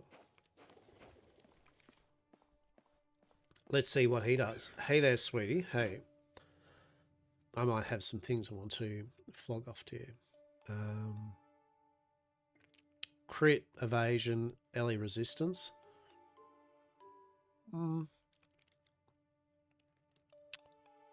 Yeah, I mean, that might be alright. We will sell. Yeah, I love the sell all white thing, right? That's actually cool. And greens and blues. Powstrang. My name is Powstrang. I am a pudding at the service of the king. Normally, I'm in charge of the administration of the village and make sure everything's running smoothly. Like other puddings, I have Slormancer's talent. And with the help of Pedro's shovel compass, I think I'll be able to help you. If you're interested, I can show you areas where the presence of enemies is particularly intense. They must be important for... Oh my god. Oh my god. If he mobilises troops there. If you wish, you can go to the indicated region and regain control of the area. Come back and talk to me when you want to leave for an expedition. Expeditions? What is an expedition? You want to take a closer look at expeditions? Yeah. Expeditions, and I can't stress enough how delightfully good they are with explaining the mechanics as you get them. It doesn't feel overloaded. It always comes at about the right time for a new onboarding of a thing, right? Lets you go to a new and unexplored area. From this menu, you can choose where you want to go and apply a difficulty level, Wrath, that suits you.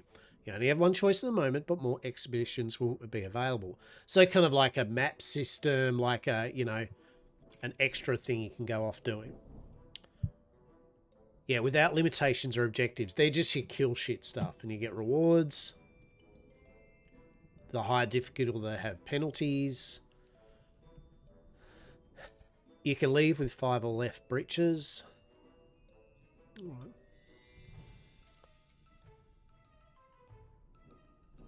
Free Almarolus to unlock new Wrath levels. Okay.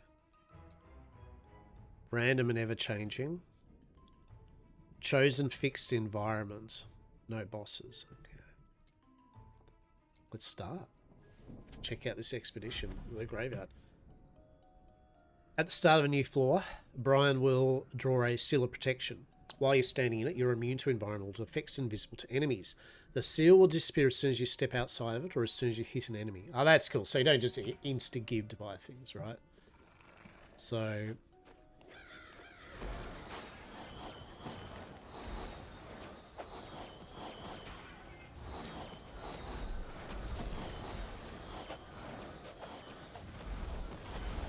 my.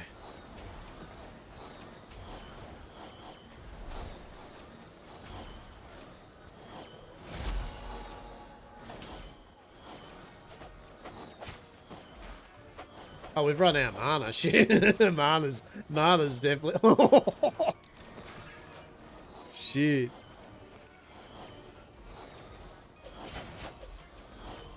Oh no. Oh no. Well, that's good thing we got some mana from... Oh shit. Look at that. Oh my god, alright. Alright, we might... So, as much as I like the I shoot something while it does, it is literally just trashing my mana, right?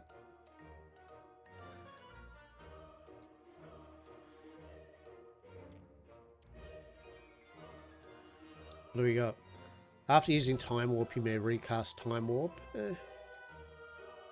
After using Time Warp, and as long as you have at least one non-temporal emblem, you may recast it. Whenever you gain life from Life Leech or Life on Hit or Life on Kill, you get the same for mana. That's actually pretty cool. You have 8% increased totem effect. Okay. Is a clone a totem? I mean, out of those, I don't know. I mean, maybe Life on Hit?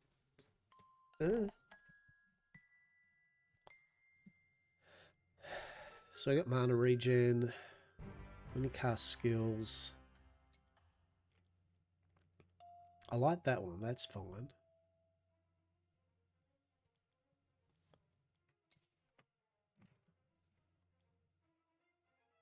Yeah, so we don't really want that because we're literally, yeah, we're, so you cast a remnant.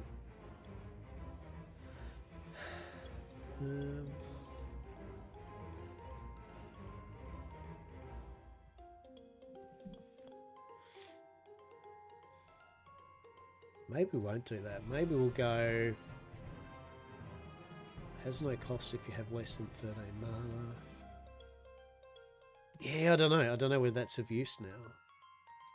So how about we just go attack speed, right? Yeah. Because that should reduce our mana. Because we don't really want to be... We want to summon our clone, let it do the magic missiles where we save our mana for our big AoE explosions, right? That's the idea. That's the idea. Now, we do want to reduce down the... Oh, okay. Whenever Rift Nova hits an elite, you gain a high spirit stack the last 10 seconds. Rift Nova deals 6% increased damage for each stack of high spirit. Okay.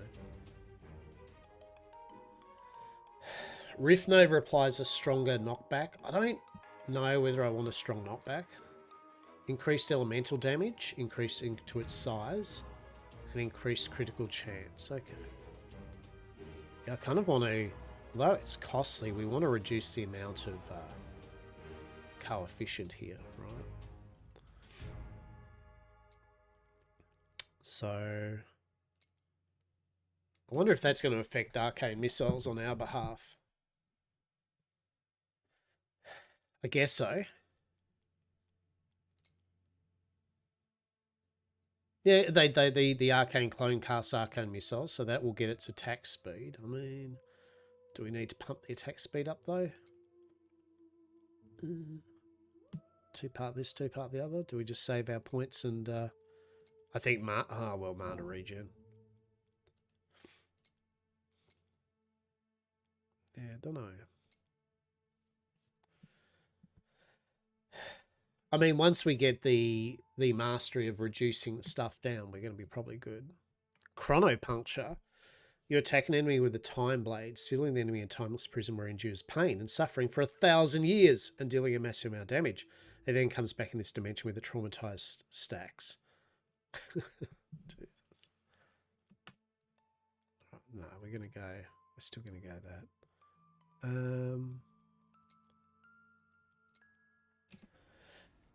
Yeah, that should be fine. So let's see how mana goes now that I've changed that, right?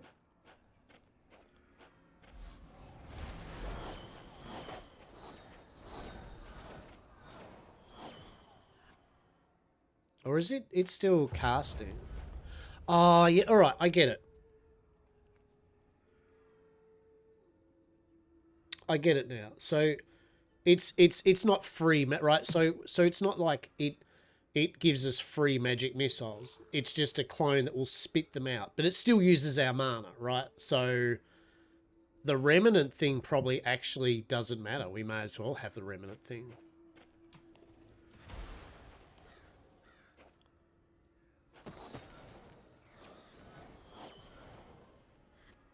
So I'm curious now, right?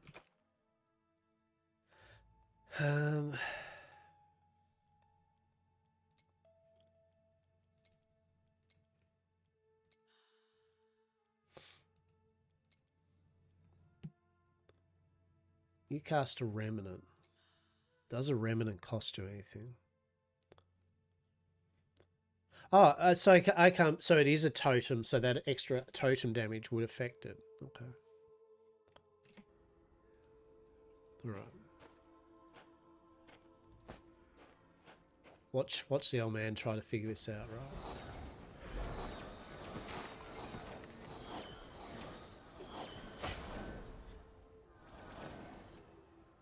I don't know. I honestly don't know whether I feel like I'm using extra mana up from the remnant.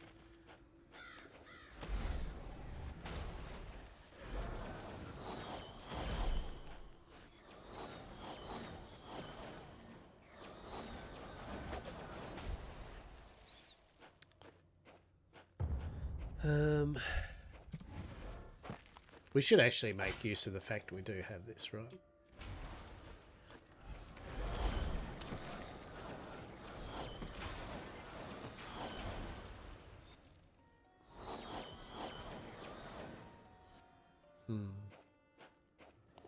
Science.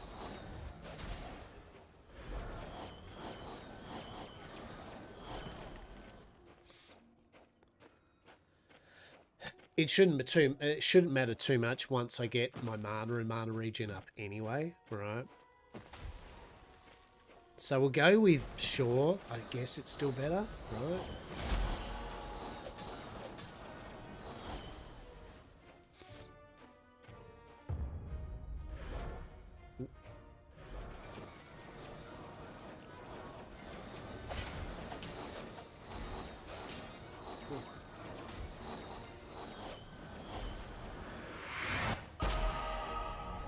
Level 14. Now that enough breaches have been destroyed, you have a choice. You can either get back to the village to collect a reward, or move on to another floor and do the expedition. If you choose to continue, you run the risk of losing influence and rewards if you're defeated. Okay.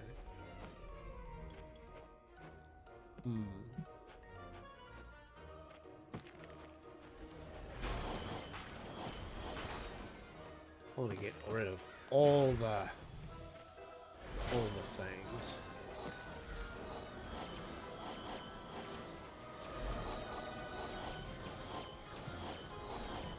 Right. Done? Done and done. Excellent. Right.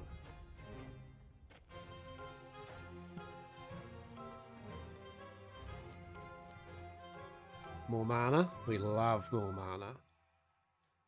The cost of skills you cast reduced by 5% for each secondary skill cast in 10 seconds. It'll be interesting again to see if that counts as your clone spitting them off, right?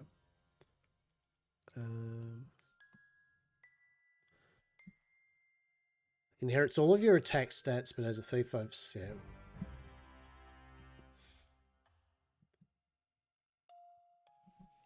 Okay. Whenever you cast a remnant. Is a weaker and older version that does not affect from upgrades and cannot be imbued or trigger effects. It does 50%. I think it does use mana. I reckon it does use mana. So, yeah. I would rather not.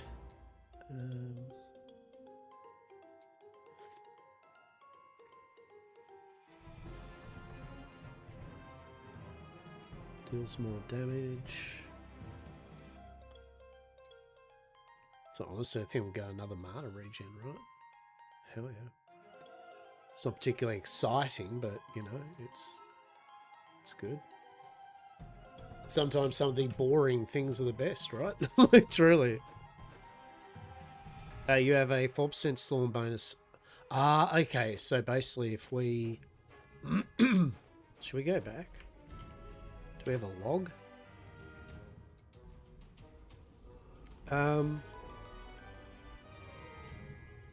No, I head home, right?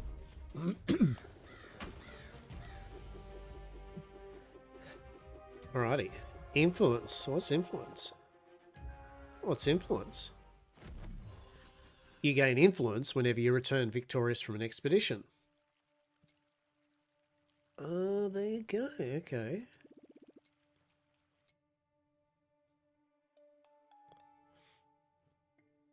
Interesting.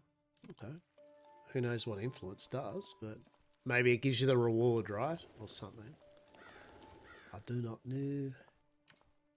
What we will do, though, is we'll continue on. But yeah, like, honestly, this is a vibe. I'm thoroughly enjoying this. This is an excellent ARPG. Like, beautiful. Cheap. Bloody meticulous. Looks good. Music's cool. Plays good. Unstable skeletons. Now that we've got the shovel compasses fixed, we can go to the Crypt of the McGrips, which is at the far end of the graveyard. A long road awaits us, starting with this grim area, which seems to be in the grip of a strange power. Interesting. Interesting. What a strange feeling. There's a curious evil rampant around here. I'm feeling all bloated. Some areas affected by a cataclysm, a modifier to the rule of the environment that increases difficulty. Ah, there we go.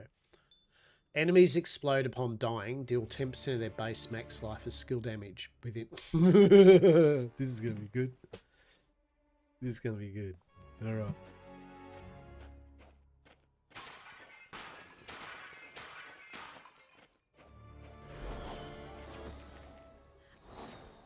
Yes. This is the gameplay we want, right? This is what we want, for sure. Click button, have minion do the thing, right?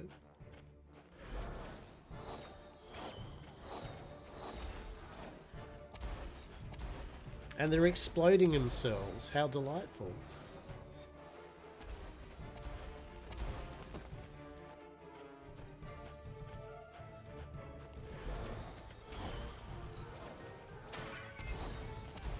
Vroom.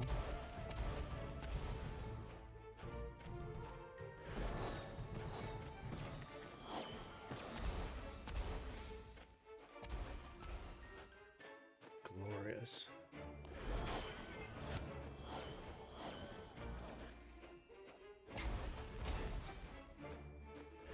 Oh, something's going to happen here, right? What if we destroy all the tombs, right? Something's gonna happen if we destroy all the graveyards, right? No? Oh, disappointed about that. Oh, there'd be some little secret, a cheeky little secret or something, right? Okay.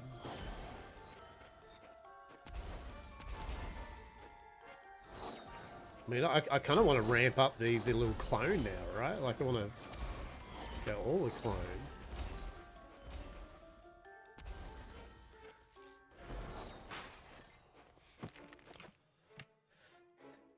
So that clone is now... Let's have a look. Yeah, so it turned... Yeah, so it is a totem. Yeah, yeah. All right.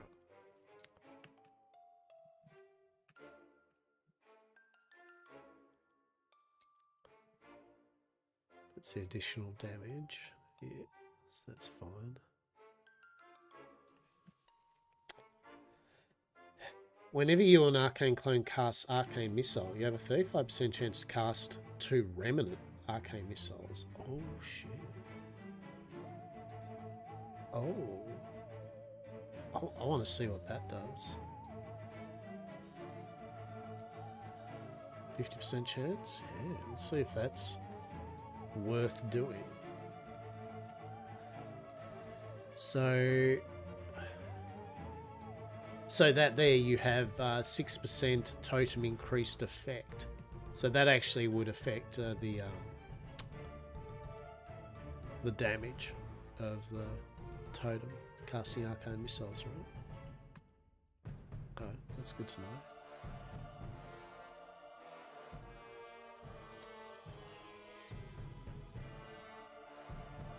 Wait, why is that not equipped? Hello?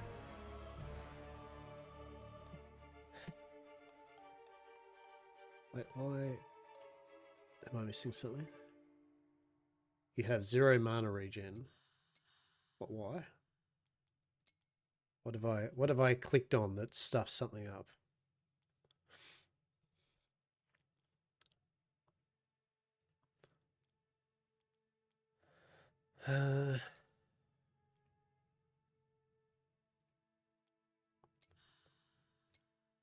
Okay, yeah. Why are we getting no mana regen?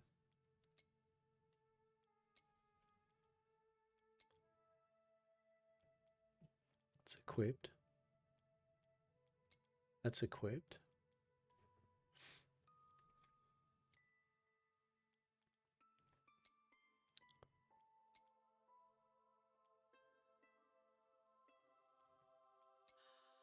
Yeah, like what's going on there? Why has it just stopped doing its thing?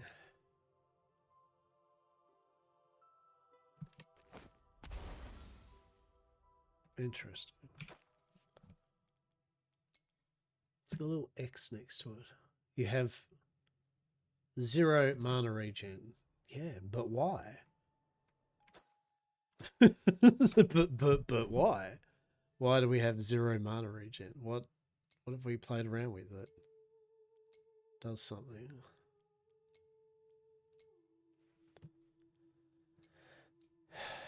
%50 decreased damage with the Nova, yeah. Vulnerability, yes, that's equipped, Right, so that's all fine. And then we've got the arcane missiles, we've got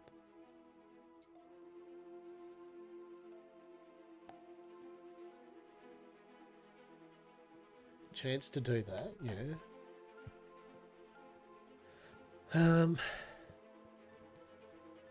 The mastery thing. I mean, that doesn't seem to have affected anything. So why are you bought?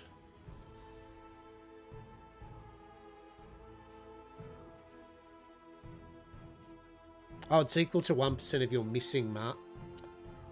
Right. I understand now. Don't mind me. I was a silly Billy. We have no missing mana. so you know, like, yeah. All right.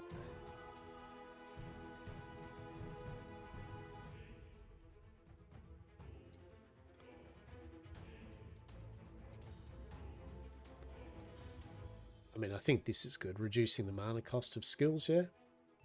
Or it gets refunded. That gives us a bit of mana regen.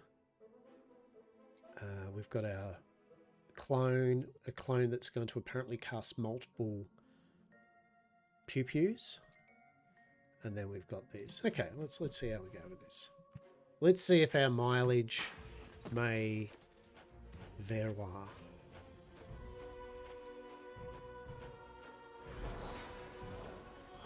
Yes.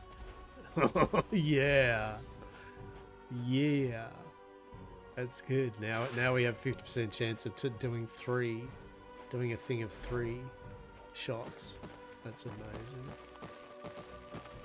Look, I'm under the belief that if we destroy all these tombstones in one room at some point, we will get a cool fancy room. Oh, we do love the multiple shot thing, right?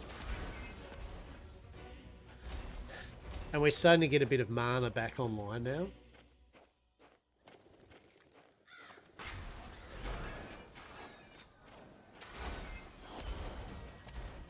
Oh shit. Yes, what you should do is walk into the death explosions. Amazing. Well done, champ. Nothing up here? Okay. What about in here? Yes.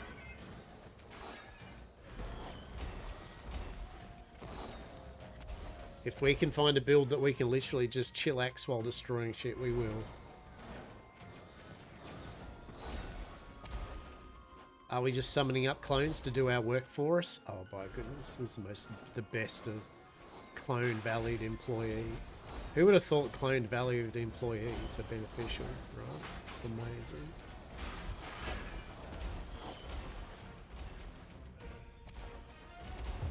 Yeah, again, it feels good, right? Like the power fantasy is feeling good. We are killing things now. Things are happening. We can be lazy while killing things. The best, right?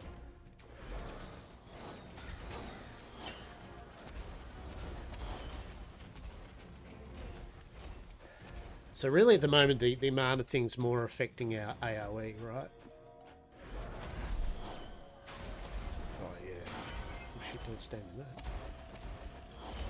That would be like a have a nice day, right?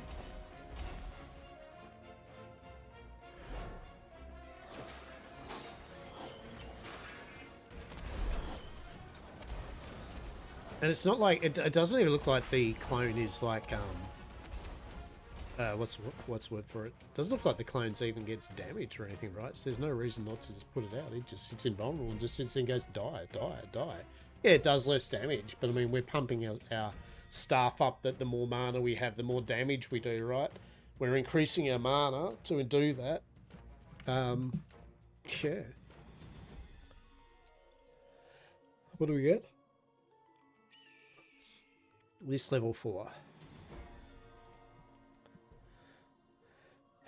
Remnants of skills deal 15% more damage. Okay, so that... Yeah, alright. Shot. If an enemy dies from the damage of Arcane Bond, it triggers a mana resonance, dealing elemental damage to enemies.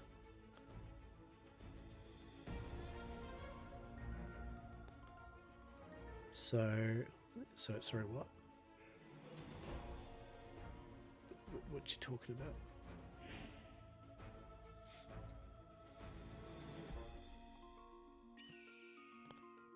What do you mean about what are you talking about?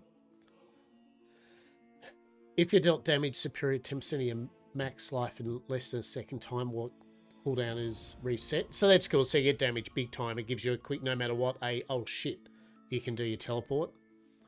Good for safety. If an enemy dies from the damage of Arcane Bond. What the fuck's Arcane Bond?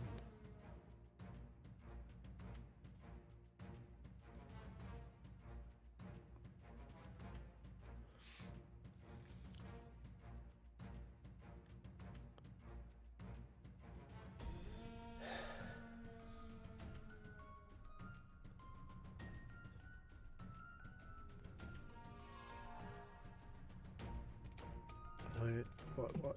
How do we get Arcane Bond? What do you mean?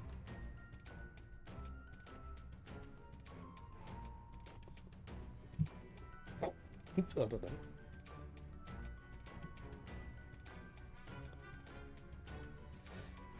Maybe we'll just increase our remnant skills by 15%. Not overly sick exciting, but you know, at the end of the day. Or just have that literal free, like, oh shit moment, right? But I don't think we're there yet. So we're gonna... Do we have to? How about we just keep on refunding? Why don't we just keep... Yeah, why don't we get the refund thing up to max, right?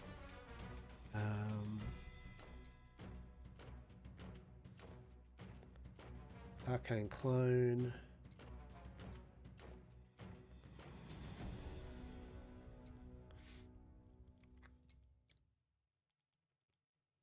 Where is the mana thing? That's the mana thing. Hang on, wasn't there one that reduces the damage though? Reduces the mana?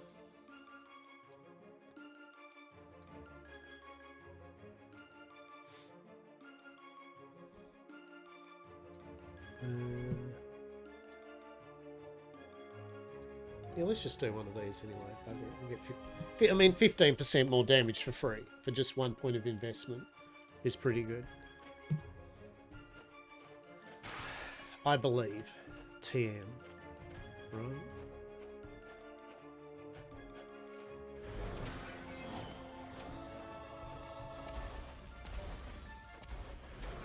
I mean, it doesn't look like damage is really our concern, right? God, we got to be careful when we do that.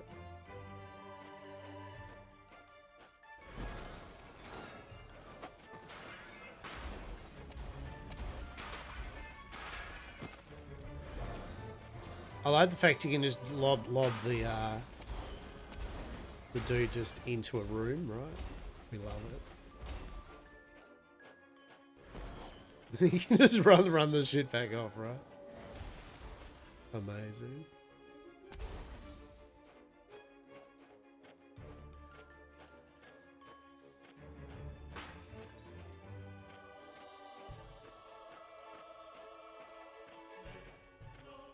Oh, we actually do have a teleport.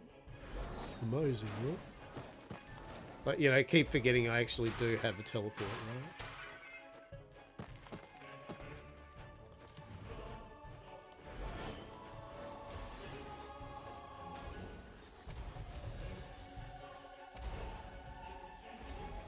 Just let our dude just destroy everything.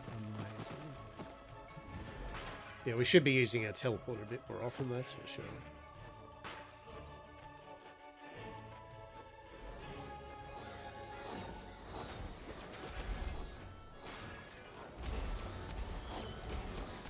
That's great.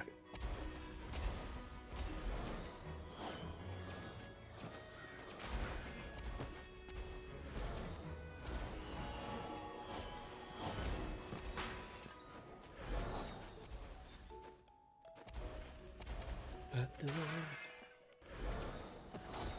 it does actually show you when you have good loot drop, I believe, right? Yeah, see on the map?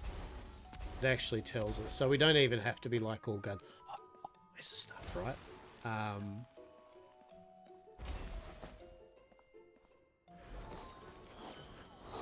Real.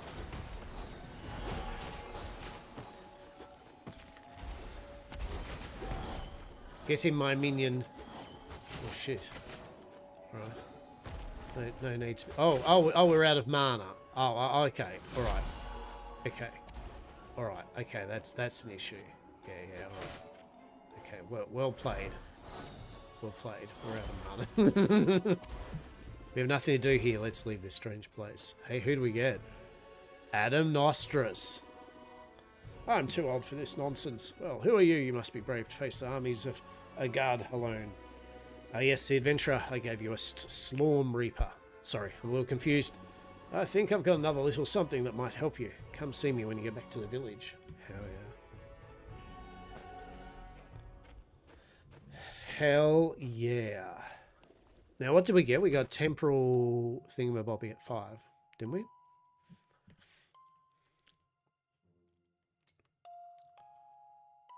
What did we get at Rift at level 5? Rift Nova deals 0 increased damage is equal to the area to its area increased size. Right? Whenever it hits an elite, you gain a spirit stack to do more damage to elite. So evenly distribute or extra area. Interesting. Yeah, okay. Okay. That's neither here nor there. Ah, we did unlock this. When you cast arcane missiles, you gain an arcane stack. You lose all your stacks if you reach the limit. Okay. And arcane missiles do penetration. We're not. We like our arcane clone. Right, we're all about that arcane clone life.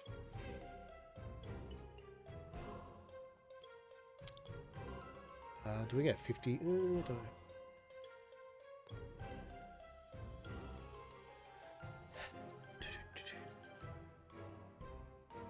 Yeah, I'm going to keep kind of putting this up, I think, because I think getting mana back after we cast a skill is good.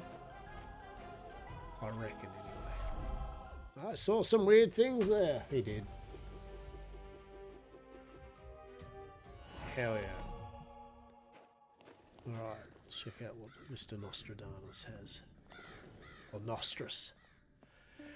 So not before we sell the goodies. Sumptuous Mantle of Alacrity. Elemental damage, elemental resistance, cooldown reduction.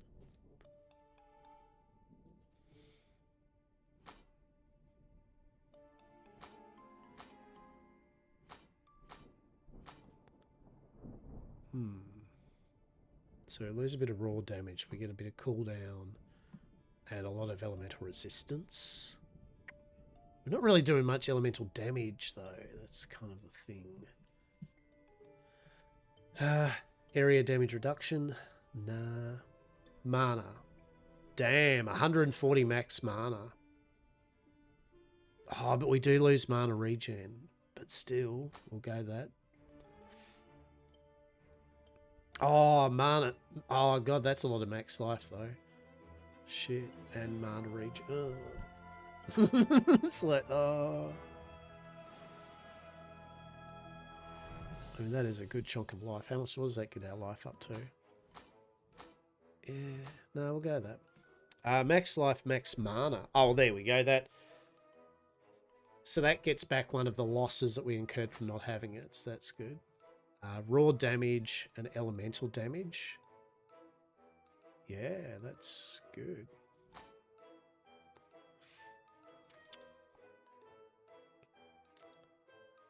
Critical strike damage. I mean, we're not doing really much critical strike damage. Mana regen and max life. Yeah, hell yeah. That's way better an upgrade. 82 life and 138 max mana. Oh. oh. It's like, oh, shit. We do leave 20 mana regen, but we are regenning. Yeah, I think they're having that life. Yeah, we'll do that, right? Raw damage thorns. Don't care about thorns. Don't care about that. Max life and thorns. Definitely not swapping that over mana. Yeah. All right. Cool, cool, cool. Hello. I would like to sell you some stuff. All the white stuff and all the green stuff. Okay.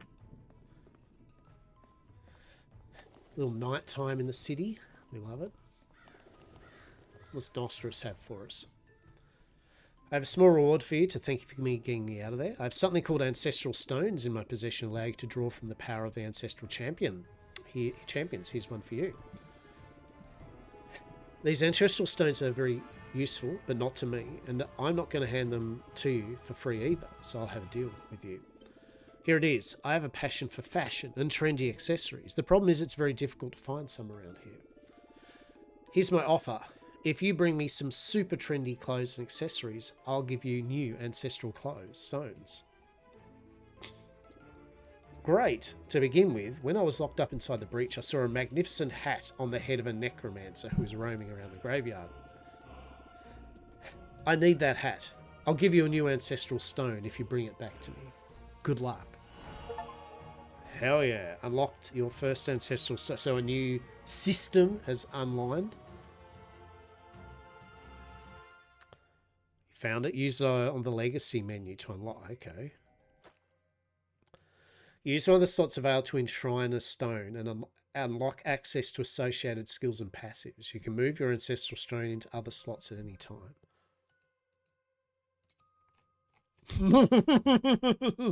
What's this?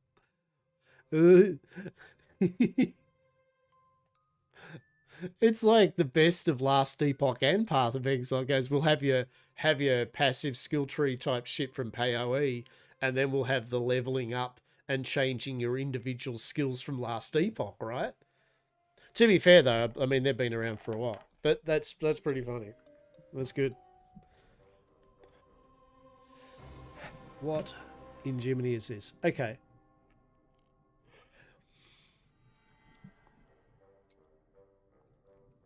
Burning Shadow.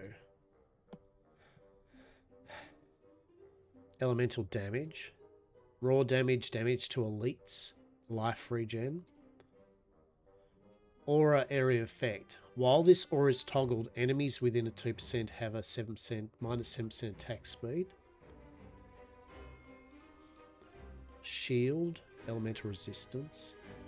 You summon a line of frost pillars in front of you. Raw damage if you have low health. You draw a lightning seal at target location, so it's a spell. While this aura is toggled, whenever you hit an enemy with your primary or secondary, create a flashing dart. While this aura is toggled, flashing darts deal 0% increased damage. It's increased due to the percent of your... That seems complex. Let's let it seem complex. LE protect, so just a flat stat stick.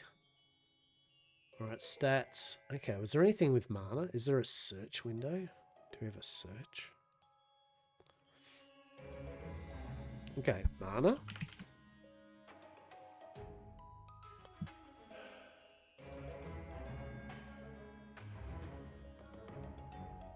Alright.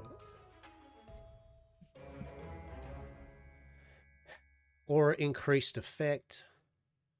You leave a trail of fire behind you. Mana on hit. Mana on hit. Mana on hit. Max mana. Oh, shit. Oh, we like that. Yeah, we like that. 120 mana regen. There's so many choices, peeps. Like, what the shit? Deal elemental damage or just raw damage, damage to eat some life regen. I mean...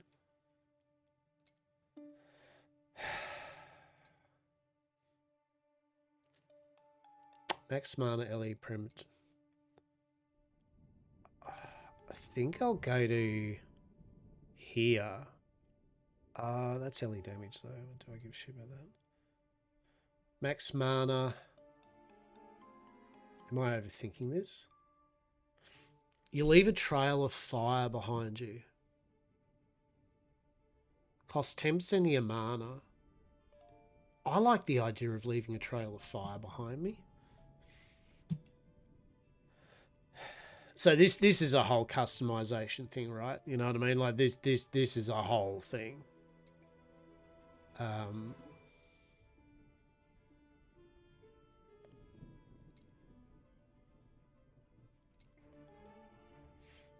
Look, I think we'll just go this to start with, right? You have access to the Ancestral Shrine in your enshrined area. You just have to invest Slorm in it. Okay. So...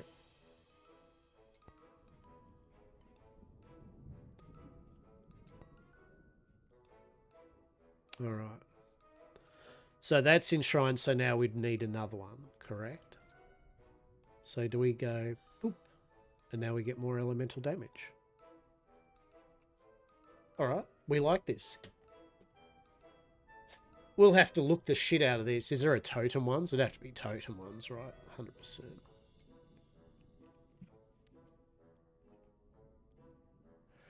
Yeah, but more further out, right? Okay. What a cool system. So I guess to get the more stones, it's kind of like you got to do like optional bosses type thing, right? Yeah. Glorious. Do we have a chest? We don't even have a chest yet, I don't think. I don't think we have storage. That's pretty funny. It's probably because we need to unlock storage, right? We're looking at 250. We've done alright, peeps, today. We've done alright. We had a good little roll of this today. We'll still go for a bit longer. We'll still go for a bit longer because I'm enjoying this. It's good.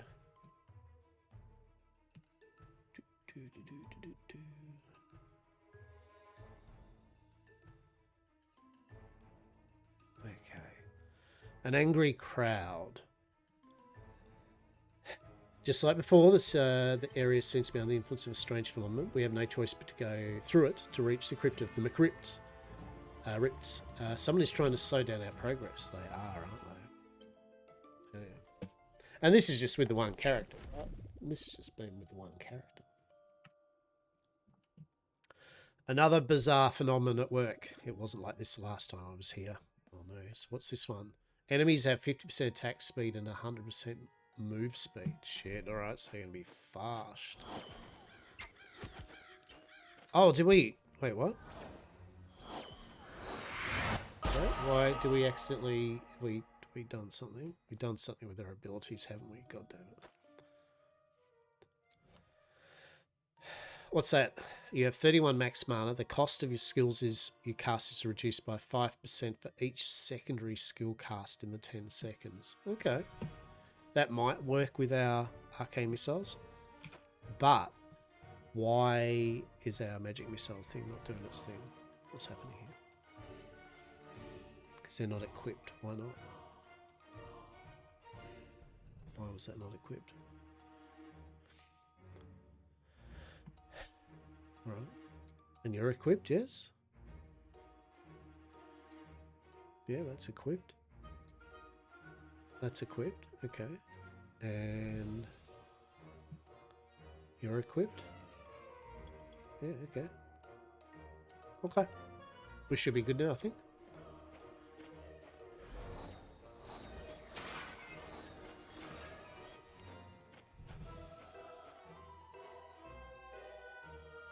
Yeah, the cost reduction. Yeah, so it does work, I think. TM.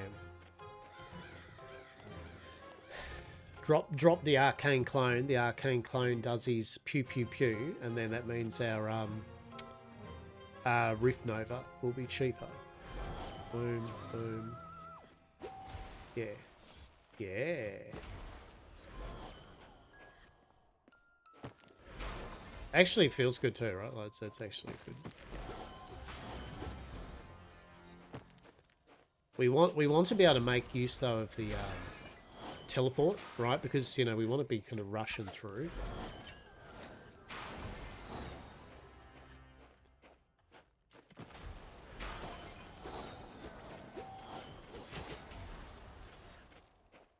Yes, give me all your slorm. All of it. So much slorm. Only the finest of slorm here, thank you very much.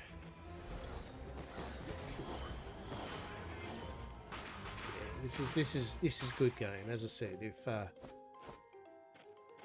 if you're in the mood for a new ARPG or just to play around, you couldn't go wrong with this. Truly, this so far has been good fun, and I can't stress enough. I've only played the wizard. I'm only on the basic stuff. I haven't unlocked all the features yet. Yeah, there's still the huntress and the swordsman, each all with their own thing. This has still got 2 more classes I haven't really played with. I mean, I haven't even played through the whole thing of any skill yet, right? So,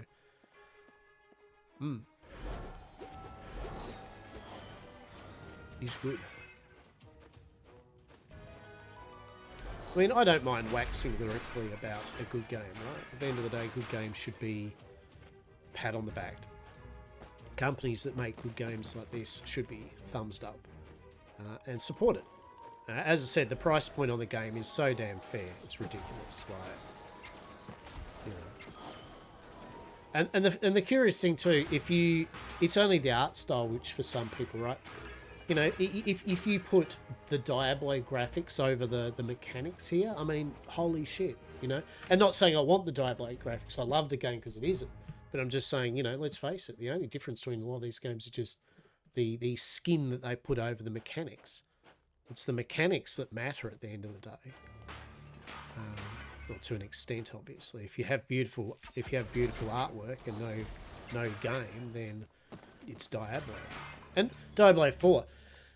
And I mean, don't get me wrong, I enjoy Diablo 4. I did enjoy it. I played the campaign, which was fun. The campaign was good.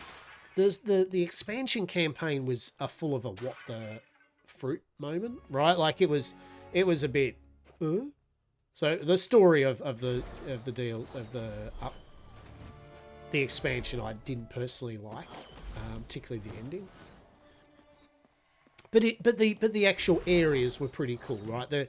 The day to day was pretty cool. The classes, but as I said, something just occurred with it where it's just tedious, and it's something you don't want. Yet again, in an ARPG, the last thing you want is for someone to feel tedious killing monsters and getting loot, right? I mean, it's a grind. Any of these games are grindy games, right? You're always killing monsters. You're always getting loot, right? It's not, none of them are not grindy games, but by God, you got to make your game exciting in the grind, right? You can't have a boring ARPG, a slow-paced ARPG. It's not what you sign up for. It's not cricket, right? It's not cricket. And I think that's sadly for me where PoE 2 was. It was just boring.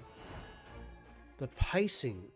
It reminds me of watching, was it Attack of the Clones or Star Wars, the 4th movie, whatever it was. Oh, God, I fell asleep in the cinema. Like, I think I tried to watch it 3 times, 4 times, maybe even 5.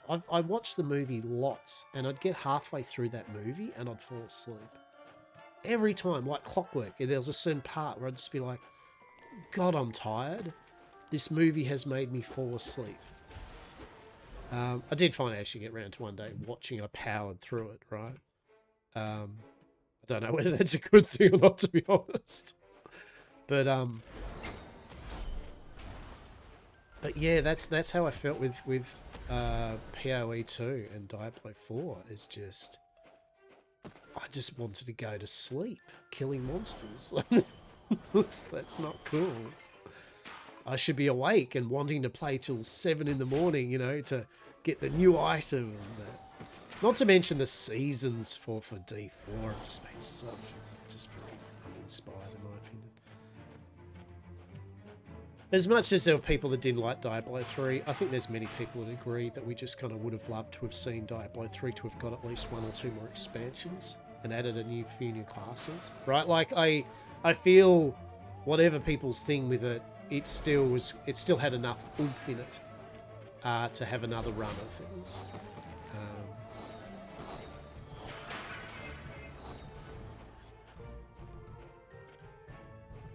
So yes, TLDR, props to any of the newer companies or existing companies that are making good ARPGs that are fun and exciting and interesting. You're the true MVPs. Yes. Thank you. Don't let it say that it never goes unnoticed. Yes, yes. Oh, should we keep on? I mean, we should keep on going, right? Yeah, they say that there's nothing worth going here, but I mean, all I heard was there's still map to be uncut. Yeah, see, right?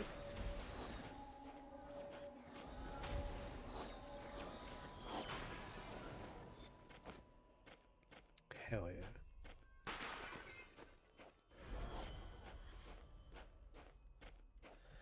Alrighty. Now I think we can leave. Oh, there's a green item back there.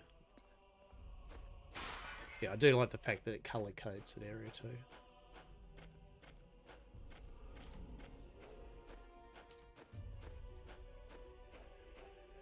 Yeah, and Chrononomicon, the main differences in my opinion of them is that, yeah, Chrononomicon feels very much like Diablo 2, but pixel, and that's not bad at all. But that's what they're trying to emulate. Like it even has a lot of the stores and it has a lot of features which are Diablo 2-ish, right? Not saying it's a rip-off, but that's what they wanted to go for, was D2 but pixels. Whereas this doesn't feel like they're trying to be Diablo but blah or anything. Yeah, it does feel, like I said, it does feel like it's got Last Epoch vibes with the skills being able to be leveled up. It's got the Path of Exile vibe. You know, it's got lots of different vibes from different ARPG, but good ones, right? Like the good parts. They didn't take so much so far the bad parts. Brilliant. You know what I mean? Thank God. You know how games sometimes, like they release a new game or something and they went, oh, this is a homage to this game. And you're like, that's fair. So why did you take all the bugs and the shit parts of it though, right? It's like my joke about like open world games where we're running around picking up thatch and fiber, right? Why no... If a game doesn't let you hold down the E key to hoover shit up, right? Why? You know what I mean? It's like we've moved past certain game systems to not have that. So it's refreshing when they take the good parts of the games and left the bad parts. Yes, this is where I hid the key to the crypt. They must be around here somewhere. Probably in a pot or a grave. The easiest thing would be to break everything. We'll stumble upon it eventually. Yes, Pedro. Yes. We're totally going to break all the stuffs. All the stuff. Look, we've still got like different skills as well, right? Like, I mean, holy Lord.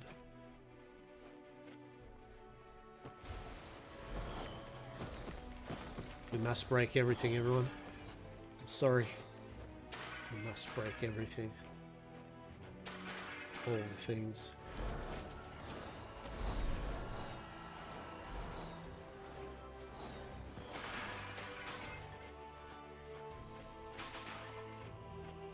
It would suck it'd be the one thing he didn't actually do, right?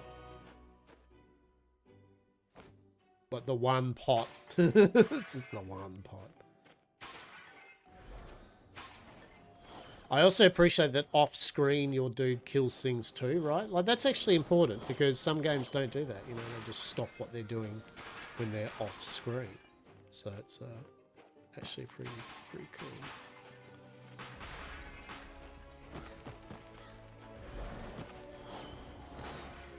You know, at this rate, I think we could almost transfer over to one of the builds where it's like I just run and do a righteous fire effect, right? You know what I mean? Like at the moment, I'm barely using the the other... I mean, I do use the void thing. We may as well get an aura up where we can just run through things and burn them alive, right? The only thing I would like to, though, is... Actually, let's have a look in the abilities. Let's just have a quick look, right? Is there ability... So, what I want is I want to be able to make it so I don't click to attack. Right? I don't want to accidentally click on it. I want to walk through. I'm hoping they have that as an option. Please let they have that. So you got to click to move. That's fine. Oh, so you can go zoom. Oh, shit. You can zoom out more? Oh, zoom in more. Oh, shit. I can get right up and close. Well, that's actually pretty cool. All right, that's good. Good on you. Map position, left or right? Oh, auto pick up material. Thank you. Auto pick up materials. Hide gathered slorm. Area of effect, rapid cast.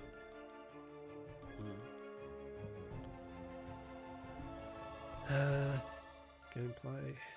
Settings. Keybinds. Force movement. I think click to move. Oh. Forced attack is shift, force movement. So we actually want... Yeah. Right, so... Oh no, okay. No, that didn't work. Okay. Okay, hang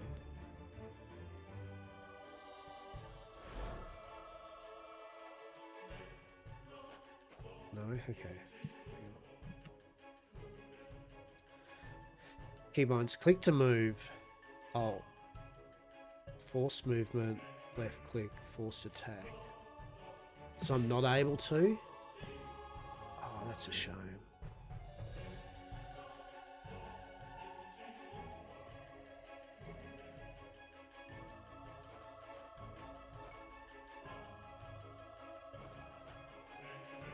Let's see.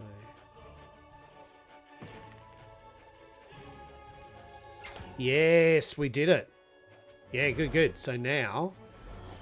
Yes.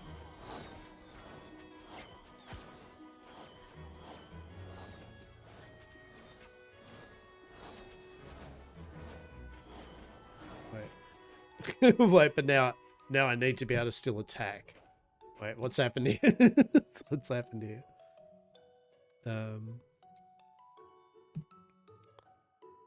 Force attack is shift. Wait, force attack, click to move. Wait, what?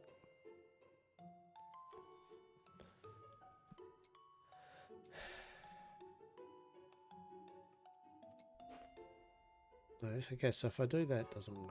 Okay. Excuse my old person brain here. So that's force attack is click. So if it's click to move, force attack is... I want that.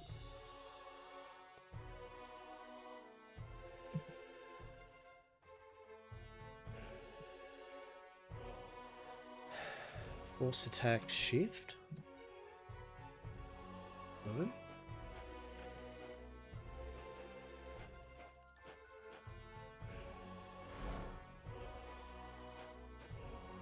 Why is this not working?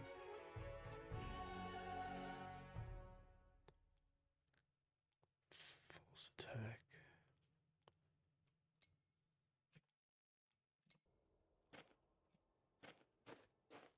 Have I stuffed something up?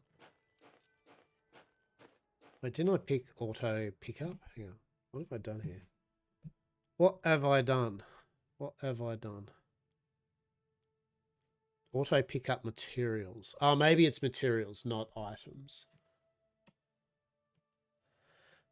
Keybind settings.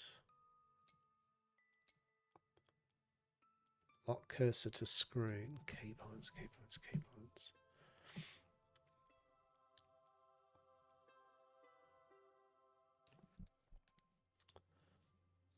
Oh, hang on. Oh, hang on, hang on.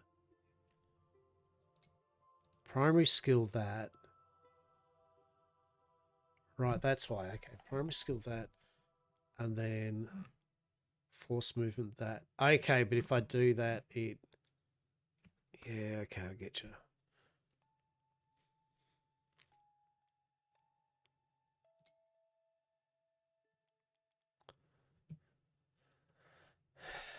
Yeah. So you can't have click to move. Let's just try this. Yeah, okay. So primary skill, we can't make it... what's the word for it? We can't have just move around and force movement over the enemy. Like, it's not letting us. Maybe there's a way, but I'm not quite seeing it. See, click to move takes away from the primary skill. So the only other way you do it would be if you made it so that the primary skill was something else, right? Like, although click to move, you could go middle mouse button.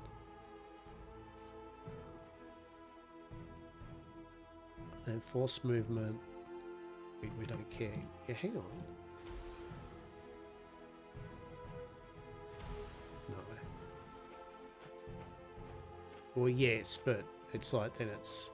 Oh, we can do it the other way around. Hang on. We can do it the other way around. We can go click to move left, and then primary button middle. Right? So, yeah. So... Alright, I mean that...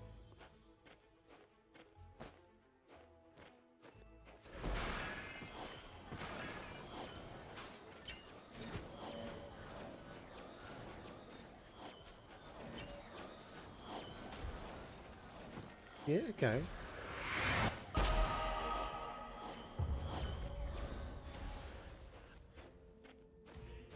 Interesting. I don't know whether that works for me or not. Honestly, I think I'm just going to go with that as well for the moment. Yeah.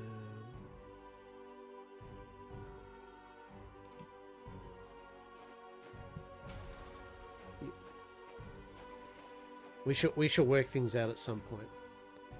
Now, is this still giving us mana? It is. Is this just going to give us aura? I mean...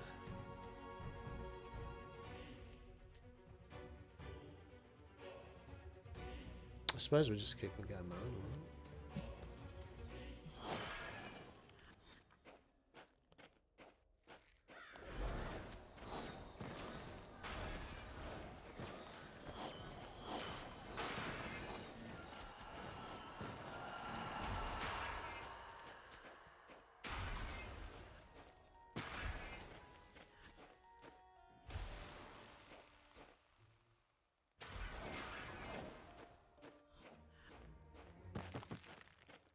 Right.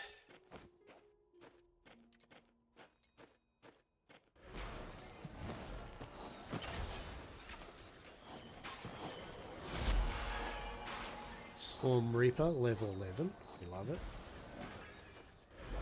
Okay. Ah, there's the keys. Certainly the keys of the crypt. Let's go back to the village. Should we, though? Should we kill a few more things?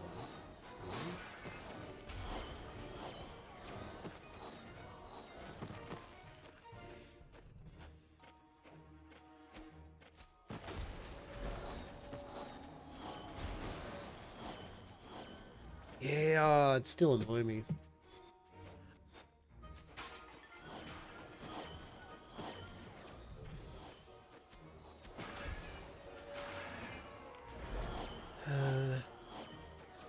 It seems to be stopping on things a fair bit.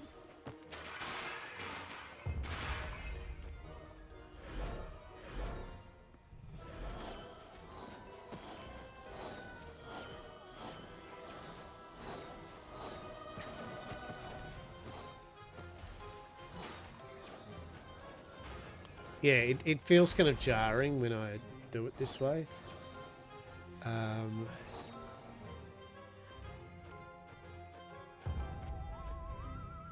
What's Q do? A, Q. Oh, can we use Q?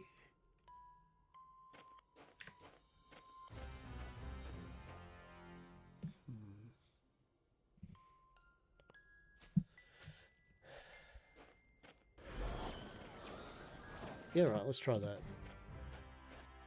We are trying stuff and things, peeps. We are trying the stuff and things. Is Q used for anything? Please tell me that it isn't. Please let me have that. So primary skill Q. Alright. So now we should be able to move through enemies. Yeah, actually that's not too bad.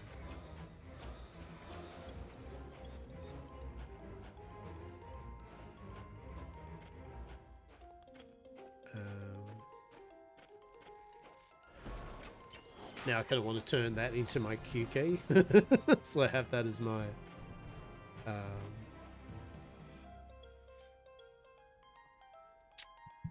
secondary.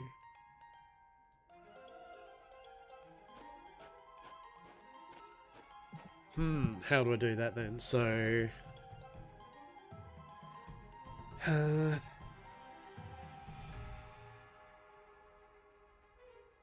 I just guess we swap them over. Let's see how that feels. It's funny that with games like this, right? Like you truly got to find how you vibe with the game, right? Like how you vibe with the buttons being where they are. So, for example,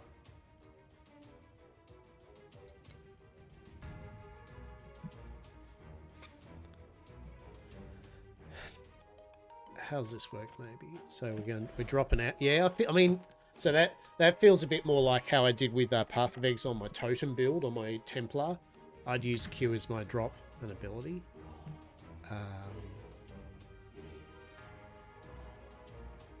It's like your mileage may vary, right, at the end of the day.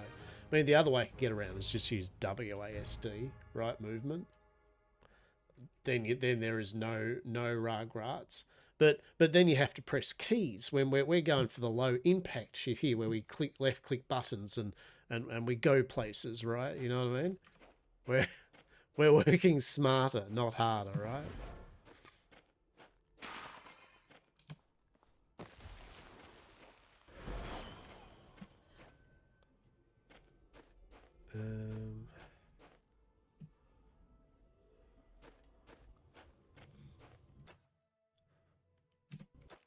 All right, maybe. So, like, are you really going to swap these over again? So yes. Got to feel comfortable with it, all right? Got to feel comfortable with this.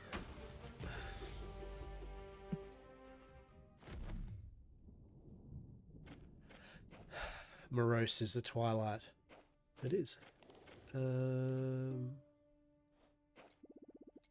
Now we have the keys to the crypt. We can go to the crypt of the McRipped. Hell yeah. Cursed Lands, the Graveyard 11. We'll have to go through this area to reach the Curse of the McRips, which is Crypt of the McRips, to the end of the graveyard, and the shovel compass indicates strong activity there. Let's take advantage of our presence here to destroy all the breaches. Let's do it.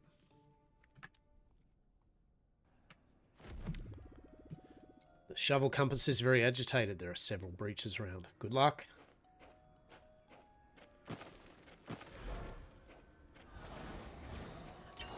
Yeah, that's better, because before, when it was like left click for move and left click for attack, like when things like that happen, I'd go to move and then I would attack and stop, right? Which is, you don't want to do, right? You don't want to stop. You want to be able to run through things, so...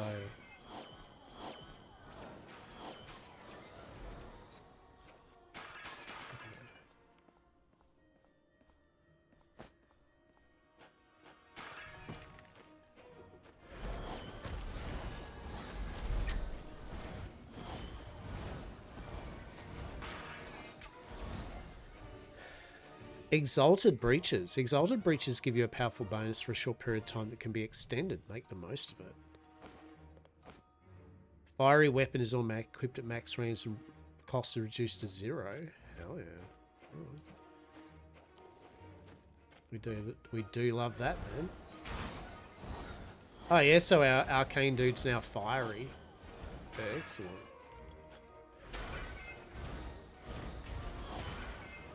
We are with this, that is for sure. Just wonder how do you increase the time of it?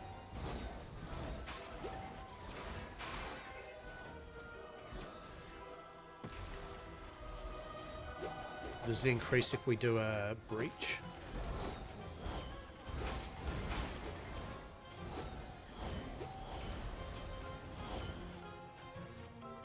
It does not. Oh, blue item. Very cool.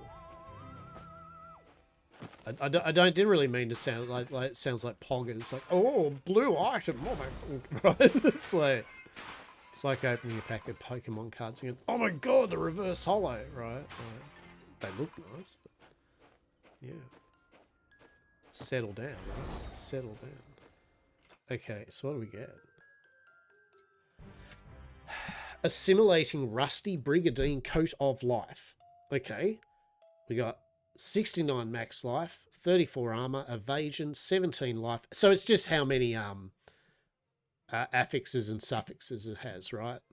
Yeah, good. And it's garbage for us, so whatever. 0.9% max life. That's pretty cool. Unfortunately, we've got mana and life.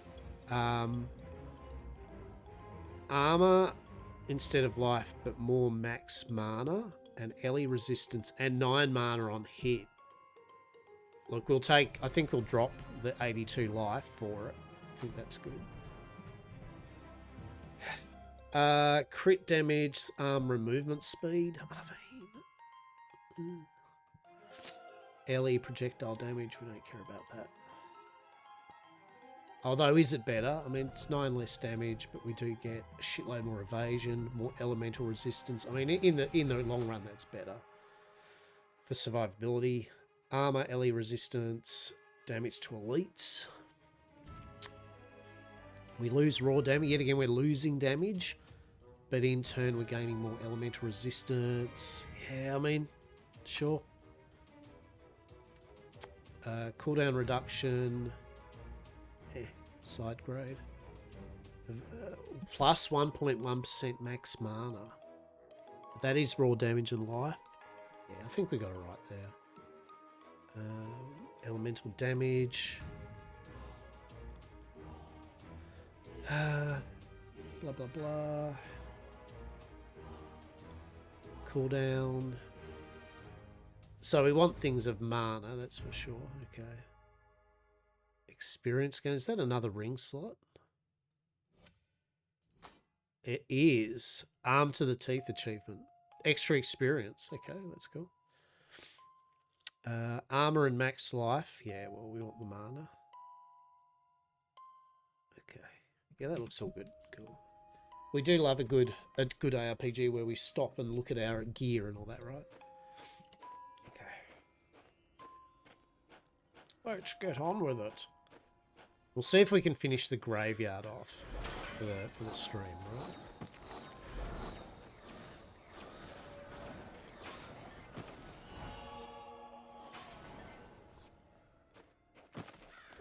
Mastery 5, interesting.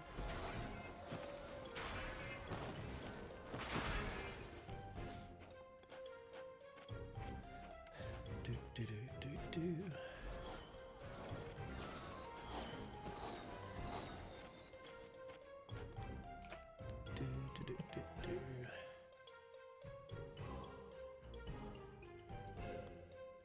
Equipped. Oh, we got a bit more of that, don't we? Alright, what do we got here? Level 5.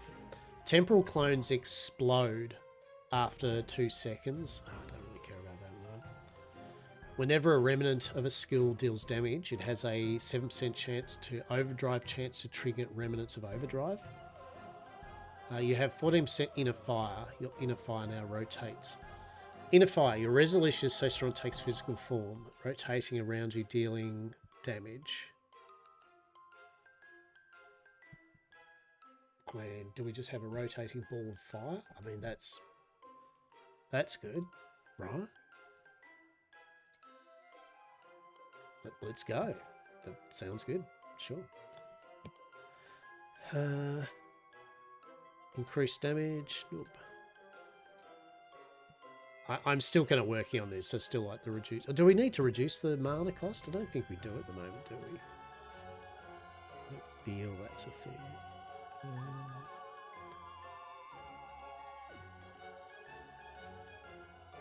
No, I think 50% chance is fine. Right. Reduced mana still sounds good though. Totem upgrades.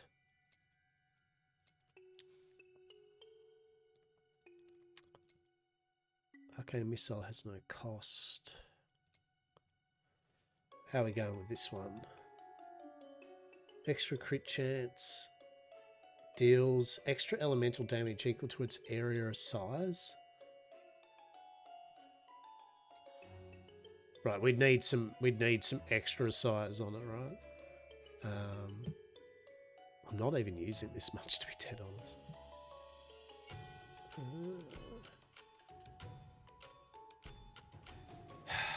Decrease damage.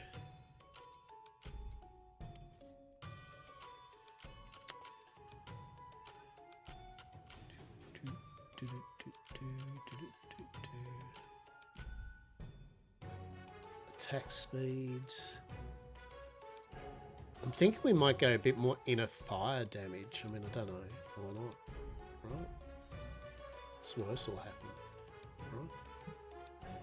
Should be happens. We have got a new skill, but we'll check that out next time. We've got a lot going on already. We have so much going on. Well, we could do one more, could we? Oh no, 7,700. Let's get a bit more mana back, right? You need to increase the chance of flat packs dropping by 250%. Never. 500. 500.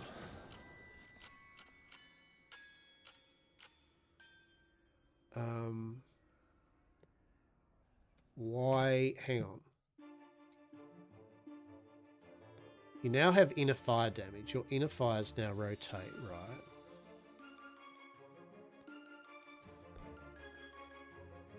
Your resolution. How do we bring about inner fire? It's like.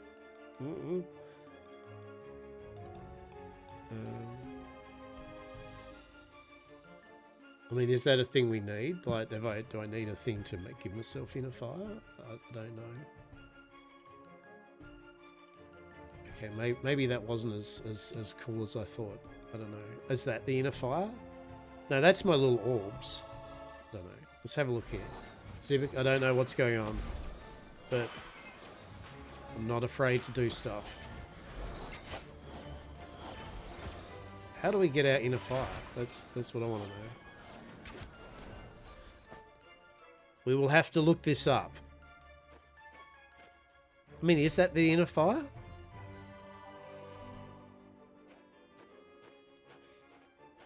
I don't think it is. I think that's a waste of a skill at the moment.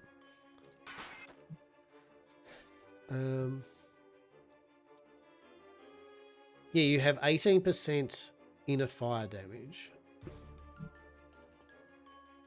Oh, what does that mean?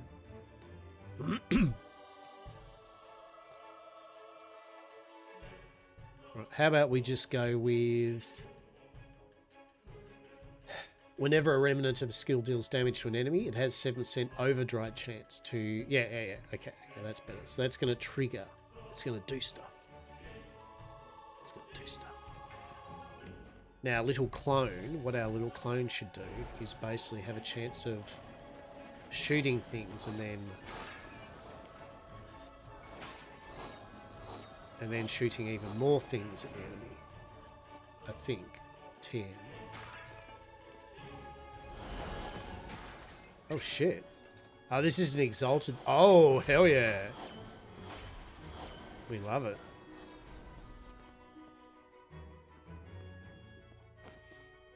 We got the zippy exalted thingamabobby.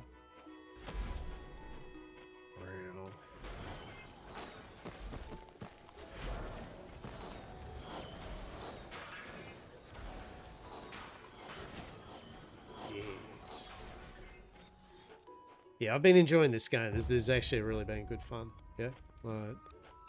Excellent game is excellent for sure.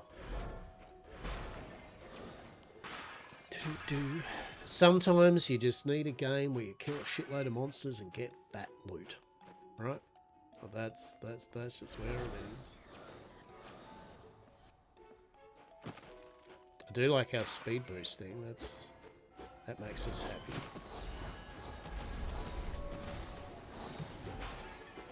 So that's our clone.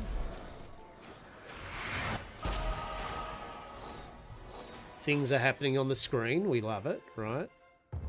Hell yeah.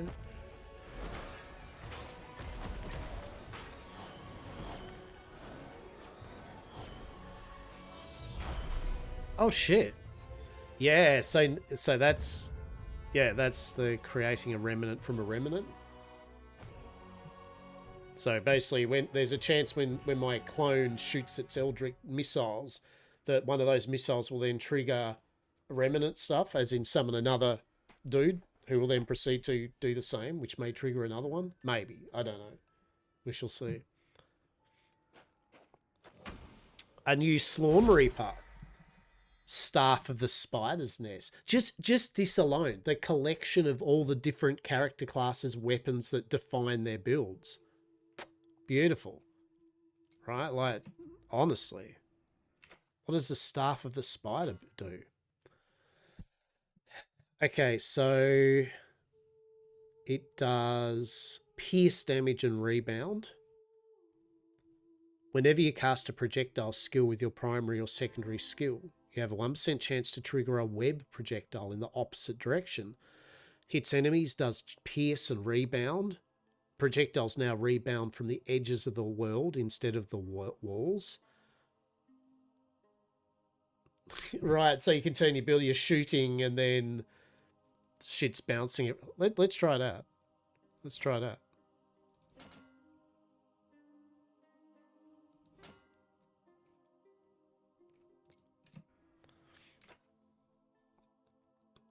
Just see what it does, right?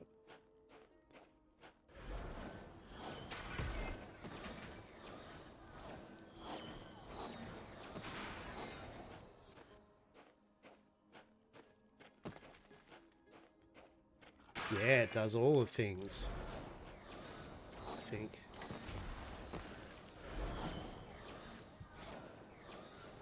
So I think it's piercing through the enemies now. Yeah.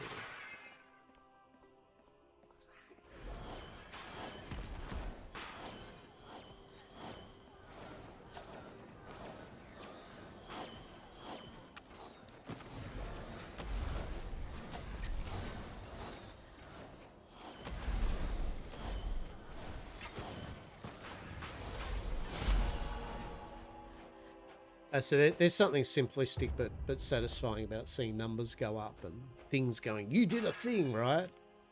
Like, truly. Yeah, I mean, look, I'll try that staff out later. At the moment, we were using this, the Staff of Ferocious Affinity, and basically that just gives us mana, max mana. We do even more damage based on our max mana. Whenever you deal damage to an enemy, you have a chance to inflict them with elemental damage, which is done equal to your mana.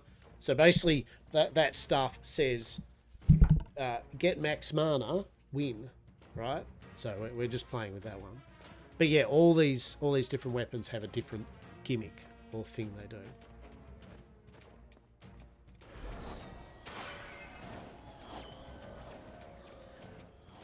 That's an Exalted of Lightning, eh?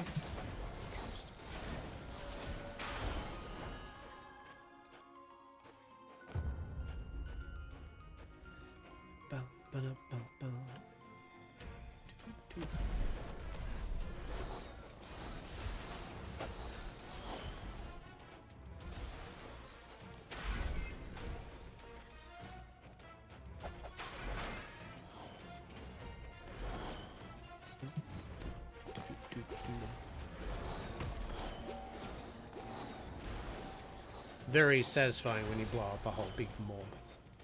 You've got so many items. Is there probably some good stuff there? Hell yeah. What? So there's better stuff.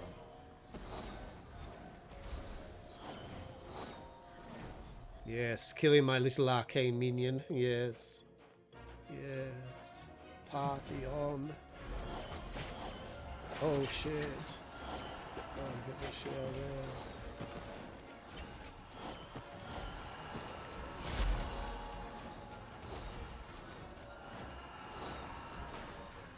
See? Easy.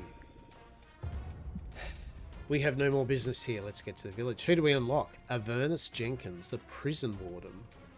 Okay. Thanks for getting me out of there. No way to open these breaches with my key. They have no keyhole.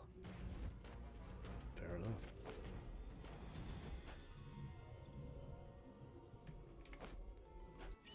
What does Avernus give us? So I'm trying for the end of my stream today. I've got about half an hour. I want to finish the graveyard off. I think that'd be excellent. That'd be a good ending to the stream. We're not going to do any parley. Like I'm gonna play some parley after I finish stream. I'm gonna get myself a chicken and mayo sandwich, a bit of salt and pepper, and then I'm gonna play some parley and do some fishing or something. But I figure we've got to this point. We may as well finish the graveyard off, right? Like that'd be good finishing an entire area off. So, and we're not far off it. So, that's the plan. Avernus Jenkins. What do you reckon Avernus Jenkins does? Let's find out. That chicken and mayo sandwich, though, is sounding bloody good. It's bloody good.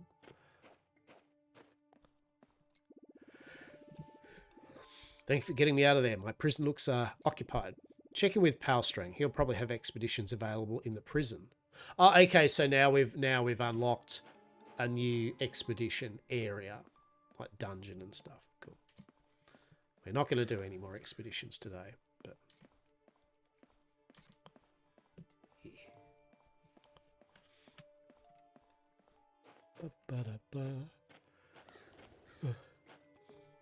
You know, the artwork actually gives me a vibe of Graveyard Keeper, which I love. See, we've got 3 more areas, all right? Undeads only live twice. We have freed 2 new adventurers. We have the shovel compass and the keys of the crypts in our possession. Now we only have to get to the crypt of the McRips. We'll still have to go through this area that still separates us from our goal. However, we'll have to be careful. We're in the presence of an evil force. So enemies have a 25% chance to be revived upon dying. What shit?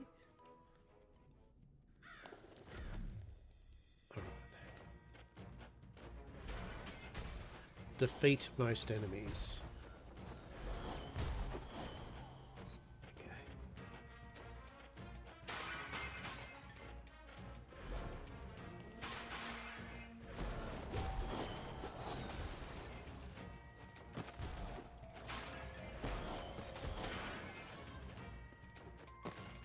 I suppose you have to basically make sure that you kill the enemies, right? Like until they're dead in the area.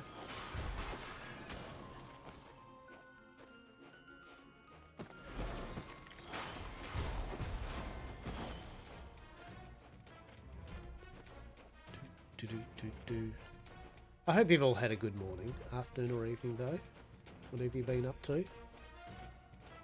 For those it's been going swimmingly, huzzah. For those that are feeling poorly or iffy or whatever, I hope it gets better soon. Truly do.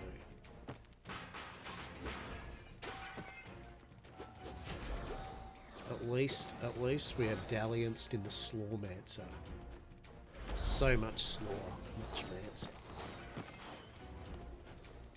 Apparently there is slime. So much slime.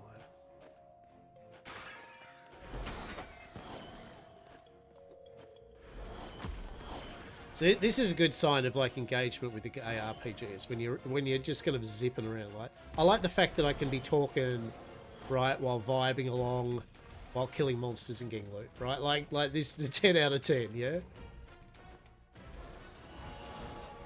Rift and Nova Mastery 6.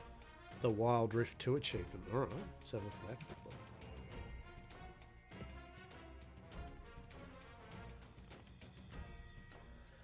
at that. So, whenever you cast Rift Nova, you cast another Rift Nova at your feet. Okay.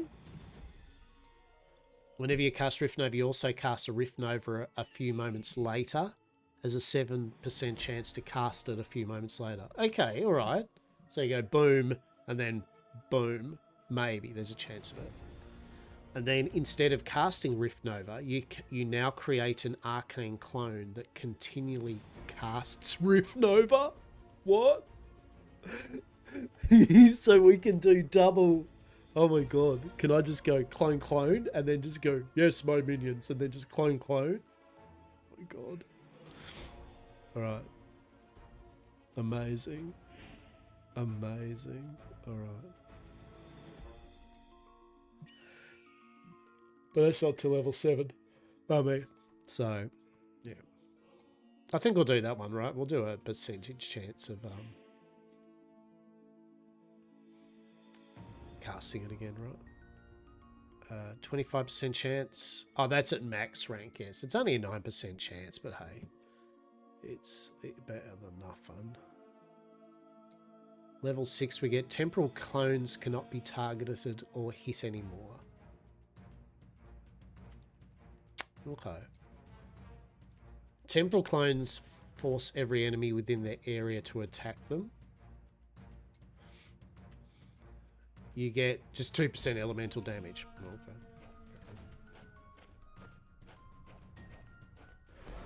But yeah, I really enjoy the fact of how you're leveling up. As I said, it's got a very last epoch kind of thing there where you're leveling the skills up, but then you've also got your passive tree with cool buffs. You're leveling up your main weapon. There's a lot going on, which is cool. Like so much like diversity with the builds. Now, are all the builds going to be top tier, blah blah, end game, blah blah? Probably not. Who cares, right? I mean, I don't give a toss about that. What I give a toss about is having a good fun game, which I am.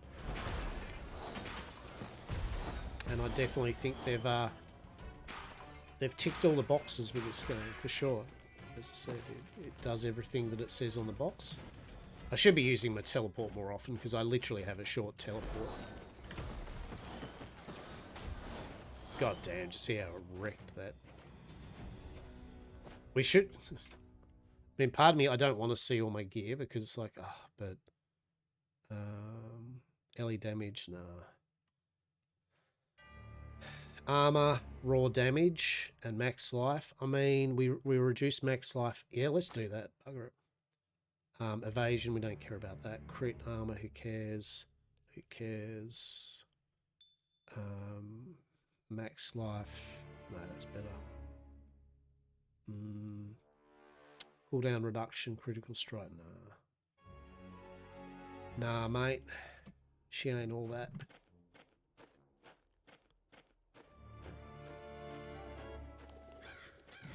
Car.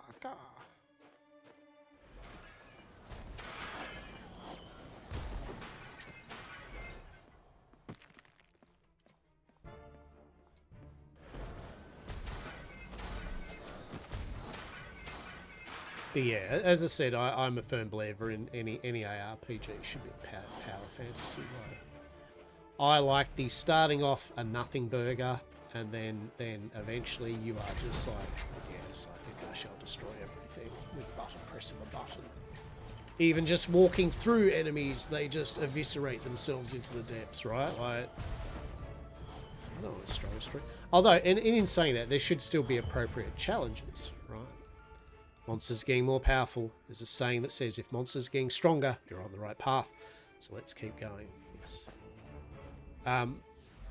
You still want challenges, right? Especially for those that keep playing. Hell yeah! Like so, big mega bosses and tough content. Hell yeah, you want that. But yeah, make the journey though feel good. Actually, I would like to sell all this crap first. Hello. Hi, handsome. I am, thank you. I would like to sell all that, and I would like to sell all that, and I would like to sell all the blues. Yeah.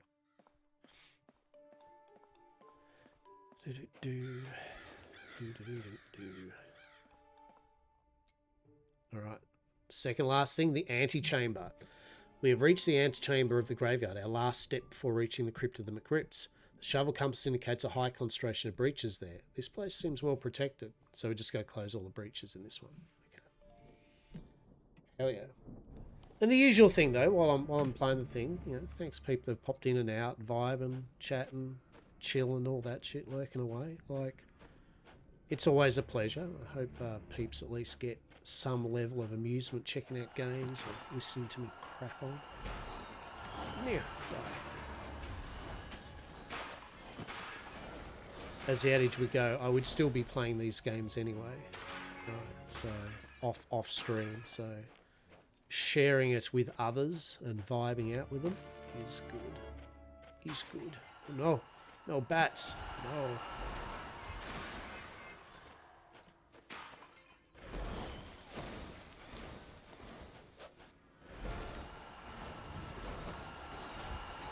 What's wrong with those bats, man?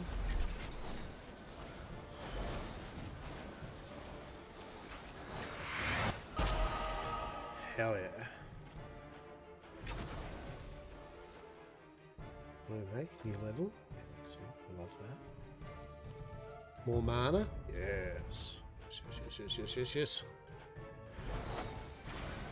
Damn.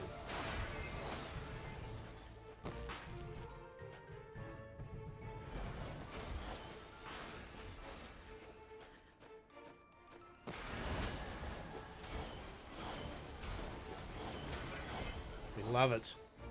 We love it. This is good. And look, I'm just I'm ambling around in this too. I could be kind of doing a bit more teleport action and all that. But honestly.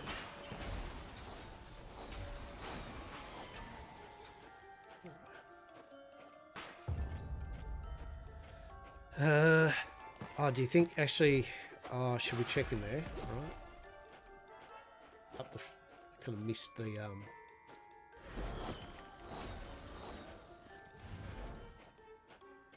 Missed this. That's what I was trying to say. We missed some of this. There might be some stuff we need to kill over this way.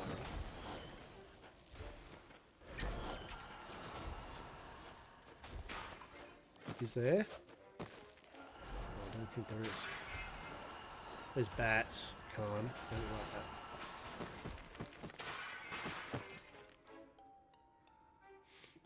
So there's actually just enemies here pretty much. To get some blues though, right? We are getting some blues. Are any of them worth anything? Ancestral strike chance, melee damage reduction. I mean, max life, mana regen, life over mana. Ooh. We do get elemental resistance. Bit less though. Elemental damage, 15 mana regen. Is that at the cost? 174 max mana is a fair bit of damage loss though. And also we're not dying, right? I mean that's the realistic thing here is we're not actually needing the health, right? I'm sure there will be a time when we do, but at the moment that is not the case. So.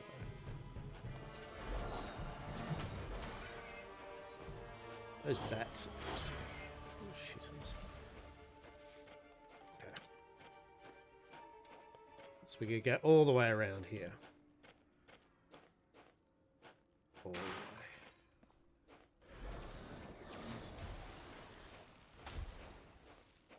We do like bouncing materials just popping out of our enemies. Yes.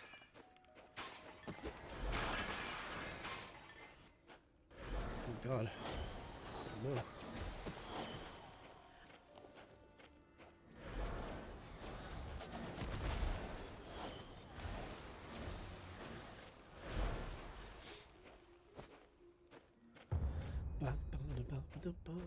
Another breach, another dollar.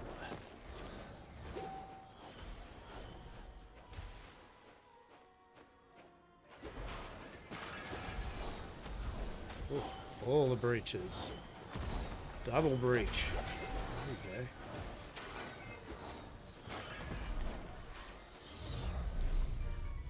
Staff of the Conniving Warlock. Got a new Slormy. Did we? Yeah. Staff of the Conniving Warlock. What does that do? Whenever you spend life to cast skills, you trigger life drain, dealing skill damage equal to the percent of life spent to enemies within a 3-yard radius, and apply up to 20 lifelink stacks on enemy. Life drain deals blah. Okay, so a life drain build. Cool. That's what I mean. There's so many different kind of builds and ideas. Hell yeah. I'm still going to go with my max mana one though. Is that because Lockabar you are a basic Lockabar and you literally just want to click a few buttons and kill shit? Yes. Yes, that is exactly it. Alright. There's no deceiving anything on that one. Arcane Missile has been upgraded. Yes, we do that. I think. Do we? What does that do for us? Actually, who cares? Let's make use of the bonus we have at the moment, which is whatever that is, right?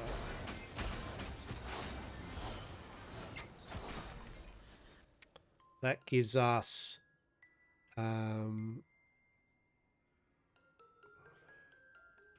duration is exalted 2 seconds when killing an elite enemy and 1 second when closing a breach. Aegis of Light and Punishment automatically equipped. I don't know what they are, but okay, so you want to be killing mobs and everything in elites, right? To keep it up. Understandable.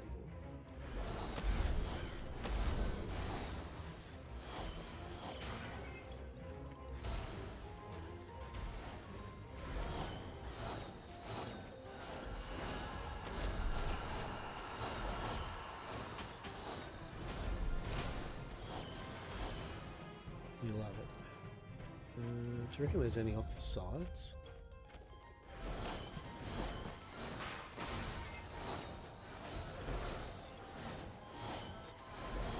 No, but there are enemies. Yeah.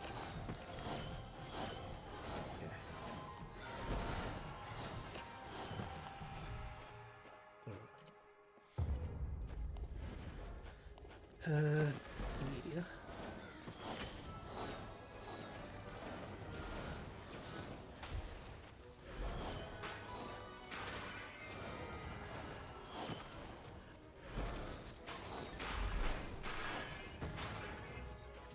Killing all the enemies. Oh jeez. Ghostbusters? What the hell? I'm afraid of no poltergeist, but lordy. What's going on there? Let's check out the side rooms. There is some side room action. There is, isn't there? It's gone. Oh shit, just realised our health was actually a bit stuff. It's like, maybe I should check my health in that, right? I do have a healing on cooldown spell. Alright, let's have a look quickly at the Magic Missile level 7. If you have an emblem of obliteration, Arcane Missiles apply Arcane Bond.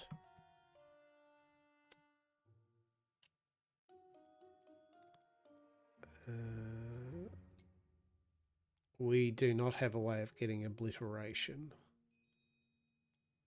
So that is shit useless to us. But remnants of arcane missiles apply time lock. Okay. Additional arcane missiles are now cast in a line and move towards the target area.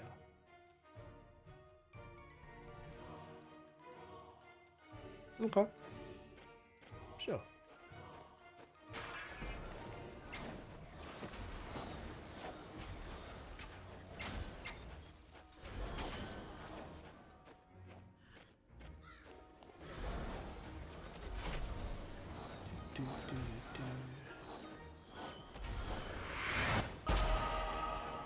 That is satisfying when you level up.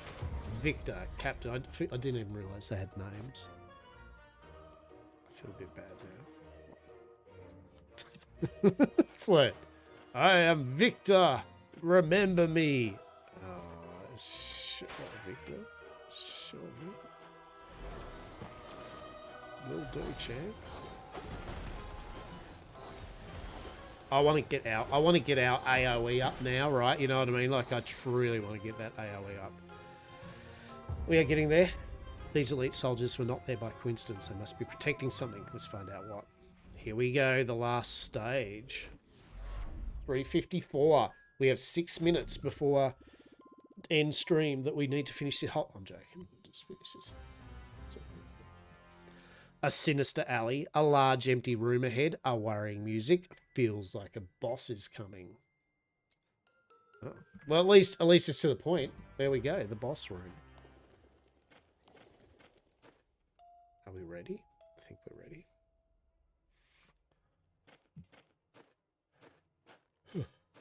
It's the boss.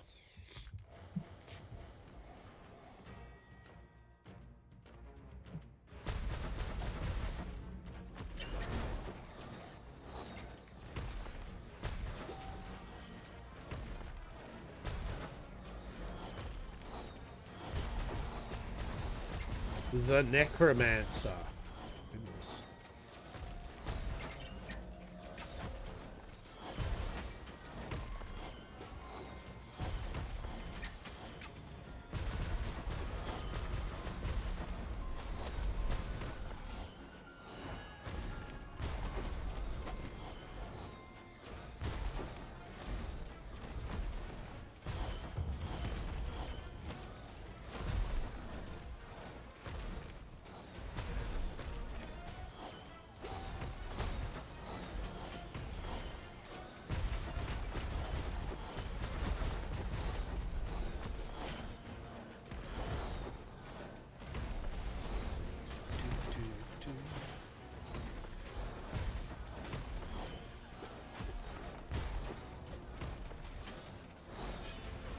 Yeah, Necromancer. What do you reckon about that?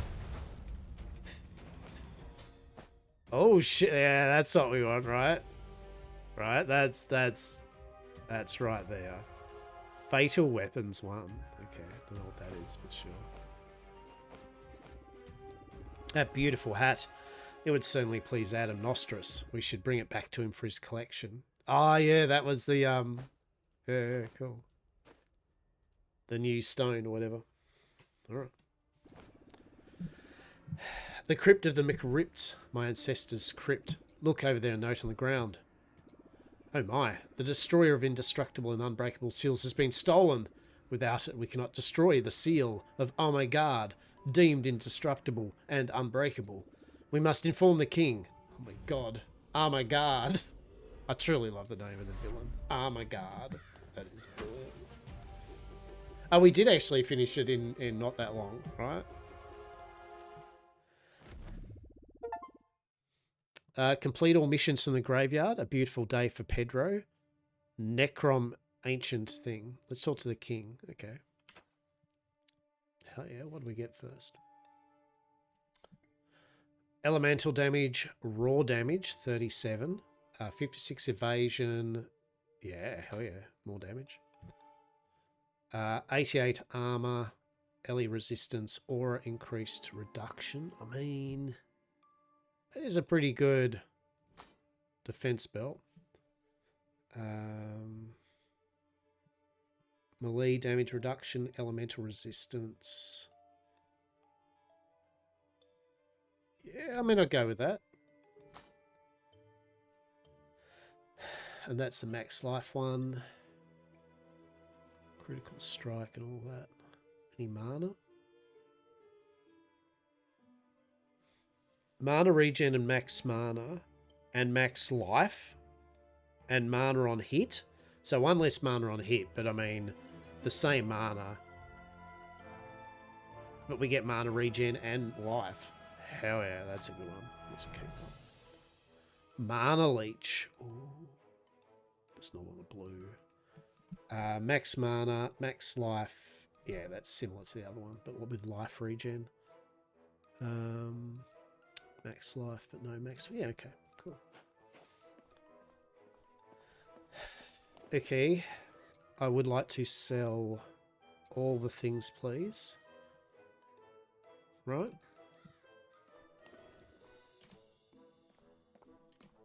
All right.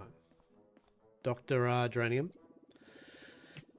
You now own several Slorm Reapers. Congratulations. I hope you're having a great time. Did you know some Slorm Reapers evolve and change their shape when they've absorbed enough Slorm? In most cases, they just get more powerful. In others, their effect can change dramatically. Our weapons are Pokemon.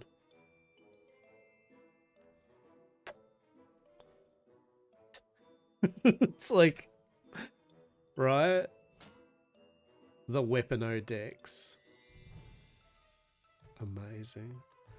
If enemies see you handling this Slorm Reaper, then it's already too late for them. Slorm Reapers of Legend by Professor Duranian. There is so much to love about this game. I can't stress enough how I recommend this to fucking anybody that likes ARPGs, I should say. This is so good. Adam, the Necromancer's hat is even more beautiful in real life. Thank you. Here is a new ancestral stone for you. I understand you're heading to the prison. One of the inmates has a top quality golden belt. I'll give you a new ancestral stone if you bring... So you get the ancestral stones kind of from doing the story bosses, yeah? And then I guess there'll be the hard mode bosses and end game stuff that you'll get your rest of them or something, right? Yeah, so you got 1, 2, 3, 4, 5, 6, 7 of them. Yeah, I don't know if we get any more, but... Okay. Well. Heart of the Wizard, mana on hit, mana on hit, mana on hit, and mana and max mana.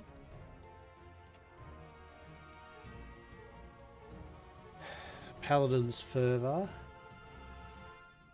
You leave a trail of fire. I kind of really want the trail of fire, right?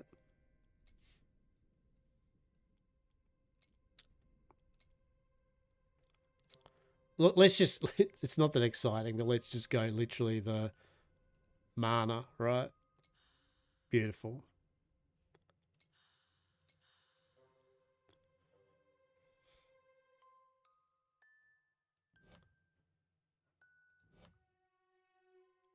Yeah, okay. So 6 mana, 7, so it goes from 3 to 6, 6 to 7, 8 to 16, 6 to 7. All right. Okay, that'll be enough for the moment. Because then we can finish this one off, I think. Yeah. Upgraded an upgrade. With enough Slorm to reach rank 10. Cool, so now we've got... We get 50% of our mana cost. After a short delay whenever we cast any spell. So I think that's going to dramatically help us out.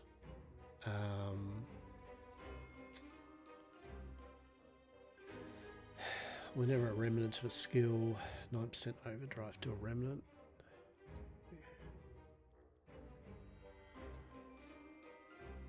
Alright. Arcane Bond. Yeah, we're not going to get that. Okay. Alright, alright. The King. What? You found a note? Show it to me. It says, I stole the shiny object. You won't get me. Signed, Grottagrom. My lord, it's the end of us. It complicates things, but all is not lost. I know where Grottagrom is. He was thrown in prison for many petty crimes, swearing, mural paintings, damages to property, and insults to my illustrious person. He is being held deep within the prison, in the darkest of dungeons. Oh, his crimes aren't that serious, but it was the only dungeon available. My lord, I feel Alistair is literally Baldric from Blackadder. My lord, a brilliant idea, but the prison has been invaded by monsters. He's probably dead by now. We must find him. I'm not going to do it, Blackadder and Baldric. I've decided the king is Blackadder and his advisor is Baldric, right? Adventurer, go to the prison and find Grottagrom. But beware, he is as cunning as he is bad as spelling. If this advisor doesn't go as cunning as a badger, I'll be disappointed. Fuck, that was a missed opportunity, guys. You could have went, is it as cunning as a badger? It is as cunning as a badger that has the professorship in the badgership of cunning, right? God damn it. I'm so hoping. All right. So that's good. That's a good wrap up. Yeah. We got a new area, the prison.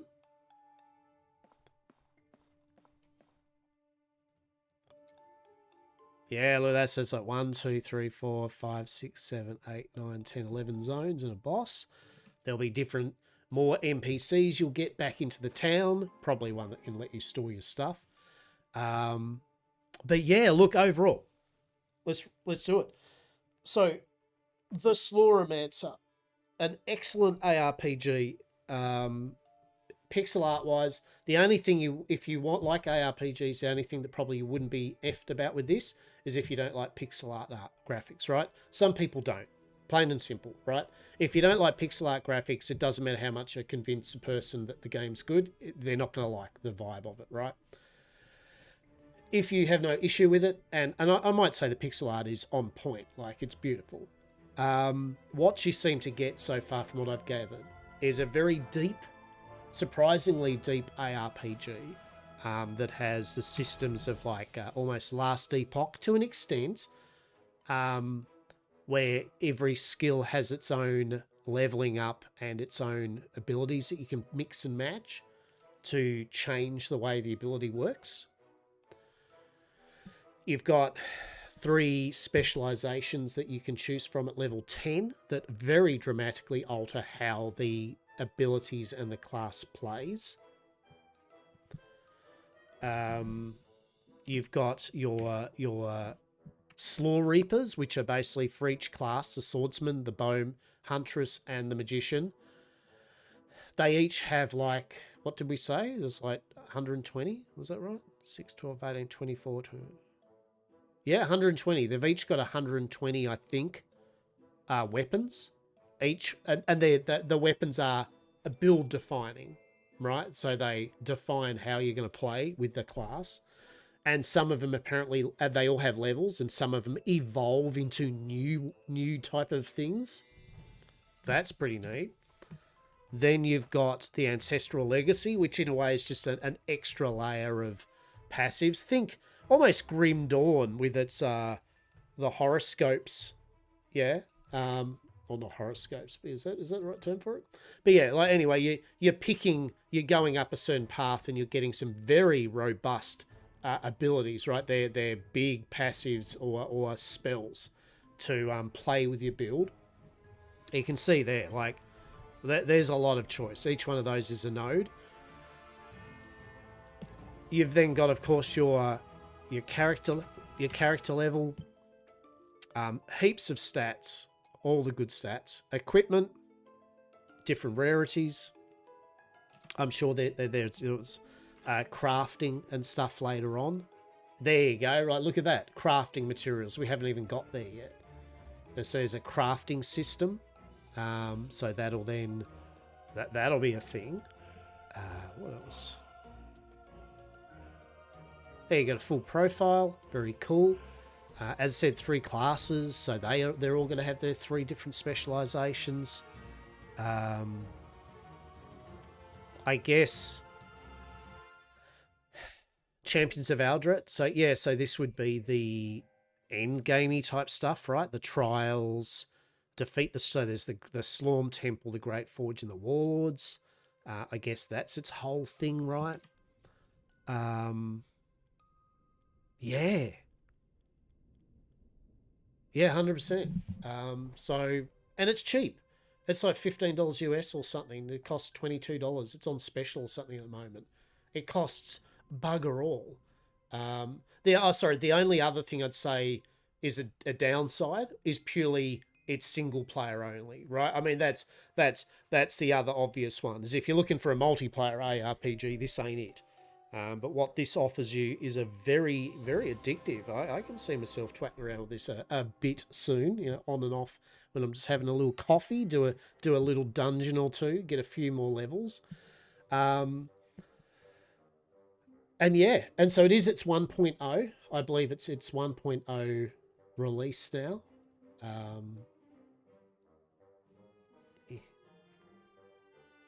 And yeah, here it is, the Slormancer.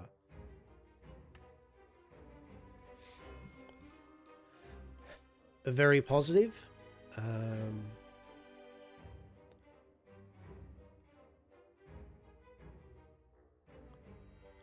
Wait, what? Yeah. So the Slormancer's like, I think, because I've bought it already, it's on Disco because it's the soundtrack. But available now, right? So, as a small indie team, need to spread the word. So tell your friends about the game or share, which is what I'm doing. I'm doing my part. Indie team, you've made a bloody awesome game. I love it. Leave a positive review on Steam. We will do that. They have Blue Sky and that, so we might drop on there and go cool. The end of the beginning, even though this update marks the end of the early access, it's far from the end of the road. We will continue to develop and improve the game through future updates, balances and new content, and your feedback will be as valuable. So please keep sharing your thoughts. All right. So it looks like they will add. And I mean, look, I'm not going to be like, oh my God, so hopefully they'll add new classes and they'll add new... But I mean, the realistic thing, they've set it up well so they can. But because they seem to have taken such time with the 3, I hope and I believe that they might do classes, but they'll be very well thought out. He's hoping, you know what I mean? Like, yeah. But, yeah, the Slormancer. Excellent game. I've had a very enjoyable stream of this. Will we have a stream of this again? Yeah, I reckon we will. Actually, I reckon we might have a little cheeky stream of this at some point. We have got... what are we looking at? So... coming up, streams and gaming type stuff though. So this weekend, tomorrow I won't be streaming. Depending on things, I might play a bit of Enshrouded or something in my afternoon or something like that. I've got a friend that comes over on a Saturday. Usually we play some board games or card games and have a coffee. So in the morning or around lunchtime. So yeah, Saturday, I'll play some off-stream games and some things in my kind of later afternoon, but no stream. Sunday, I will be streaming. Depends on what the go is. If the Sazavox is bit by bit getting better and in the mood to play something like a bit of Enshrouded or Parley or something, we might fire up the stream and play that. If not, we'll play like a solo-y thing or something. We'll play maybe a bit more of this. Or maybe there's one of the other games that I've got recently that we could have a quick squiz at. I think Tavern Keeper. There's some things like that. But I might have another go of Slormancer, to be honest, on a Sunday. My Sunday's my chill day. But as I said, we may do some Enshrouded. We shall see. Atlas on Monday, hopefully, TM, will be an Atlas day where we'll probably just sail to a few places, catch up with some people, do a bit of role play, just see how different ports are going along. Just keep a finger on the pulse of it. And then it's the start of the week, right? And then we shall see. But over the next few weeks, there'll definitely, I feel, be some Enshrouded streams and gameplays. There's a bit of Parlia, and then we'll go from there. Yeah. So with all that long-winded wideness and all that, yeah. Thank you all. Hope you all have a good morning, afternoon, or evening. It's been a pleasure, and I shall catch up with you all soon. Take care. Yes.